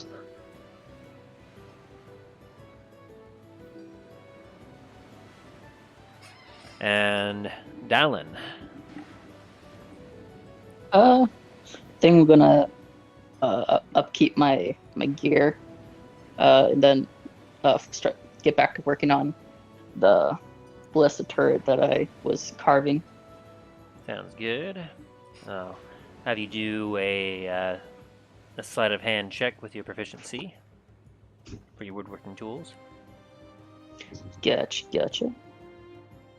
Sleight of hand is 7. Okay. And then remind me, we had a progress thing on that, didn't we? Yes, I think I just started on it and was able to get like an outline of it. Not really, haven't done a whole lot of progress on it. Sounds good. I'd say with a 15, you've really knuckle down and focus. You carve and whittle away, and by the end of the night, you find that you have a pretty finished piece of work. You have it about where you want it to be. Might need some painting later, perhaps, but you're quite satisfied with the shape. Okay. Alrighty. So you can mark that down in your inventory. And Namfoodle, anything you were working on? I'm gonna start or continuing to disassemble the gun. All right, go ahead and do your check. Which is what again? Sorry. Intelligence and proficiency, or I believe so. Intelligence, proficiency, tinkering tools, DC 18. oh, and tinkering tools. Okay.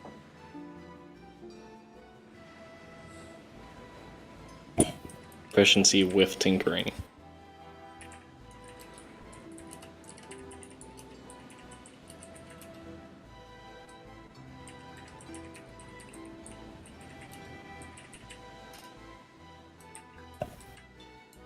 You now understand 1/4 of the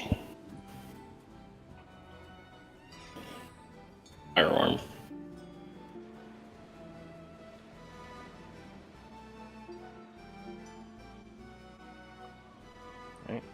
And as you all finish up your works, you're checking your gear, and you continue to learn about strange mechanical equipment.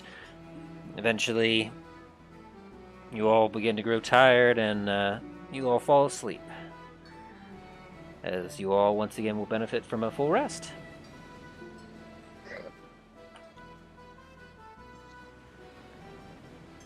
Woo.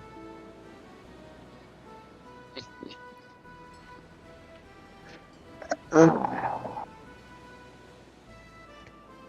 crap. And as you wake up once more in the morning, you stretch, and you're feeling a little bit more limber today. There's still just a slight soreness here and there, but overall, physically, you're all feeling quite well. Morning, all. One. How's everyone today?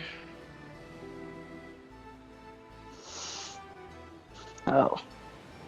I am tired.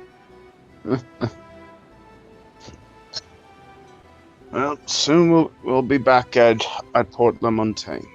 Some nice feather beds. Ah, yes. Good to be back in the tavern again.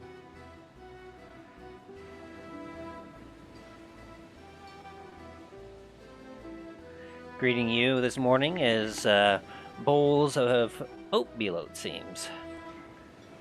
As you kind of sniff and kind of smell the aroma, you see that it has a bit of a brownness mixed into it, and for you, Dane, you kind of recognize the smell as cinnamon aroma, like kind of drifting up from the porridge.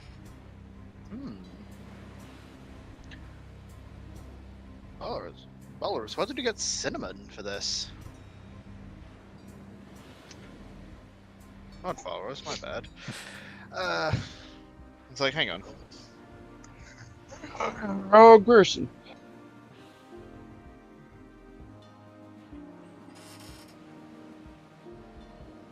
Ah, Elbert, there we go, sorry, my bad. I was like, notes, where people are there. Brought aboard on the last venture you all went on. Something about that pirate fortress. Ah, very good. Apparently the Lord definitely had some definite good stock, so I've heard. Yeah, and so you enjoy some, once again, the morning alcohol with some cinnamon and sugar oatmeal, and with it a few bits of remaining fruit left from the pirate fortress.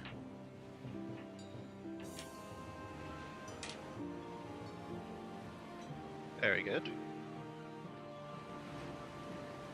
And as you all finish your meal, I assume you head back up to the top of the deck to resume your duties. Yep. Yep. I'll need one more D100 check. Sure, I'll roll. Okay. You got it, Dane? Yep. All right. An 87. 87. Just one under the previous one, eh?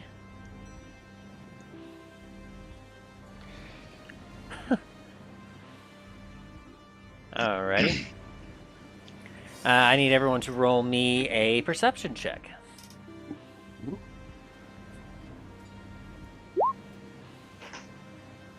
Alrighty. Ah, yes. I see the floor. Ooh, Talos. Alright, Talos. As you're See the going bare about minimum. your patrol, you're keeping it out on the water, you do see something ahead, kind of bobbing up and down in the waves. Hmm.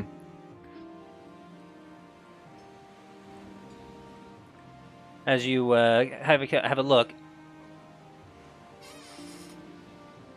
you see that there is a single barrel kind of floating in the water, and it seems quite sizable.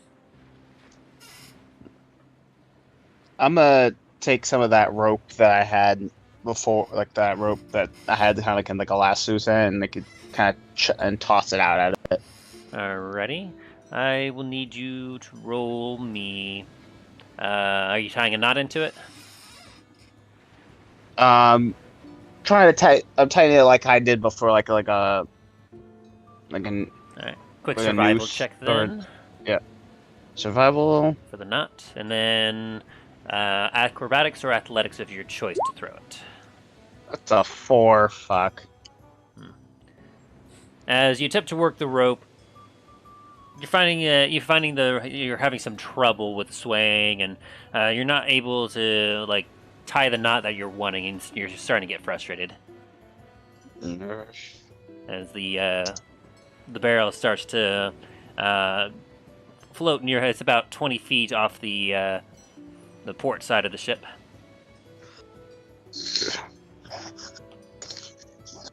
Do I have to roll survival again to try again? If you wish. A few Okay. seconds have gone by. 18.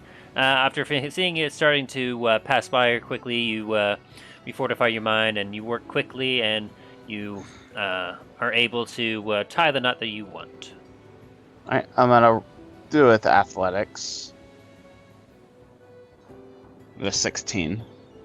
That'll do it. You're able to throw, just as you see it starting to begin to float out of reach, you throw the rope just right, and you manage to get the loop over the barrel. Then you yank it and you pull, and it tightens itself around the barrel. Alright. And then, as the ship continues to move onward, I need you to make me a strength saving throw, as you're holding onto the rope, and as you begin to try to pull it in, you feel you feel that it is a little heavier than you're expecting, and you go, ooh, as you kind of drag towards the water. Natural 27. 20. You thought you lost your footing for a second, but you plant your feet down, and using your strength, you just grab that rope and just and that barrel that barrel just comes swimming towards you, and you're able to lift it and heave it up onto the deck. Alright. Let's see what's inside you. Did you find something there? A barrel. Quite heavy, actually. You don't say. I heard the word swimming. Did I say swimming? Yes, you did. No, I didn't mean to say swimming. He had it on the rope, and he pulled up quite well. I get what you mean. I get what you meant, though. Yeah, it was kind of flying with that natural 20. I'm glad that you understood it. I'm just saying it could have been construed as something entirely different. As you take a look at the barrel, you see that there's a sigil kind of burned on the side of it. I'm gonna roll a history, see if I know what that is. You can do so with advantage.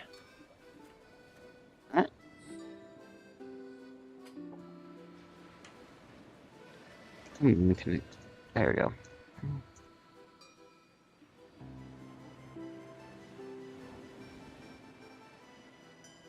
Did you roll again? Oh, okay. A 15 Yeah, will do it's it. 15. As you take a look at it, you recognize the sigil of that bearing, Dread Roger. As you kind of had a good amount of time to see the his sigil on a couple flags at the fortress of his. Looks like it was belonged to our long departed Lord, Sharky Lord. You don't say. At my own wit. I attempt to pry it open. Perhaps one of the few times we sunk some of their ships. Mayhaps this still be some of the remaining debris from it. And you kind of give a break over the top of it. Yeah, I'm gonna try to pull off the top. All right. I'll just need an athletics check for that. Athletics? Mm-hmm. 3. Is it sealed quite well? Not Another It's liking me right now. As you have no trouble. You grip the top and broop, you pop it off. You're immediately hit with the aroma of alcohol. Woo! And the inside of the barrel is a deep, dark color. As it appears that you've opened up an entire barrel of wine. I'm gonna pop the lid right back on it. Like, it looks like we got some fine wine. Well, we should definitely break this out once we make port for a successful journey. Here, that'd be a lucky find. I pop the lid back on it, make sure it's nice and snugly secure, and start bringing it down below deck.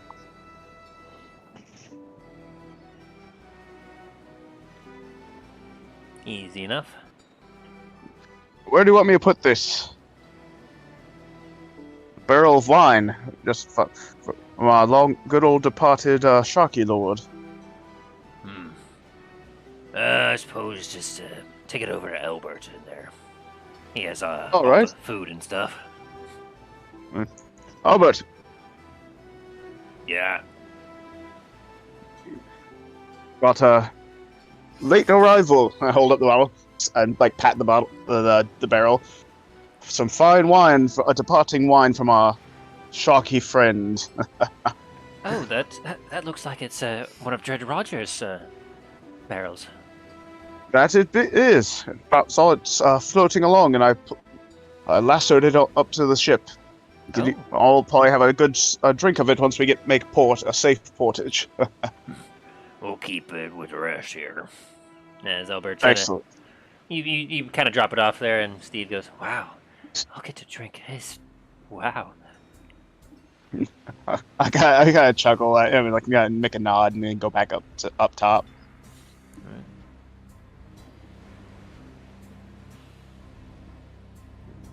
Right.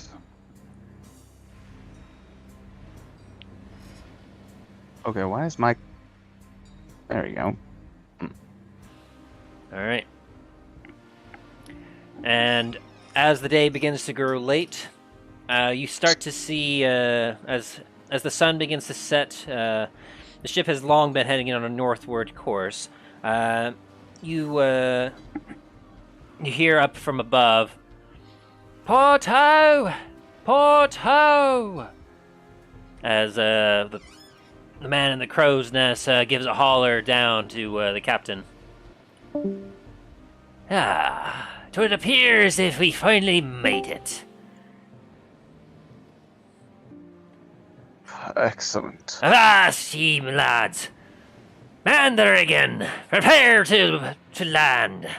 As the crew begins to rush about and work the rigging, as those of you who look up, even though as it is twilight and the sun is setting, you start to see some lights blinking on ahead as you see a multitude of lights and the walls of Port La Montagne before you. Hey. Fine.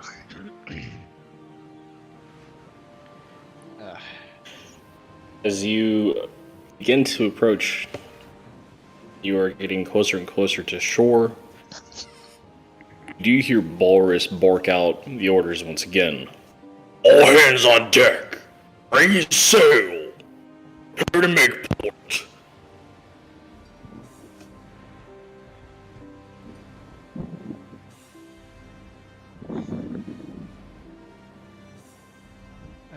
Guess we're coming in at a late arrival today.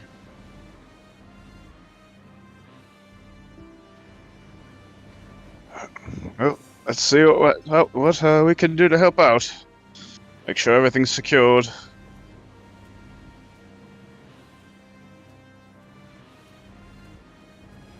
I should probably get do that. As you all kind of work the rigging, and you watch as the captain steers the ship as you all make your way into port. And we'll go ahead and show this again. Boop.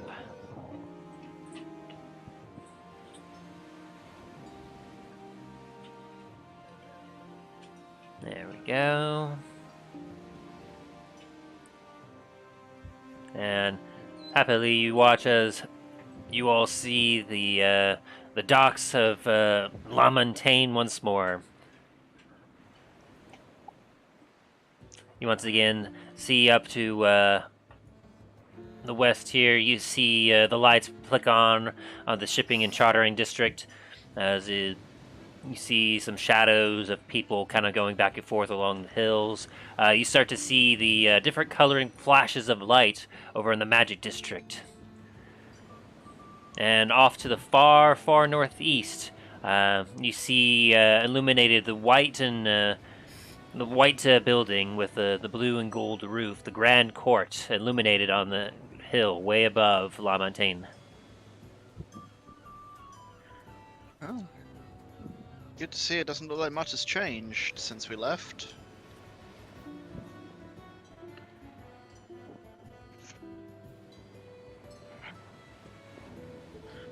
At least we're finally back. That I can agree with. It's been an interesting experience being at sea, but I'd much rather have solid ground under my feet again.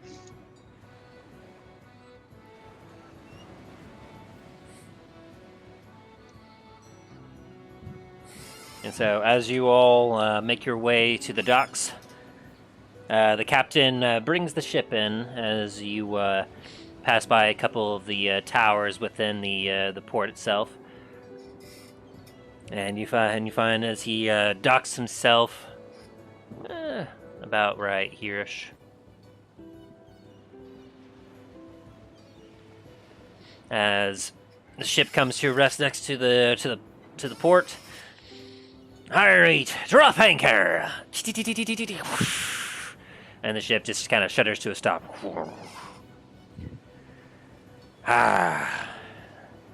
It'd be good to be back. Alright, we still have some work to do, unloading cargo, and restocking. All of ye come to me cabin in a line, and I'll be sure to get you your pay. Aye, Captain. Alright. So some of the crew begins to work. A couple of the others line up as they go to the captain, and they go within and begin. And the captain begins counting up bags of coin and handing off to each individual member. Let's see. There ye four are. As promised, here be that gold that we plundered from the fart. And he hands you 4,492 gold pieces each in the sack. And I believe I owe ye for a safe voyage as well. Let me calculate exactly what that was, because I lost that note. So, 1,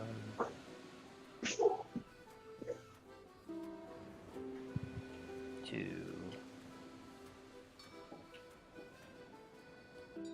3, 4, 5,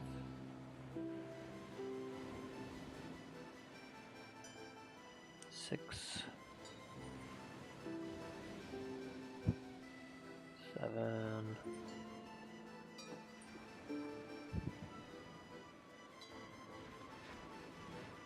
8.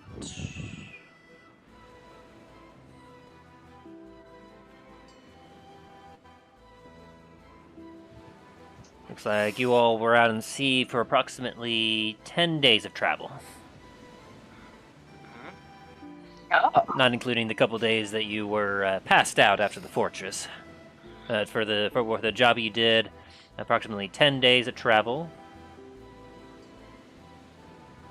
That means he'll pay ye 15 gold for each day, or 150 gold, plus 75 for safe travel, for a total of 225?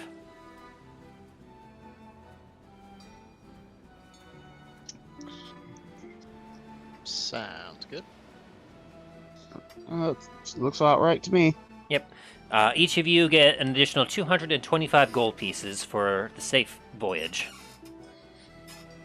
Nice. Woo. 150 gold pieces. By the way, did one of you have the head of Dread Roger? Yes, I do.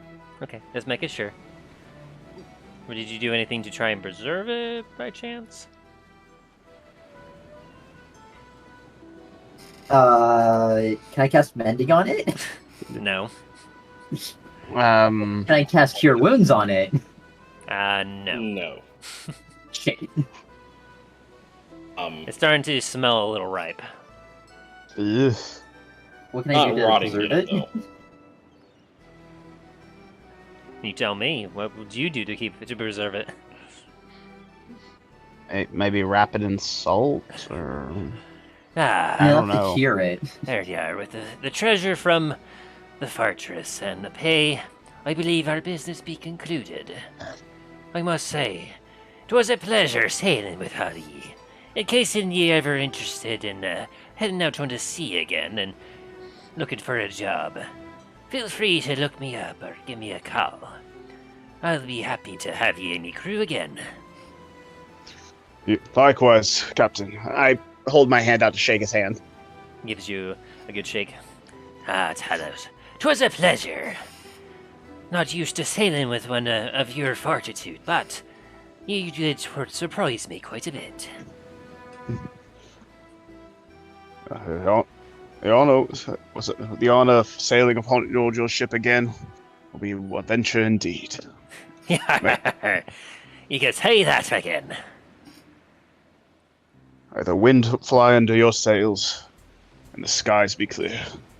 Aye, and may the wind be ever at your back. I'm gonna turn toward the others. So, we ready? The report, I believe, a successful transgression to our employer. And Namford, what is that god-awful smell coming from you? What do you mean?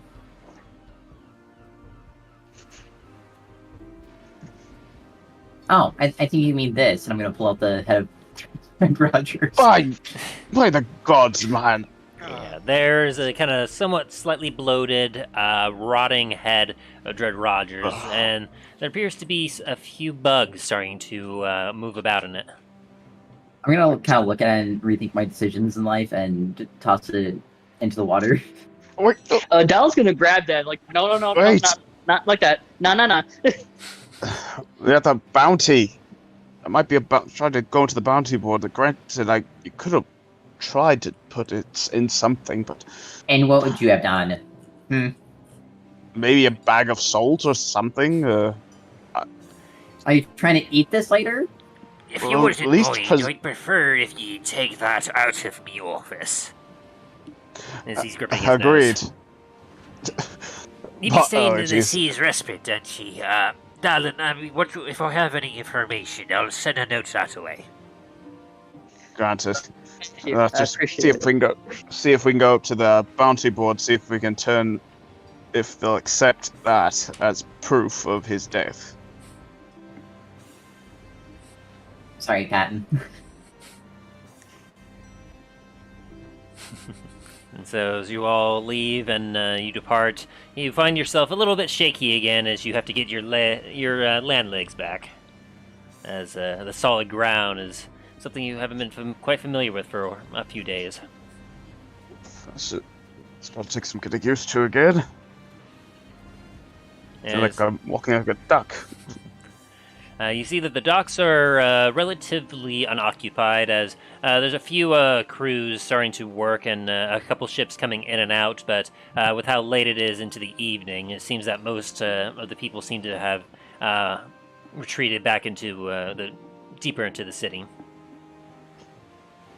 First, I suggest we try turning in that head for proof of bounty before it starts rotting even more. Or if anything, see if we can find a way to at least stave off the rotting a little bit longer. Maybe pickle it, put it in like a jar. If there's a jar big enough for that thing.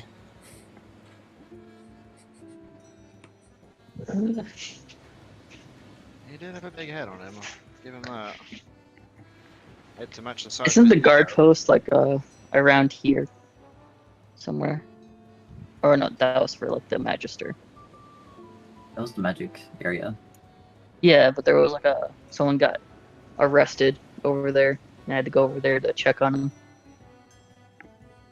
I mean, I have everything listed on here, the map. You can see... Fish market. We go to the captain of the guards keep and find them. Turn it in there. Yeah, let's do that. Let's go. And we're just at the docks, right? Yes. You're right in here near here, where the salty clam is. Alright. So you all are gonna head over to Did you order McDonald's? the guard barracks. Yeah. All right. So as you make your way through the city, you see that the streets are still somewhat not nearly as occupied as everyone seems to be going about, perhaps returning to home. You make your way over, and you see the guard barracks before you. It's a mighty large building with a courtyard next to it, where you see a bunch of training gear. Talos, you have some good memories here of training before you left. And next to the guard barracks, you see a statue right here of a rather gallant-looking man with a sword in his hand, pointed upwards towards the rest of the city, and the horse seems to be kind of standing upwards, kind of as if it was kind of kicking in the air. And behind the guard barracks, you see a somewhat sizable keep, as you are able to see what you're familiar with as the guard barracks and with Captain of the Guard's keep. Alright. I'm gonna start heading forward.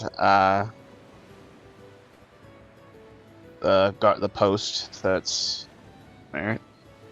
Okay, you head inside the guardhouse. Yeah, it's like As you enter the main entrance of the guardhouse, you see the inside of the interior, a very bland wood and stone kind of area. There is a reception desk with a gentleman sitting there working on some paperwork, and then a few doors behind him that would lead deeper into the barracks. greetings. Yes, how may I help you? Here to possibly turn in a bounty. Gods, what is that wretched smell? Oh, it smells like apology- rotting fish. Apologies. Our companion wasn't. Didn't And have he thought to. pukes. Oh, As he Oh, rolled a 3 yeah. on his Constitution saving throw. oh I dear. just pull the head up again and be like, "Yep, carry on. This is dear. Forgive me. Uh, Oh, Forgive us. This is. We didn't have forethought, unfortunately. Well, hopefully it's not too bad to identify. We had a bit of a run-in on our journey back with one known as Dread Roger. you don't say. And we hold up his head. Oh, just a moment, please. And he kind of shuffles through the wall. Did you say he was a pirate? Pirate. apparently or fake facts, but And he kind of scrolls through. Did you say Dread Roger? Yes. Yes. Pirate Lord Dread Rogers. At least that's what he said he was, and according to what we found on his fortress after we sacked it. Oh, well, I do have a paper right here that a bounty prize of 2,000 gold pieces to the head of Dread Roger, either dead or alive. And well, here's the head. oh, yes, I see that. And he kind of, as you hold it up, he takes the paper, and his other hand is holding his nose, and he kind of looks at the head, and he looks at the paper, and he looks at the head, and he looks at the paper. Yes, I suppose the resemblance is close enough. Just put it I in. believe we also have his ledger as well, correct? Put the head in the corner over there. I'll have some people take a look at it. Apologies Ding, ding, ding. again. And he rings a bell. A couple guards come in through the side door. Yes, you. What is that? Apologies Apparently, again. It is a bounty. Could you please retrieve 2,000 gold for the gentleman here? Apologies. And they kind of walk out, and after a few minutes, they have some rags in front of their faces now as they bring forward and they present you. Here is your bounty, gentlemen. Thank you, and again, most apologies. Sorry, sir. Would you like to hold this instead? No, please, just in the corner there, thank you. And he kind of sat in the corner. Fortunately, the captain is currently at his keep for the evening. If you wish to have us keep anything else, we shall hold it for him until the morning, and then if you're staying the night somewhere in town, we'll be sure to contact you later about that, if you wish. Excellent. Down? I think you believed you wanted to to leave that ledger, or did you want to hold on to that? See it for a bit, but I would like to keep it so I can find the man's daughter. I'll probably want to come back here later in the morning to speak with the captain then about it. Yes, I would. Good. Have a good evening, gentlemen. So you're giving them the journal and the ledger? Just Yeah, but I'm gonna pick it up tomorrow morning. Okay. Just want to make sure. Alright. So, as you leave, Split and that for... you watch as the couple guards kind of kick the head outside on another side of the door, and they move to take care of that as you all head out into the streets. And so, Dane, Dallin, and Talos, you are quite familiar with this place. Mila, or Nampoodle, this place is very much unfamiliar for you. You were just kind of following the rest of the guys around, but you are now utterly lost. Well, here, let's see. Each that's 2,000 divided by 4. So each of us is going to get passed around. Each has 500 gold for each of you, and I start passing it to each. This has been one very good haul today. As it has. Well, Namfolder, will you be accompanying us to our lodging for the night? I suppose so. Not really too familiar with this place, so I guess I'll just stick around with you guys for now. Excellent. Now, let's head for that tavern, Kit. I hope see if there's any I guess a good meal, good beds, and hopefully see if I have any letters from me. Alright, so you're heading to the Sea's Respite. That good with you guys? I am down. See Yep. the message there, Tim?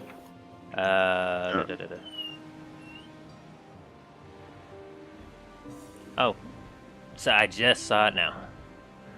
Go ahead, as you all are leaving, go ahead and roll a perception check.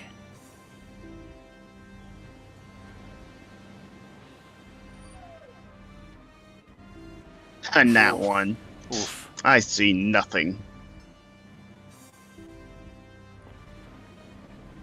Yeah, Dane and Talos, you're focused on returning to the tavern and getting some rest. As for you, though, Namfoodle and Dallin, as you're leaving, you notice there's a couple of guards that are stationed outside speaking to an individual in some heavily plated armor. The plate armor appears to be pale gray, with what appears to be some flaming red gashes across the armor. You hear one of them, you hear the individual demanding to speak to the guard captain about finding an individual named Elias. This is a most urgent. We must speak to Elias. We must speak to Elias. Bring your captain out here now. I told you, the captain's asleep for the night. Come in the morning. As Dane and Talos, you begin walking towards the Sea's Respite.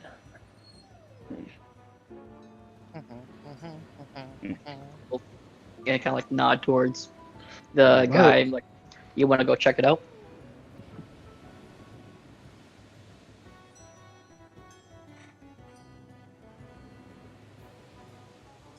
I mean, I thought. So are we even there anymore? Oh, no, You're you just guys about to walked leave. the car. Okay. It's like, check. And Dallin and Check what Emput, out. if you want to roll a history check, you can. Would it just be Dallin? If you want. Specifically about the red started, too. gashes across the armor, which appear to be a symbol of some kind. I'm gonna be talking to Dane's like, oh, we can't forget not to. We have to figure out where that gentleman we picked up from the island, where he's staying. I believe he wanted to speak with us later. Yes. Though. I'm. How dark it is, Dallin, it's a little harder for you to tell. You see that there's some red symbols and something on the gentleman's armor, but Namfoodle, you recognize the symbol of tear blazoned upon their armor, which is quite interesting. You're not used to seeing, you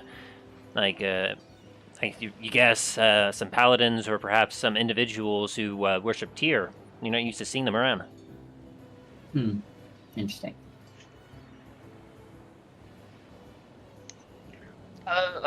Dallin's gonna yell to Talos and Dame, like, "Hey, wait up! There's a guy talking about Elias." What? Nice. I'm gonna turn around and be like, what? As he says that and kind of points it out, you do see a couple of agitated gentlemen in heavy plate armor currently talking to the couple of guards that are stationed near the front of the barracks. Well, that doesn't Pardon, look good. did you say you're looking for Elias?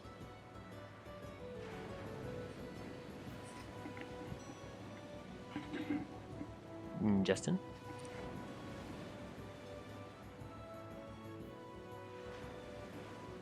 I think he might have stepped away. I hope not. He's on the phone. Okay, so give it gotcha. a second. As you kind of shout that out, the two gentlemen turn, and Talos and Dane, you definitely see the symbols of Tyr upon it. You guys became quite familiar with it while you were in Duskwood. Yes. Order had received word from Elias and were requested to come here on his behalf. We are seeking him and have been unable to locate him. Have you tried the tavern Seas Respite? Not yet. Is that where you're heading? Yes, we are acquainted with him. We assisted him in back in Duskwood. Very well. I'm Talos. This is Dane. Yeah. Dallin and our newest companion, Nampoodle. Lead the way. As you see a look from the guards that they were talking to, kind of give you a look of thank you. As the two gentlemen in full plate armor march behind you. They seem very disciplined.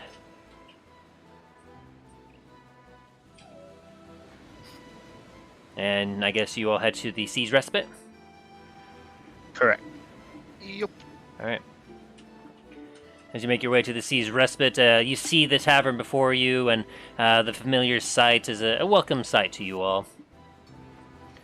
And upon entering it, you see that it's quite bustling with a number of individuals who are drinking, eating, having a good time. And you see in her usual place, you see Bori, currently working hard. And bring some more drinks on table 3 there, and if it ain't... And as he sees you all. Allow me.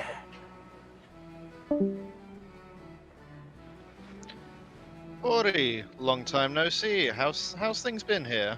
Oh, quite busy, I'll have you know. It's been some time. A little over a month since I've seen you. I had quite a journey. The two armored gentlemen march straight up to her. We're here for Elias. Oh, bless me. Pardon, they're searching for Elias, our companion from before. I'm afraid I don't quite know an Elias. They immediately turn to you. Have you misled us? You said Elias would be here. We said we believe he might have been here. This is where we parted. Not sure if he stayed the whole time. We've been gone for quite some days.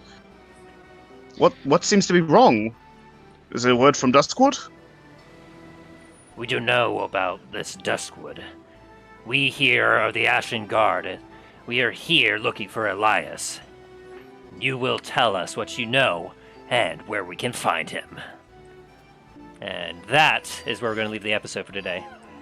I'm very Talos is just standing there a bit confused and a little also and excuse me, sirs, we Yeah, they're very demanding and upset. You all will gain 500 experience points for the roleplay and everything for today. Very excellent. Good, very good. And so, with that, I'm going to mute on this here as I finish up the stream. Who are these Ashen Guard? Why are they looking for Elias, the paladin that helped our heroes before in Duskwood? What mysteries of what new things await? Find out next time on the Adventures in Dundras.